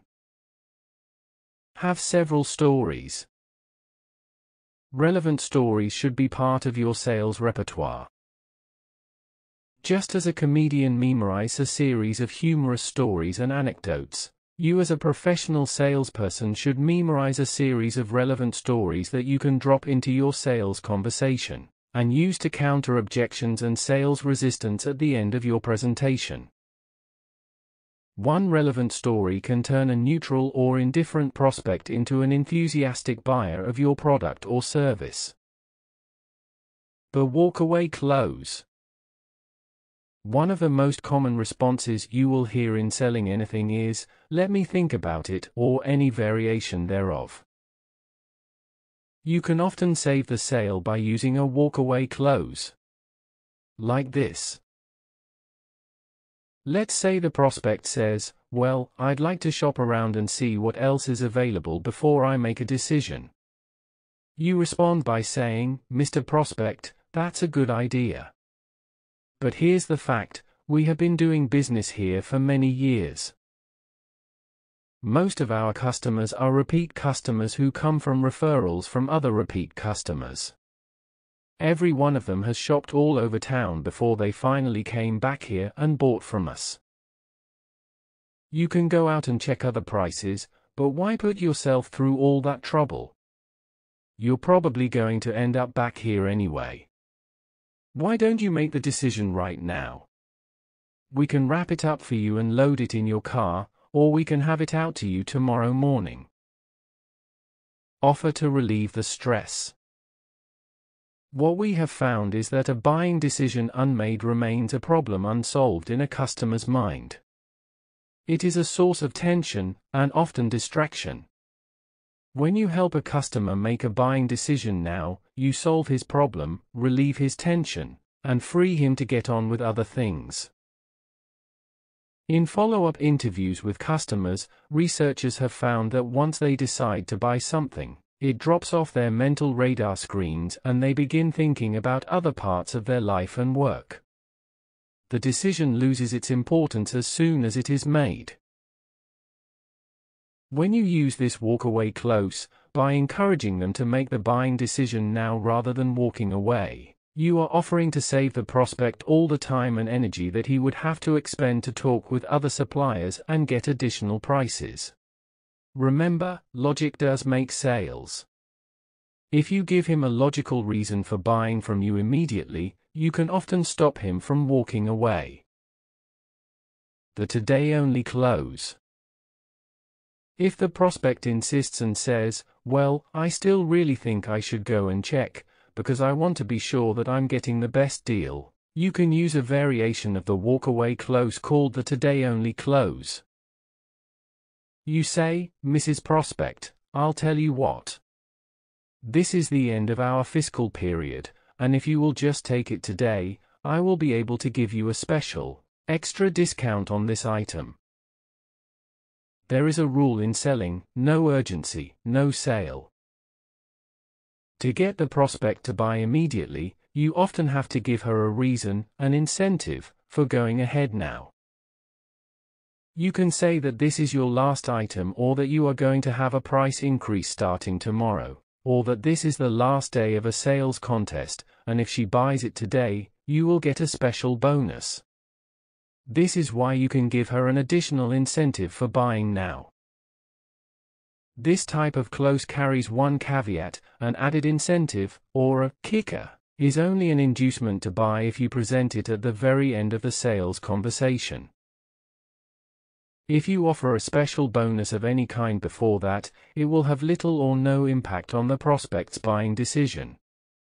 He will include your incentive as part of the offering, and you will have to offer even more to get the sale. Save it until the last moment. Extract a promise. The third variation of the walkaway close is what you use when the prospect is absolutely determined to go and check other products and prices before he makes a decision. In this case, you very graciously concede, and instead of arguing, you actually encourage him to go. Mr. Prospect, I understand exactly how you feel. It's a good idea that you go and check prices at other places. But I want you to promise me one thing. Before you make a final decision, come back and talk to me, and I'll give you the best deal in town. By saying this, you are planting a seed of doubt in the prospect's mind. By promising to give him the best deal in town, at the end of his shopping trip, you are almost forcing him to come back and see you before he makes an absolute decision. Refuse to show your cards. Sometimes he will say, "Well, what is the very best deal that you can give me?" You answer, "Mr. Prospect, I know that you are going to go and look around. By all means, please do so. But when you have checked out our competitors, and only then, come back to me. I'll give you the best deal in town." The prospect must now go and trudge from place to place, demanding to know the very best price that he can get from each seller, and finally, bring them all back to you to find out the best deal in town. 2 ways to close the sale. When the prospect finally comes back and shows you the best deals that he can get anywhere else, this is how you close the sale. First, if you can beat the others on price, then simply offer a price that is a few dollars less than the best price he has been able to find. Once you have given it, take out your order sheet, ask for the correct spelling of his last name, and begin filling it out. If it happens that you cannot beat a competitor on the basis of price, deflect the customer's attention away from price and onto the quality, service, delivery, warranties, and follow-up support that your company can offer. Say, "Mr. Prospect, the best deal for you is not simply the lowest price. It is a combination of several factors. Here is what we include in our price, which, all things considered, makes this a better deal for you than anyone else can give you." Ask for the sale. You then use a summary close or a Ben Franklin close to repeat the benefits that the prospect gets, and why these are more important to him than simply a lower price. You point out, "This price might be a little higher than one of our competitors, but it is a much better deal for you, all things considered." By this time, the prospect is tired of going around and looking for the best price.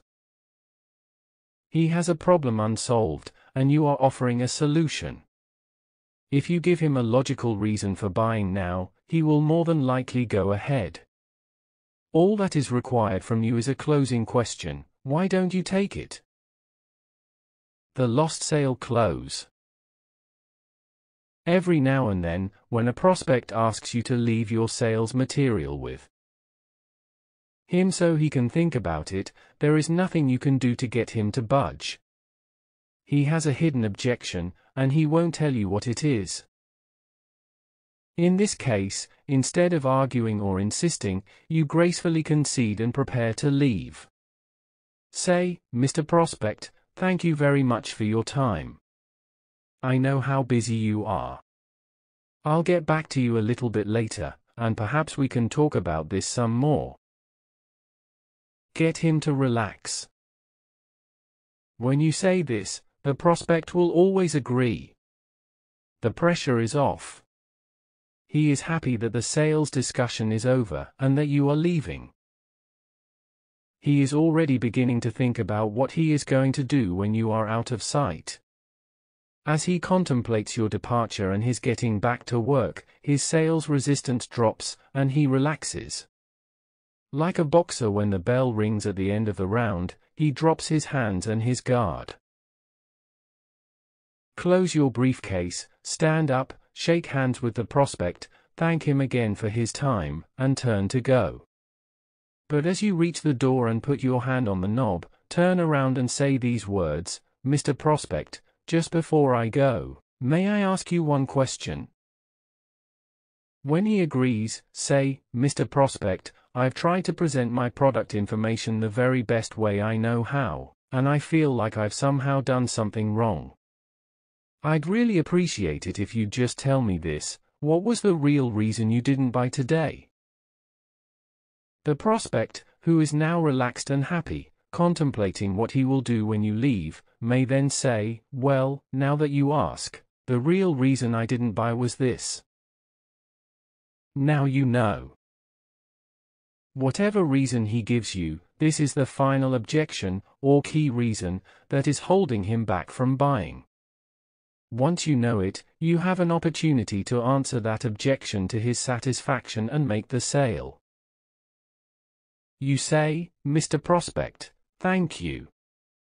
That's my fault. I obviously didn't explain that to you properly. Let me show you what we can do to handle that for you." You take your hand off the doorknob, walk right back, sit down, and say, "This will take just one more second," and you start closing on that final objection. For example, if he says, "Well, the reason I didn't buy today was because I'm not really convinced that your machine will produce the number of copies I require," you say, "Mr. Prospect, you mean I didn't explain that properly? Well, we have a warranty that covers exactly that issue. If we could give you a written guarantee of satisfaction, would you be prepared to go ahead right now?" Once you have the final objection, answer it and ask for the order once more. Only now, there is no more sales resistance. The customer is completely relaxed and will often buy if you give him one more reason. Flying high. At my sales seminar in Charlotte recently, a young man came up to me and said, "Mr. Tracy, I just closed the biggest sale of my career.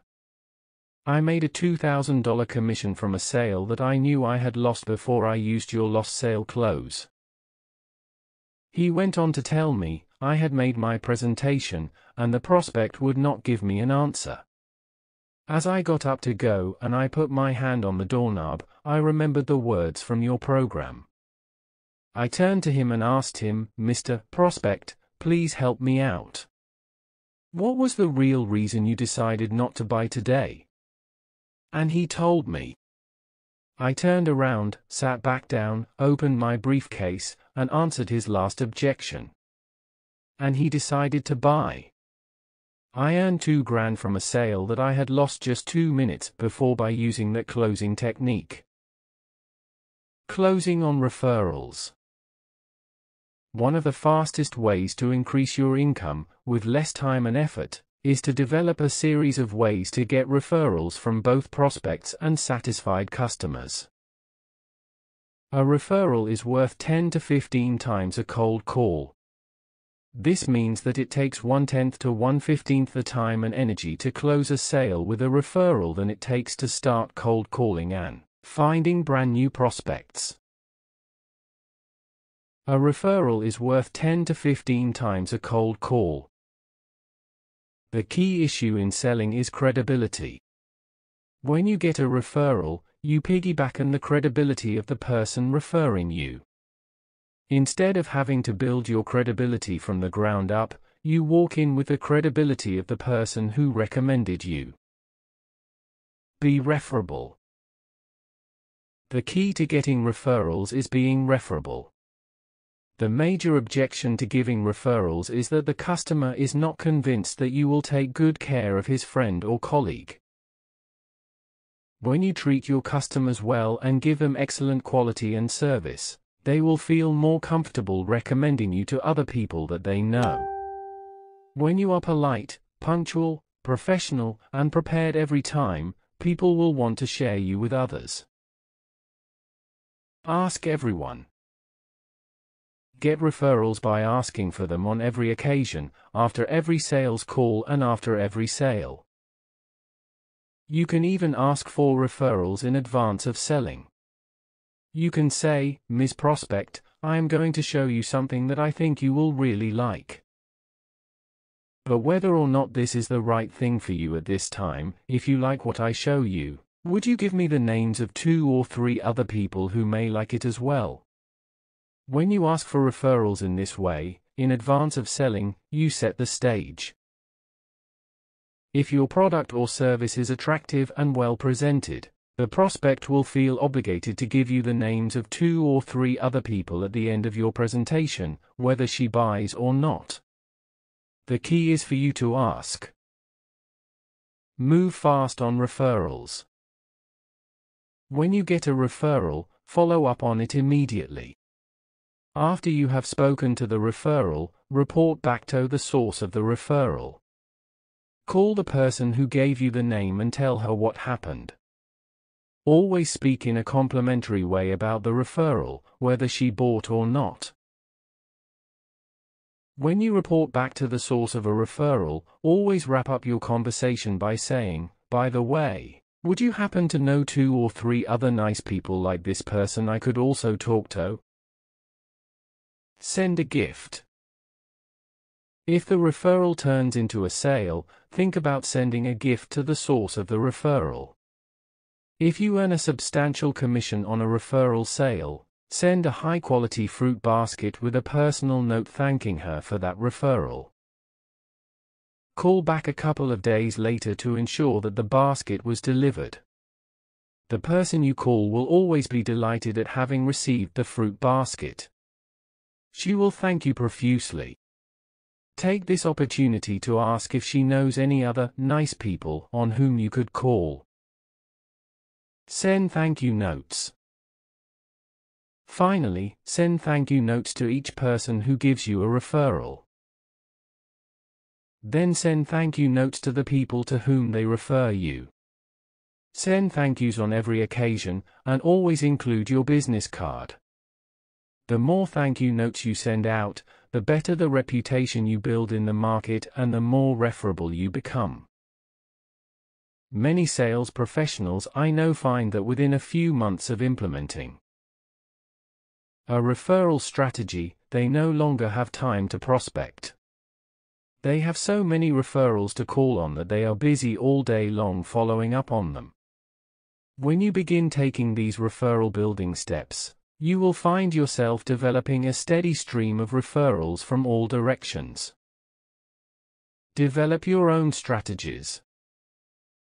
A good friend of mine, one of the highest paid people in his industry, has an interesting strategy for getting referrals. In December of each year, he phones and then visits all his clients from the past year, and often from years before. He makes it clear that the purpose of his call is to be sure that they are perfectly happy with the services his company has provided to them. He meets with customers, asks a lot of questions, takes notes, and promises to follow up on any difficulties that they are having. He then asks them for referrals for the months ahead. With this strategy, he starts every year with more than 100 prospects to call on. Ask the right questions. Use the right words when you ask for feedback.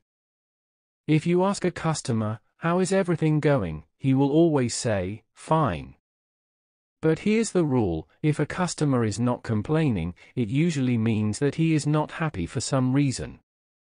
The reason he says, "Fine," is because he doesn't want to get into an argument with you. If a customer is not complaining, it usually means that he is not happy for some reason. The reason he says, "Fine," is because he doesn't want to get into an argument with you. When you make a service call on a customer, instead of asking, "How's it going?" you ask, "Is there anything that we can do to improve our services to you in the future?" Whenever you refer a customer to the future, to an ideal future state, he will almost invariably tell you the specific things you can do to make his experience with you and his company even better next time. This is what you want to hear, more than anything else. Then, when you get these ideas, promise to follow up on them right away. Other nice people like you. The last thing you do, after any customer service visit, is to ask the "other nice people like you" question that we've already covered. By the way, I really like working with people like you. Would you happen to know any other nice people like you that I could talk to about my services? After you have asked for his input and promised to take care of his problems, he will be open to giving you the names of other people he knows who may be interested in what you have to offer. Write down the names and phone numbers. Ask him if he would help you out by giving these people a call and telling them that you will be contacting them. By and large, your customers will be pleased to help. The alternative close on referrals. Here is a simple process you can use to implement these recommendations. Ask the prospect, "Bill, would you happen to know the names of 2 or 3 other nice people like yourself that I could speak to?" The prospect will almost invariably choose 2 rather than 3. Take out your pen and poise it over your pad, ready to write. He will shuffle through his Rolodex, Palm Pilot, or BlackBerry and give you 2 names and phone numbers. Once you have recorded these on your pad, you then ask, "Bill, which of these 2 should I phone first?" Bill will tell you which one. Now say, "Bill, you know this person better than I do. Would you call him up and tell him that I will be calling for an appointment, say, next Thursday afternoon?" People will help you if you ask. Bill knows exactly what you are asking and will usually help you out. He will call the person and probably get straight through. He will then tell that person that he is speaking to you and that you will be calling him. While he is on the phone, take this opportunity to mouth a suggestion to him, 3 o'clock next Thursday. And Bill will almost always ask the person on the phone if that time will work for him or her. By the time Bill gets off the phone, he will have set up an appointment for you with a qualified referral. Now that Bill has called one person, calling one more person is no problem for him. Ask him to, and he will call the second person and set up that appointment for you as well. You will often leave his office with 2 locked-in referrals, built on the credibility of the person you just spoke to. Resolve to sell by referral only. The highest paid salespeople work on the basis of referrals only. They make it a regular part of their sales work to ask for referrals from everyone, everywhere they go. They have developed so many different contacts and sources of referrals that they no longer have time to prospect for new business. When you visit a referral from a happy customer, the sale is 90% made before you even open your mouth. This is the fastest and most predictable way for you to move into the top ranks of the highest money earners in your field. And the key? Just ask. Action exercises. 1. Select one closing technique each week and read it over and over until you memorize the words. Practice it aloud repeatedly. 2. Identify the most common price objections you hear and develop ways to overcome them. 3. Make a decision today to work by referral only. Ask each customer and non-customer for the names of prospects you can talk to. 4. Plan and rehearse several different ways to close the sale in the course of your presentation. The more you ask for the order, the likelier you will get it. 5. Develop and rehearse a series of glad as well as sad stories that you can use in your sales conversation to reduce resistance and close the sale. Stories are powerful. 6. Be referable. Do everything you can to be such a professional salesperson that everyone you talk to will want to recommend you to their friends and colleagues. 7. Ask for the order. As soon as you answer the remaining objection, take the initiative and immediately move into closing the sale. This is where you putt for dough. Work joyfully and peacefully, knowing that the right thoughts and the right efforts will inevitably bring about right results. James Allen. 6. Double your productivity, double your income. He who every morning plans the transactions of the day and follows out that plan, carries a thread that will guide him through the labyrinth of the most busy life. Victor Hugo. Your ability to manage your time can be a critical factor in your success as a sales professional. The quality of your time management often determines the quality of your life. When I first began selling, I saw time management as one of many subjects that I considered in the course of my sales career. I saw it as a planet that orbited around the sun of my life. It was only when I realized that time management is the sun of my life, and that everything else going on is merely planets that orbit it, that I began to double and triple my efficiency. You can do the same. How you think about time. How you think about your income largely determines the amount of money you earn and how much you accomplish. Average salespeople think about their income in terms of how much they make each month and each year. But top salespeople think about their income in terms of their hourly rate, and they are determined to make every hour pay for itself. Top salespeople think about their income in terms of their hourly rate, and they are determined to make every hour pay for itself. When you think of your income in terms of a month or a year, it is very easy for you to waste time day by day. According to a study at Columbia University, the average salesperson only works 90 minutes per day.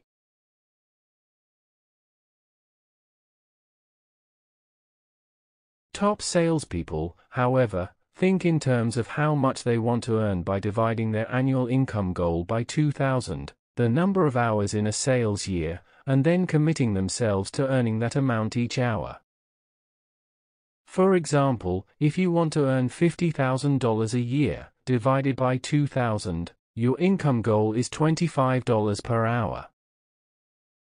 If you want to double your income to $100,000 per year, you must earn $50 per hour, every single hour. You cannot reach your desired income goal if you do not do the things that pay you that kind of income. Salespeople only get paid for results. As they say in hunting, you can only eat what you kill. When you work for a fixed salary, you get paid the same amount as long as you show up at your place of work. But salespeople are different. Salespeople only get paid for results. As they say in hunting, you can only eat what you kill. The Law of Three. In our advanced coaching programs for successful entrepreneurs and sales professionals, we teach the Law of Three. This law says that, no matter how many things you do in a week or a month, there are only 3 activities that pay you your desired hourly rate. These 3 activities account for more than 90% of your income. The secret to sales success, or success in any field, is this: do more and more of fewer things, but more important things, and get better and better at each of them. In selling, no matter what the product, the only 3 activities that will pay your desired hourly rate are prospecting, presenting, and closing. Only when you are engaged in these 3 core activities are you actually working. You wake up unemployed. Salespeople wake up unemployed each morning, and remain unemployed until they get face-to-face with someone who can and will buy within a reasonable period of time. Only then does the workday begin. When we say that the average salesperson works 90 minutes per day, this is because the average salesperson only spends 90 minutes each day prospecting, presenting, and closing. Increase your face time.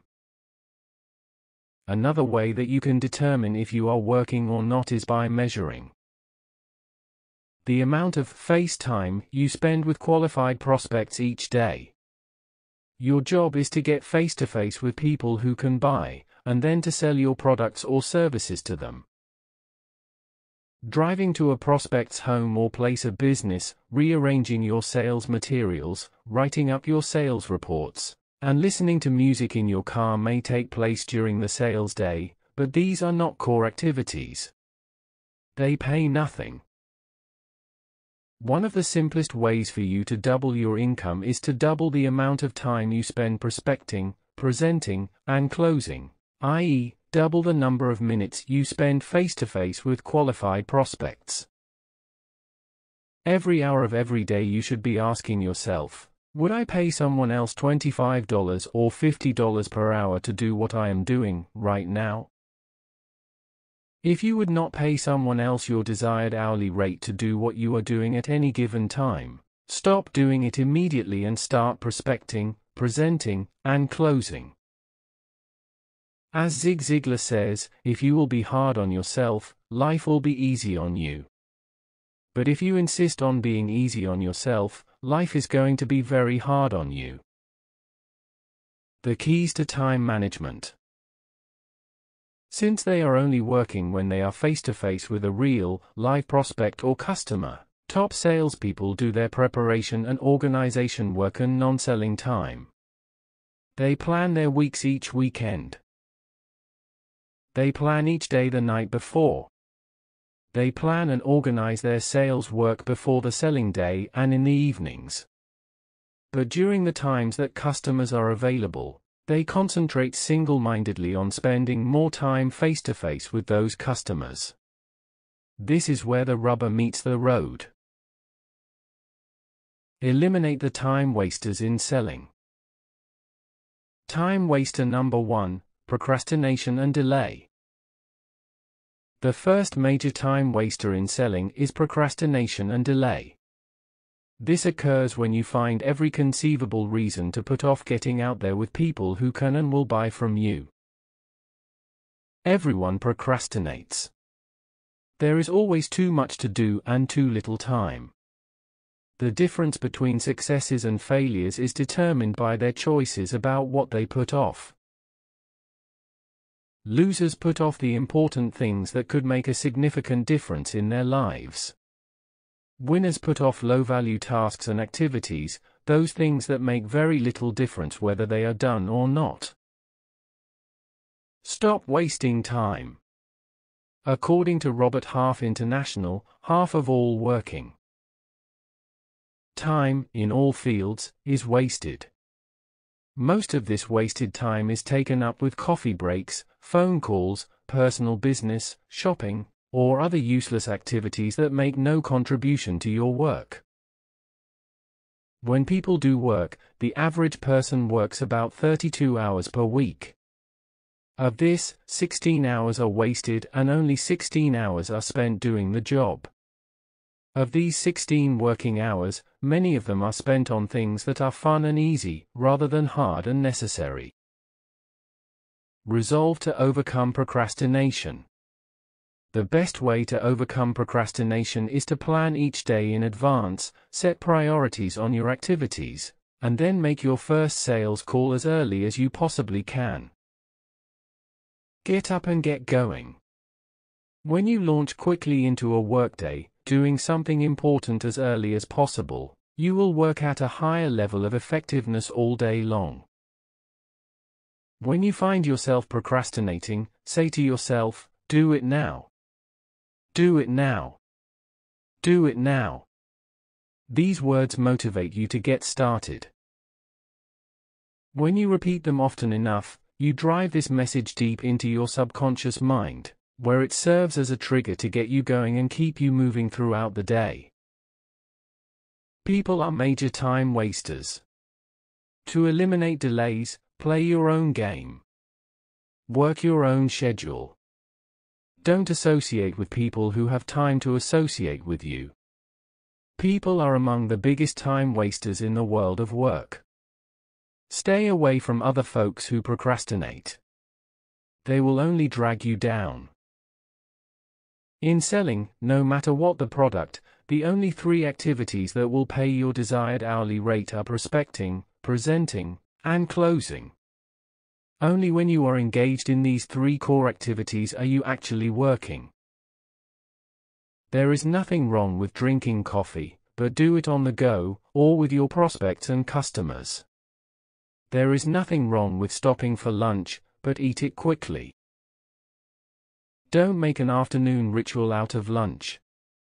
Whenever possible, have lunch on the way to see customers or have it with customers and prospects. Forget lunching with co-workers. This is a waste of time and keeps you away from your primary sales activities. Time waster number 2, the incomplete sales call. Another major time waster is the incomplete sales call, requiring a callback. This occurs when you have not thoroughly prepared your presentation or taken all the materials you need for your sales call. When you are with the customer, you find that you are missing the correct order forms, prices, or materials that you need to close the sale. You then have to make arrangements to go back and see the prospect a second time, something that often does not happen. Poor sales skills. Incompletion of the sales call can often be caused by poor sales skills. You do not know how to answer objections or to close the sale. When you arrive at that point in the sales presentation, you don't know what to say or how to deal with it. You inadvertently activate the prospect's response, "Let me think it over." As I wrote about in the introduction, when I started off selling in my early 20s, the only job I could get was straight commission selling, cold calling from office to office, selling $20 memberships in a restaurant club. With the discount card, the customer could get 10 to 20% discounts in about 100 different restaurants around the city. It would pay for itself with one usage. It should have been an easy sell. But it wasn't. Forget lunching with co-workers. This is a waste of time and keeps you away from your primary sales activities. Because I didn't know how to sell, I would cold call, make my presentation, and at the end of the sale, I wouldn't know what to say. The prospect would say, "Well, leave it with me, and let me think it over." I would thank her very much, make a note to call back on her in a couple of days, and go on with my work. Invariably, when I called back, the prospect was not in, was in a meeting, was not available, was not interested, or had forgotten what I had spoken to her about in the first place. It was very frustrating. Change your approach. One day I had a revelation. The reason I was only making 2 or 3 sales a week was because I was continually offering to call back after the prospect had had a chance to think about it. I decided, from that moment on, that I would not call back anymore. I would ask for the order, yes or no, after every presentation. For me, this took a lot of courage. The very next person I called on, at the end of my presentation, said, "Well, it looks pretty good, let me think about it. Call me back next week." I took a deep breath and replied, "I'm sorry, but I don't make callbacks." The prospect looked straight at me and said, "What did you say?" I replied, "I'm sorry, I don't make callbacks." "Mr. Prospect, this is not a big decision. It is an excellent product. It pays for itself in one usage. Everything you need to know to make a buying decision, you already know. Why don't you just take it? And the prospect replied, "All right, I'll take it." A major turning point. When I walked out of that meeting, I was a new salesman. From then on, I didn't make callbacks. My whole sales life changed. I walked into the next office, got the same response, and gave the same reply. The second person I spoke to bought as well, then the third, and the fourth, and the fifth. In that one day, I sold more than I was accustomed to selling in an entire week. The fact is that people do not think it over. Instead, they will forget you ever lived by the time you get out of the building. The fact is that people do not think it over. Instead, they will forget you ever lived by the time you get out of the building. When you call back, they will have no idea what you are talking about or why they might have been interested in the first place. Sharpen your skills. Over the years, I have learned that a primary reason for time wastage in selling is that salespeople simply do not know how to sell. They do not identify needs clearly. They do not present properly. They do not know how to answer objections intelligently. And they don't know how to close professionally. As a result, they go from customer to customer but make few sales. All this can be overcome by improving your sales skills and increasing your level of determination. Time waster number 3. Inaccuracies and deficiencies. You waste a lot of time in selling when you find yourself with a prospect, but without all the information needed to make an intelligent presentation. You may have the wrong facts, the wrong figures, or the wrong specifications. You may present the wrong price for the wrong order for the wrong materials. You may have misunderstood what the prospect said she wanted and made a proposal that does not solve the prospect's problem, or satisfy her need. Small mistakes cause big problems. Some years ago, in presenting a building for sale to a commercial purchaser, I put together a proposal on the building with a breakdown of revenues, expenses, and expected rates of return. I had it typed by my assistant, but I did not take the time to review it carefully. As a result, I was off by 1 decimal point. Instead of a 15% net cash flow on investment, the proposal showed a building that yielded 1.5%, only 1/10 of the potential. The prospect was very sharp. He quickly reviewed the proposal, checked the numbers, and then chucked the proposal back at me across the desk. "Why are you wasting my time with something like this?" The numbers were wrong, and it cost me the deal. My credibility was shot. The prospect would not meet with me again. From that day forward, I have checked every number in every proposal before it went out. You should also be sure that all of your paperwork is done correctly, and check it in advance before you go to see the prospect. Never assume that everything will be all right. As time management expert Alex McKenzie said, errant assumptions lie at the root of every failure.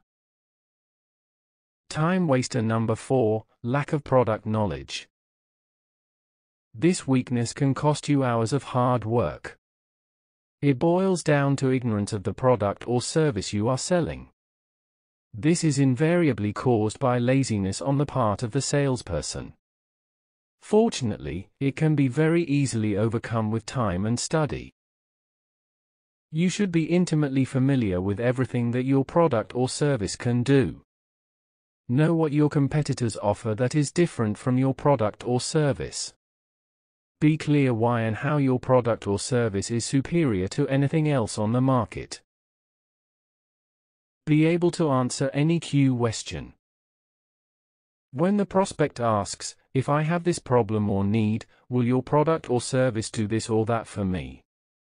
You should be able to answer clearly and correctly. If you aren't sure of the answer and you start to mumble and stumble, you look foolish. The prospect instantly senses that you do not know what you are talking about. Your credibility goes down the drain. The prospect's interest in dealing with you vanishes. You are soon back out on the street, wondering what happened.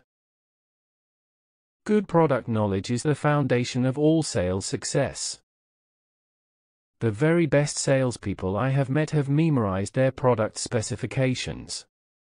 If they lost all their brochures and sales information, they could still give a compelling sales presentation with just the information stored in their own heads. It should be the same with you. Time waster number 5, poor preparation. Thorough preparation separates the sheep from the goats among professional salespeople. The top salesperson takes the time to diligently study every detail of her product or service. She reviews and then reviews again. She takes notes. She decides in advance that no one will ever ask her a question that she cannot answer intelligently and completely. The very best salespeople memorize their product specifications. If they lost all their brochures and sales information, they could still give a compelling sales presentation with just the information stored in their own heads. One of the great benefits of thorough preparation is the confidence that it gives you. When you are thoroughly prepared, you are calmer, more relaxed, and more positive. You feel good about yourself. You have a positive mental attitude. As a result, you make a positive impression on the prospect and cause him or her to relax as well. The entire sales process is smoother and easier. Preparation really pays off. Time waster number 6, unconfirmed appointments. Here's a common scenario. A salesperson sets off across town to see a prospect for an appointment. It was arranged in advance, so everything should go as planned, right? But when the salesperson arrives, the prospect has been called out of town, is in a meeting, or cannot see him for some reason. As a result, he has wasted the entire trip, including the time it now takes him to get back to his office. Sometimes a salesperson can lose half a day because he did not reconfirm an appointment. Why don't salespeople bother to reconfirm appointments? Easy. They are afraid that if they call to reconfirm, the prospect will cancel the appointment. They are willing to take a chance rather than to risk the rejection that they might experience. 2 ways to reconfirm appointments. There are 2 ways that you can reconfirm an appointment without the risk of having it cancelled. First, call the prospect directly and ask, "Excuse me, Mr. Prospect, is our meeting tomorrow afternoon at 2 o'clock or 2:30? When the prospect says, "Oh, we're scheduled to meet at 2 p.m., you say, "That's exactly what I thought, I'll be there at 2 p.m. sharp. I'm looking forward to seeing you." Another way to reconfirm an appointment without losing it is to call the receptionist and ask, "Is Mr. Brown available?" When the receptionist confirms that he is in the office and available, you then say, "Please tell him that this is John Jones calling, and that I will be there for my appointment with him at 10 a.m. sharp. Thank you very much." The advantage of calling up and confirming is that it makes you look and sound more professional.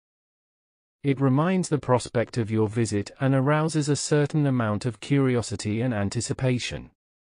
It reminds the prospect to clear his calendar and make time for you. Reschedule immediately. Sometimes when you call to reconfirm an appointment, the prospect's assistant will say, "I'm glad you called. Mrs. Prospect has had an emergency and won't be able to meet with you today." You immediately respond by saying, "I'm sorry to hear that, but thank you for letting me know. Perhaps we could set up a new time that would be more convenient." Do you have her calendar handy? Use email to reconfirm. With email, you have a wonderful way to reconfirm appointments without any danger of them being cancelled, at least not immediately.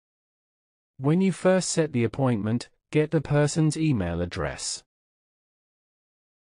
Then, the evening before the appointment, send him an email confirming that you will be there at the time agreed upon. Since the first thing people do in the morning is check their email, you will have reminded him of the appointment, and he will be expecting your visit. Many salespeople also call after hours and leave a voicemail reminding the prospect of the appointment. This is another safe and effective way to confirm.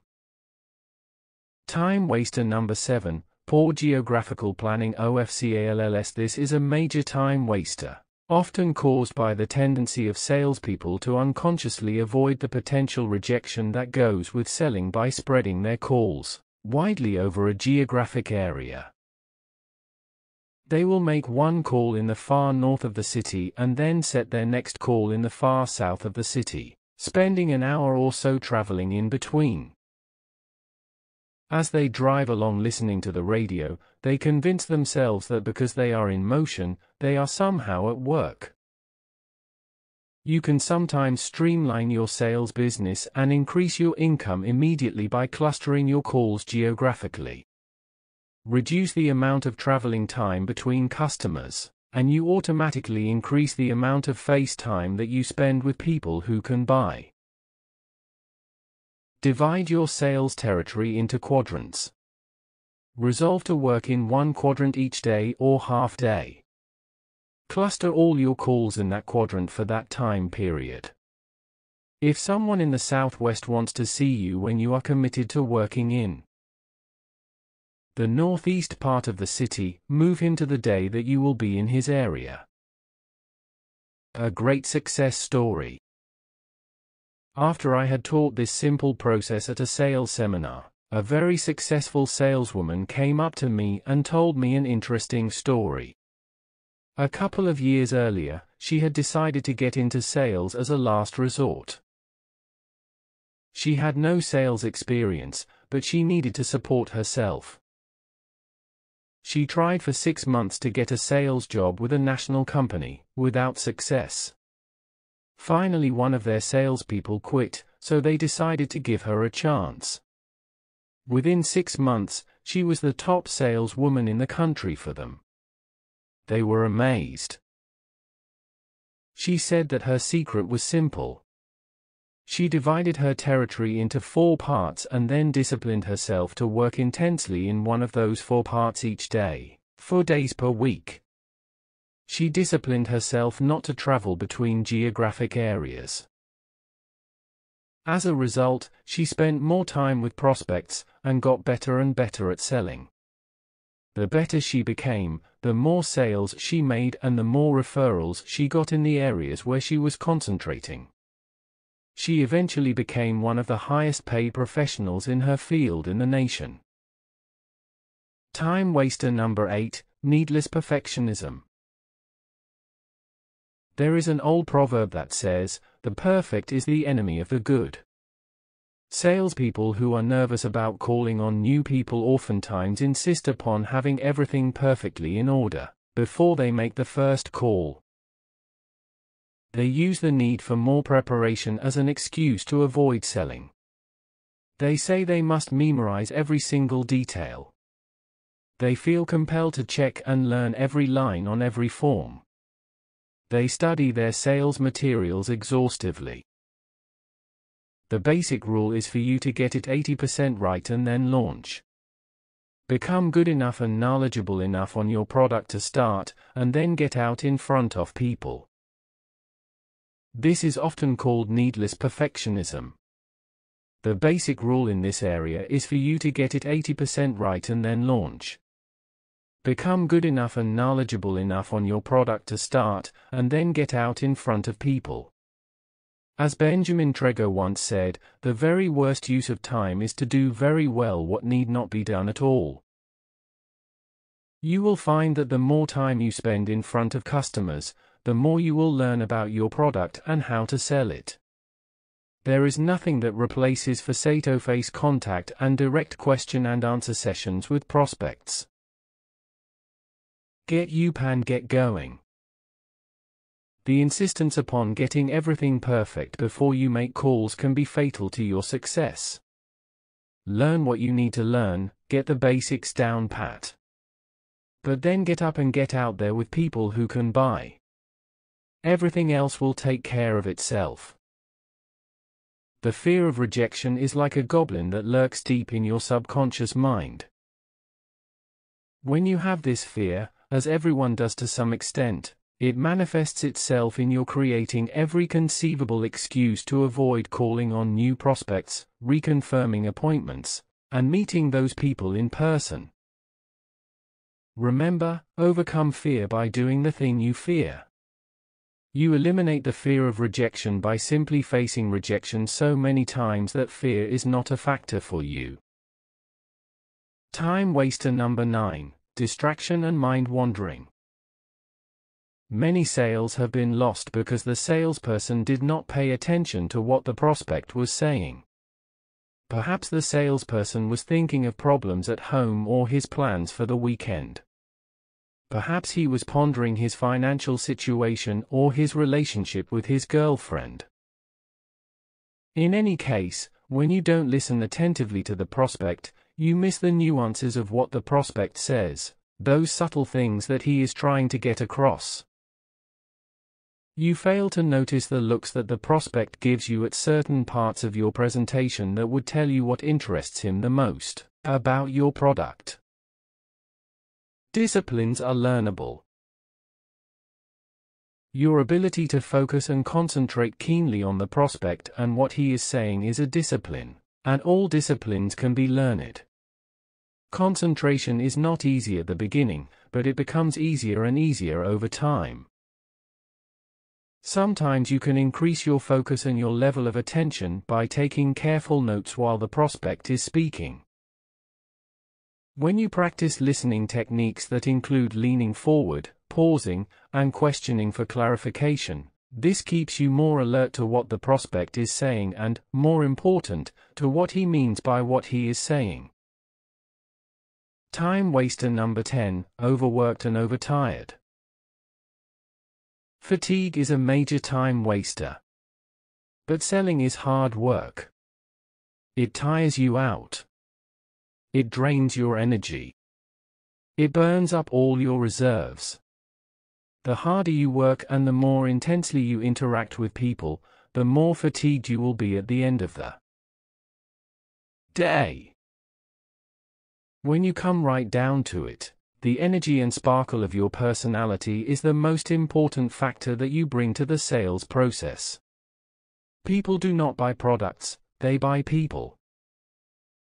People don't buy what you sell, they buy you, and then they buy what you sell.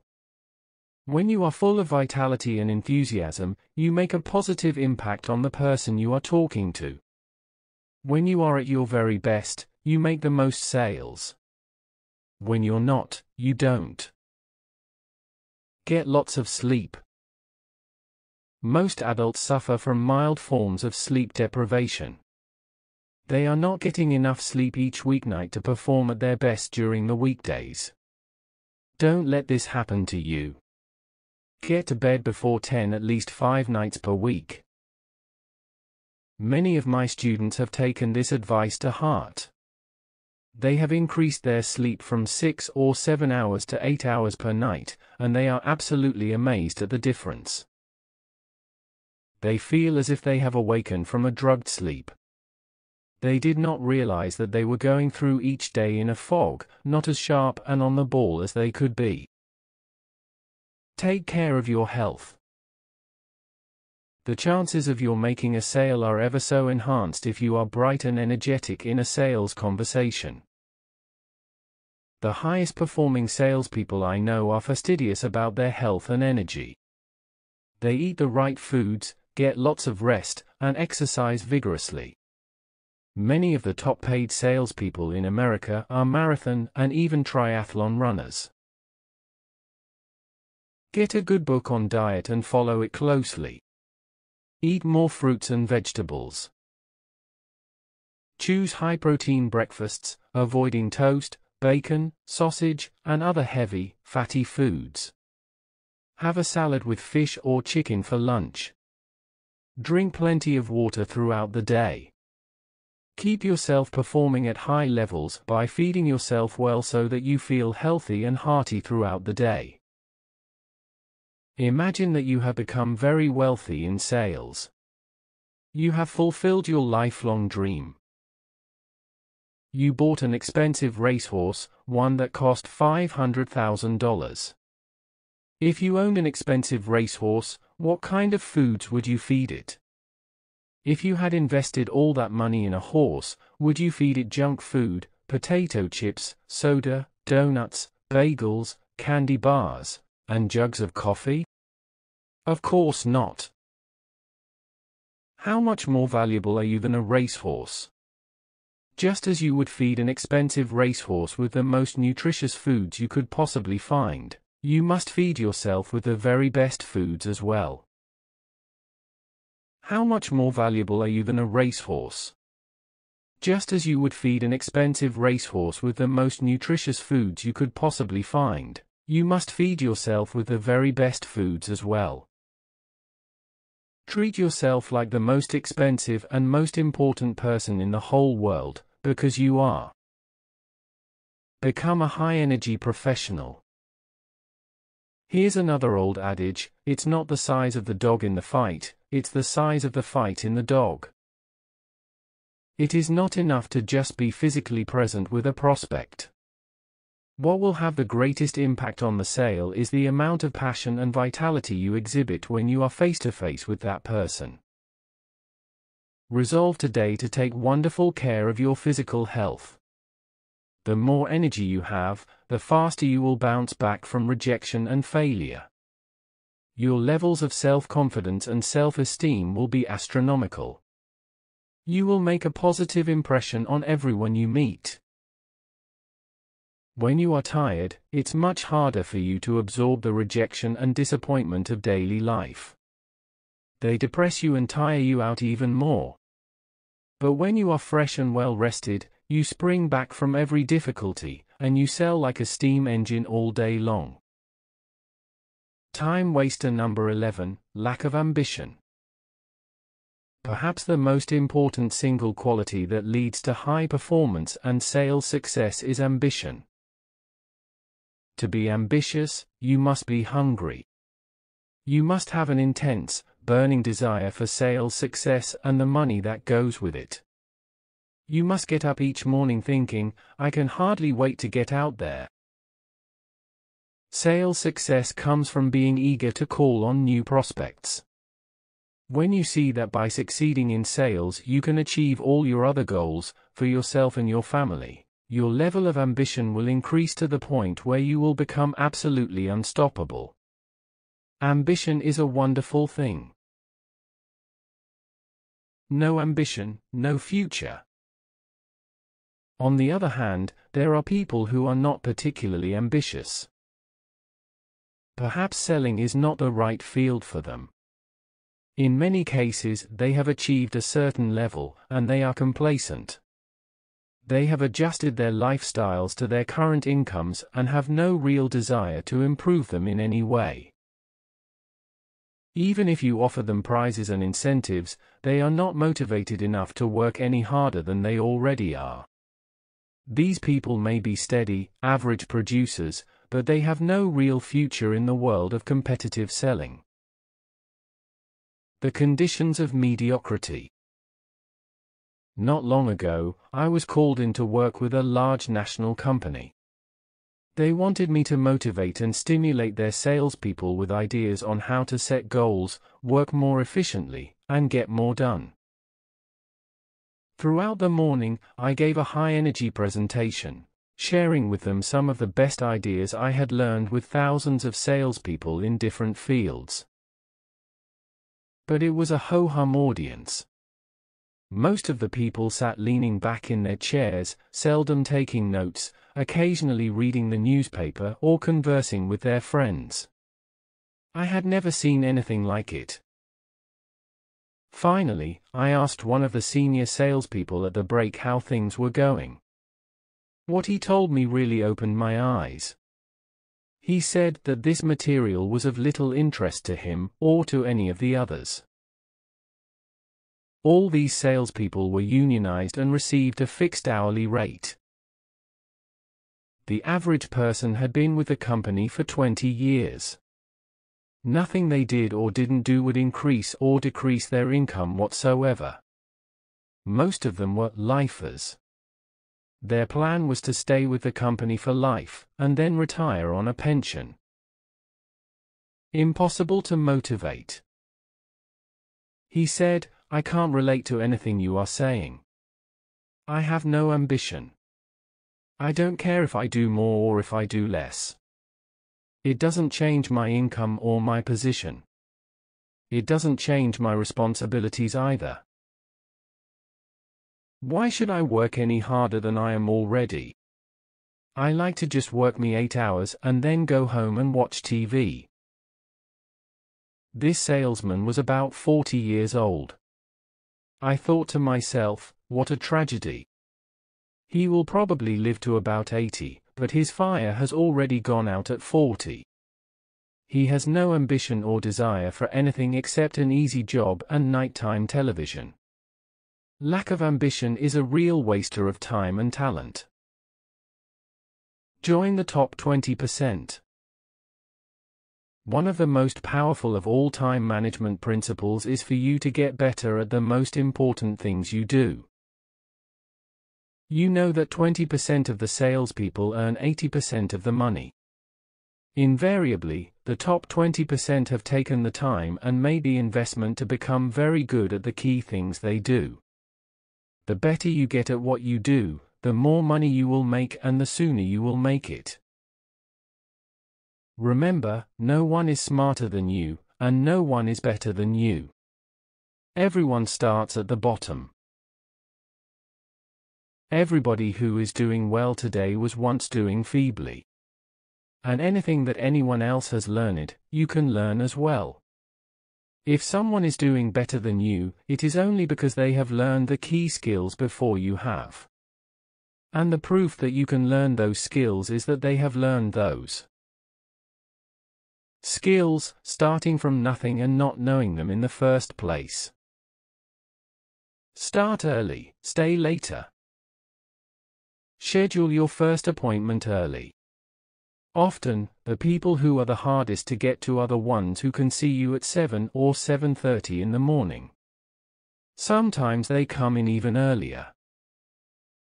I have found over the years that the best time to see key decision makers is before and after normal working hours. This is especially true with successful entrepreneurs and company owners. The reason they are at the top is because they start earlier and work later. If you stretch your selling day and arrange to see them at times that are convenient for them, you can often make the best sales of your career. The people who are the hardest to get to see usually turn out to be the most valuable customers. The ones who have all the time in the world seldom buy anything. Apply the 80-20 rule to everything. Practice the 80-20 rule in everything you do. Spend 80% of your time prospecting until you have so much business that you don't have time to see anyone else. Then spend 80% of your time on the 20% of prospects that can account for 80% of your business, those customers who buy the most from you. Make a game of seeing people. Like a runner at the mark, when the starting gun goes off at 8 o'clock on Monday morning, you get going as hard and as fast as you can. All day, every sales day, make it a game to get in front of as many people as you possibly can. You might even play this game in competition with one of your friends at work. Each of you set a goal to call on 100 prospects as quickly as possible. See my section on the 100 call method in Chapter 1. Here's what will happen. By the time you finish calling on 100 prospects, you will be positive, optimistic, enthusiastic, And more than anything else, extremely knowledgeable about your product or service. You will have no fears of rejection or failure left at all. You will have heard every single possible comment and question that you will ever get from a customer. You will know how to sell at a higher level than ever before. Make every minute count. Think in terms of minutes rather than hours. Make every minute count. Move faster in everything you do. Pick up the pace. Develop a sense of urgency and a bias for action. Move quickly. When you get into the office, don't wait until the coffee is ready. Get to work. And when you start work, work all the time you work. Don't drop off your dry cleaning, pick up your laundry, or go shopping. Work every minute and every hour. The best time to see key decision makers is before and after normal working hours. This is especially true with successful entrepreneurs and company owners. The reason they are at the top is because they start earlier and work later. Make a decision to earn the reputation as the hardest working person in your company. Don't tell anyone about your decision. Just make sure that, when anyone looks at you, you are working full blast. You don't take breaks or waste time. As far as you're concerned, this is not playtime. It is work time. If someone says, "Have you got a minute to talk?" say, "Sure, but not right now. Right now I have to get back to work." Coffee breaks can make you rich. Don't waste coffee breaks. When people go to college or start their first jobs, much of their day is built around coffee breaks and lunch. When they arrive in the morning, they start thinking about when they are going to take their coffee break and begin organizing the people with whom they will take that break. But this is not for you. Since you only get paid for results, don't do anything that doesn't pay. Instead, save the time that average people take in coffee breaks and use it to increase your sales. This can have a remarkable effect on your income, and far faster than you realize. An immediate pay increase. The average person takes 2 coffee breaks per day at about 20 minutes each, and sometimes longer, if no one is watching. That is 40 minutes per day. These 40 minutes, times 5 days per week, equal 200 minutes per week. 200 minutes per week times 50 weeks per year is 10,000 minutes. That is the equivalent of 166 hours of working time, or more than 1 full month of additional pay that you give up by taking coffee breaks. When you resolve to spend every coffee break doing something productive, you very quickly add 1 month's salary to your income.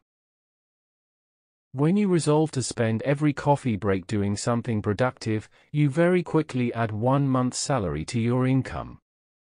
That 1 month difference in pay can be equal to buying yourself a new home, a new car, a vacation, or even retiring 5 years earlier than the average person. Boost your income. Make your lunchtime count. The average person, going back to college and his first job, takes an hour for lunch each day. 1 hour a day equals 5 hours per week. When you multiply 5 hours times 50 working weeks a year, it comes out to 250 hours. That's equal to more than 6 weeks of working time, wasted in an activity that contributes nothing to your life. By combining coffee breaks and lunches, and using that time to make more sales, you can quickly add 2.5 months to your working year, or an income increase of almost 25% from the first day. Since everything you do repeatedly becomes a habit, effectiveness will also soon be a habit. You will habitually use your time well. You will develop the habit of earning more than anyone else around you. These are excellent habits for you to have. Learn all you can. Attend sales seminars regularly. Before a sales seminar becomes publicly available, it has been tested and proven with hundreds and even thousands of professionals in that field. The person presenting the seminar has often invested hundreds of hours in research and thousands of hours of experience to bring this seminar together. When you attend a seminar, you will learn some of the very best ideas ever discovered in that field. Attending seminars can save you weeks, months, and even years of hard work. I have met sales professionals who have doubled and tripled their incomes in as little as 30 days from one idea that they got at one seminar. Put the odds in your favor. The law of probabilities largely explains success and failure. Successful people do more things that are likely to lead them to success. Unsuccessful people do fewer things. By the law of probabilities, successful people are much more likely to do the right thing at the right time in the right way than unsuccessful people. When you attend sales seminars on a regular basis, you dramatically increase the probability that you will learn what you need to learn to achieve the goals you have set for yourself. This doesn't mean that every idea will be relevant to you at the moment. But if you get enough different ideas, by the law of probabilities, you will almost inevitably get the one or two ideas that can change your career for the better. This is why the top 10% of professionals in every field attend sales seminars. I give seminars all over the United States and Canada, and in 23 other countries. Without exception, the highest paid, most successful sales professionals in the industry are at those seminars. The low-income earners are sitting back at the office worrying about money and complaining about how tough business is. But the top people are aggressively learning everything they possibly can to increase their sales and their incomes. We've already discussed the merits of reading in your field and taking advantage of the condensed knowledge to be discovered on audio programs. Now imagine that you read 1 hour per day, attend sales seminars regularly, and listen to audio programs in your car. Suddenly you can make 1 additional sale per day. Once you have developed the habit of making 1 additional sale per day, you will automatically move up to 2 additional sales per day, and so on. What kind of an impact would that have on your results and your income? Think about it. You can become one of the most competent and well-paid professionals in your industry by continuing to upgrade your skills as a part of your daily life. Manage your time well. Peter Drucker once wrote, "Action without thinking is the cause of every failure." One of the most powerful ways for you to increase your sales and your income is to engage in advance planning. The more time you take to think through and plan your sales activities, the more effective you will be and the more sales you will make. Use a time management system.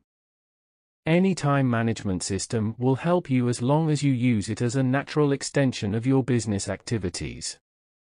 You can use a paper time planner, a Palm Pilot, a BlackBerry, or anything else. It always takes a little time to learn how to incorporate a new time management system into your life.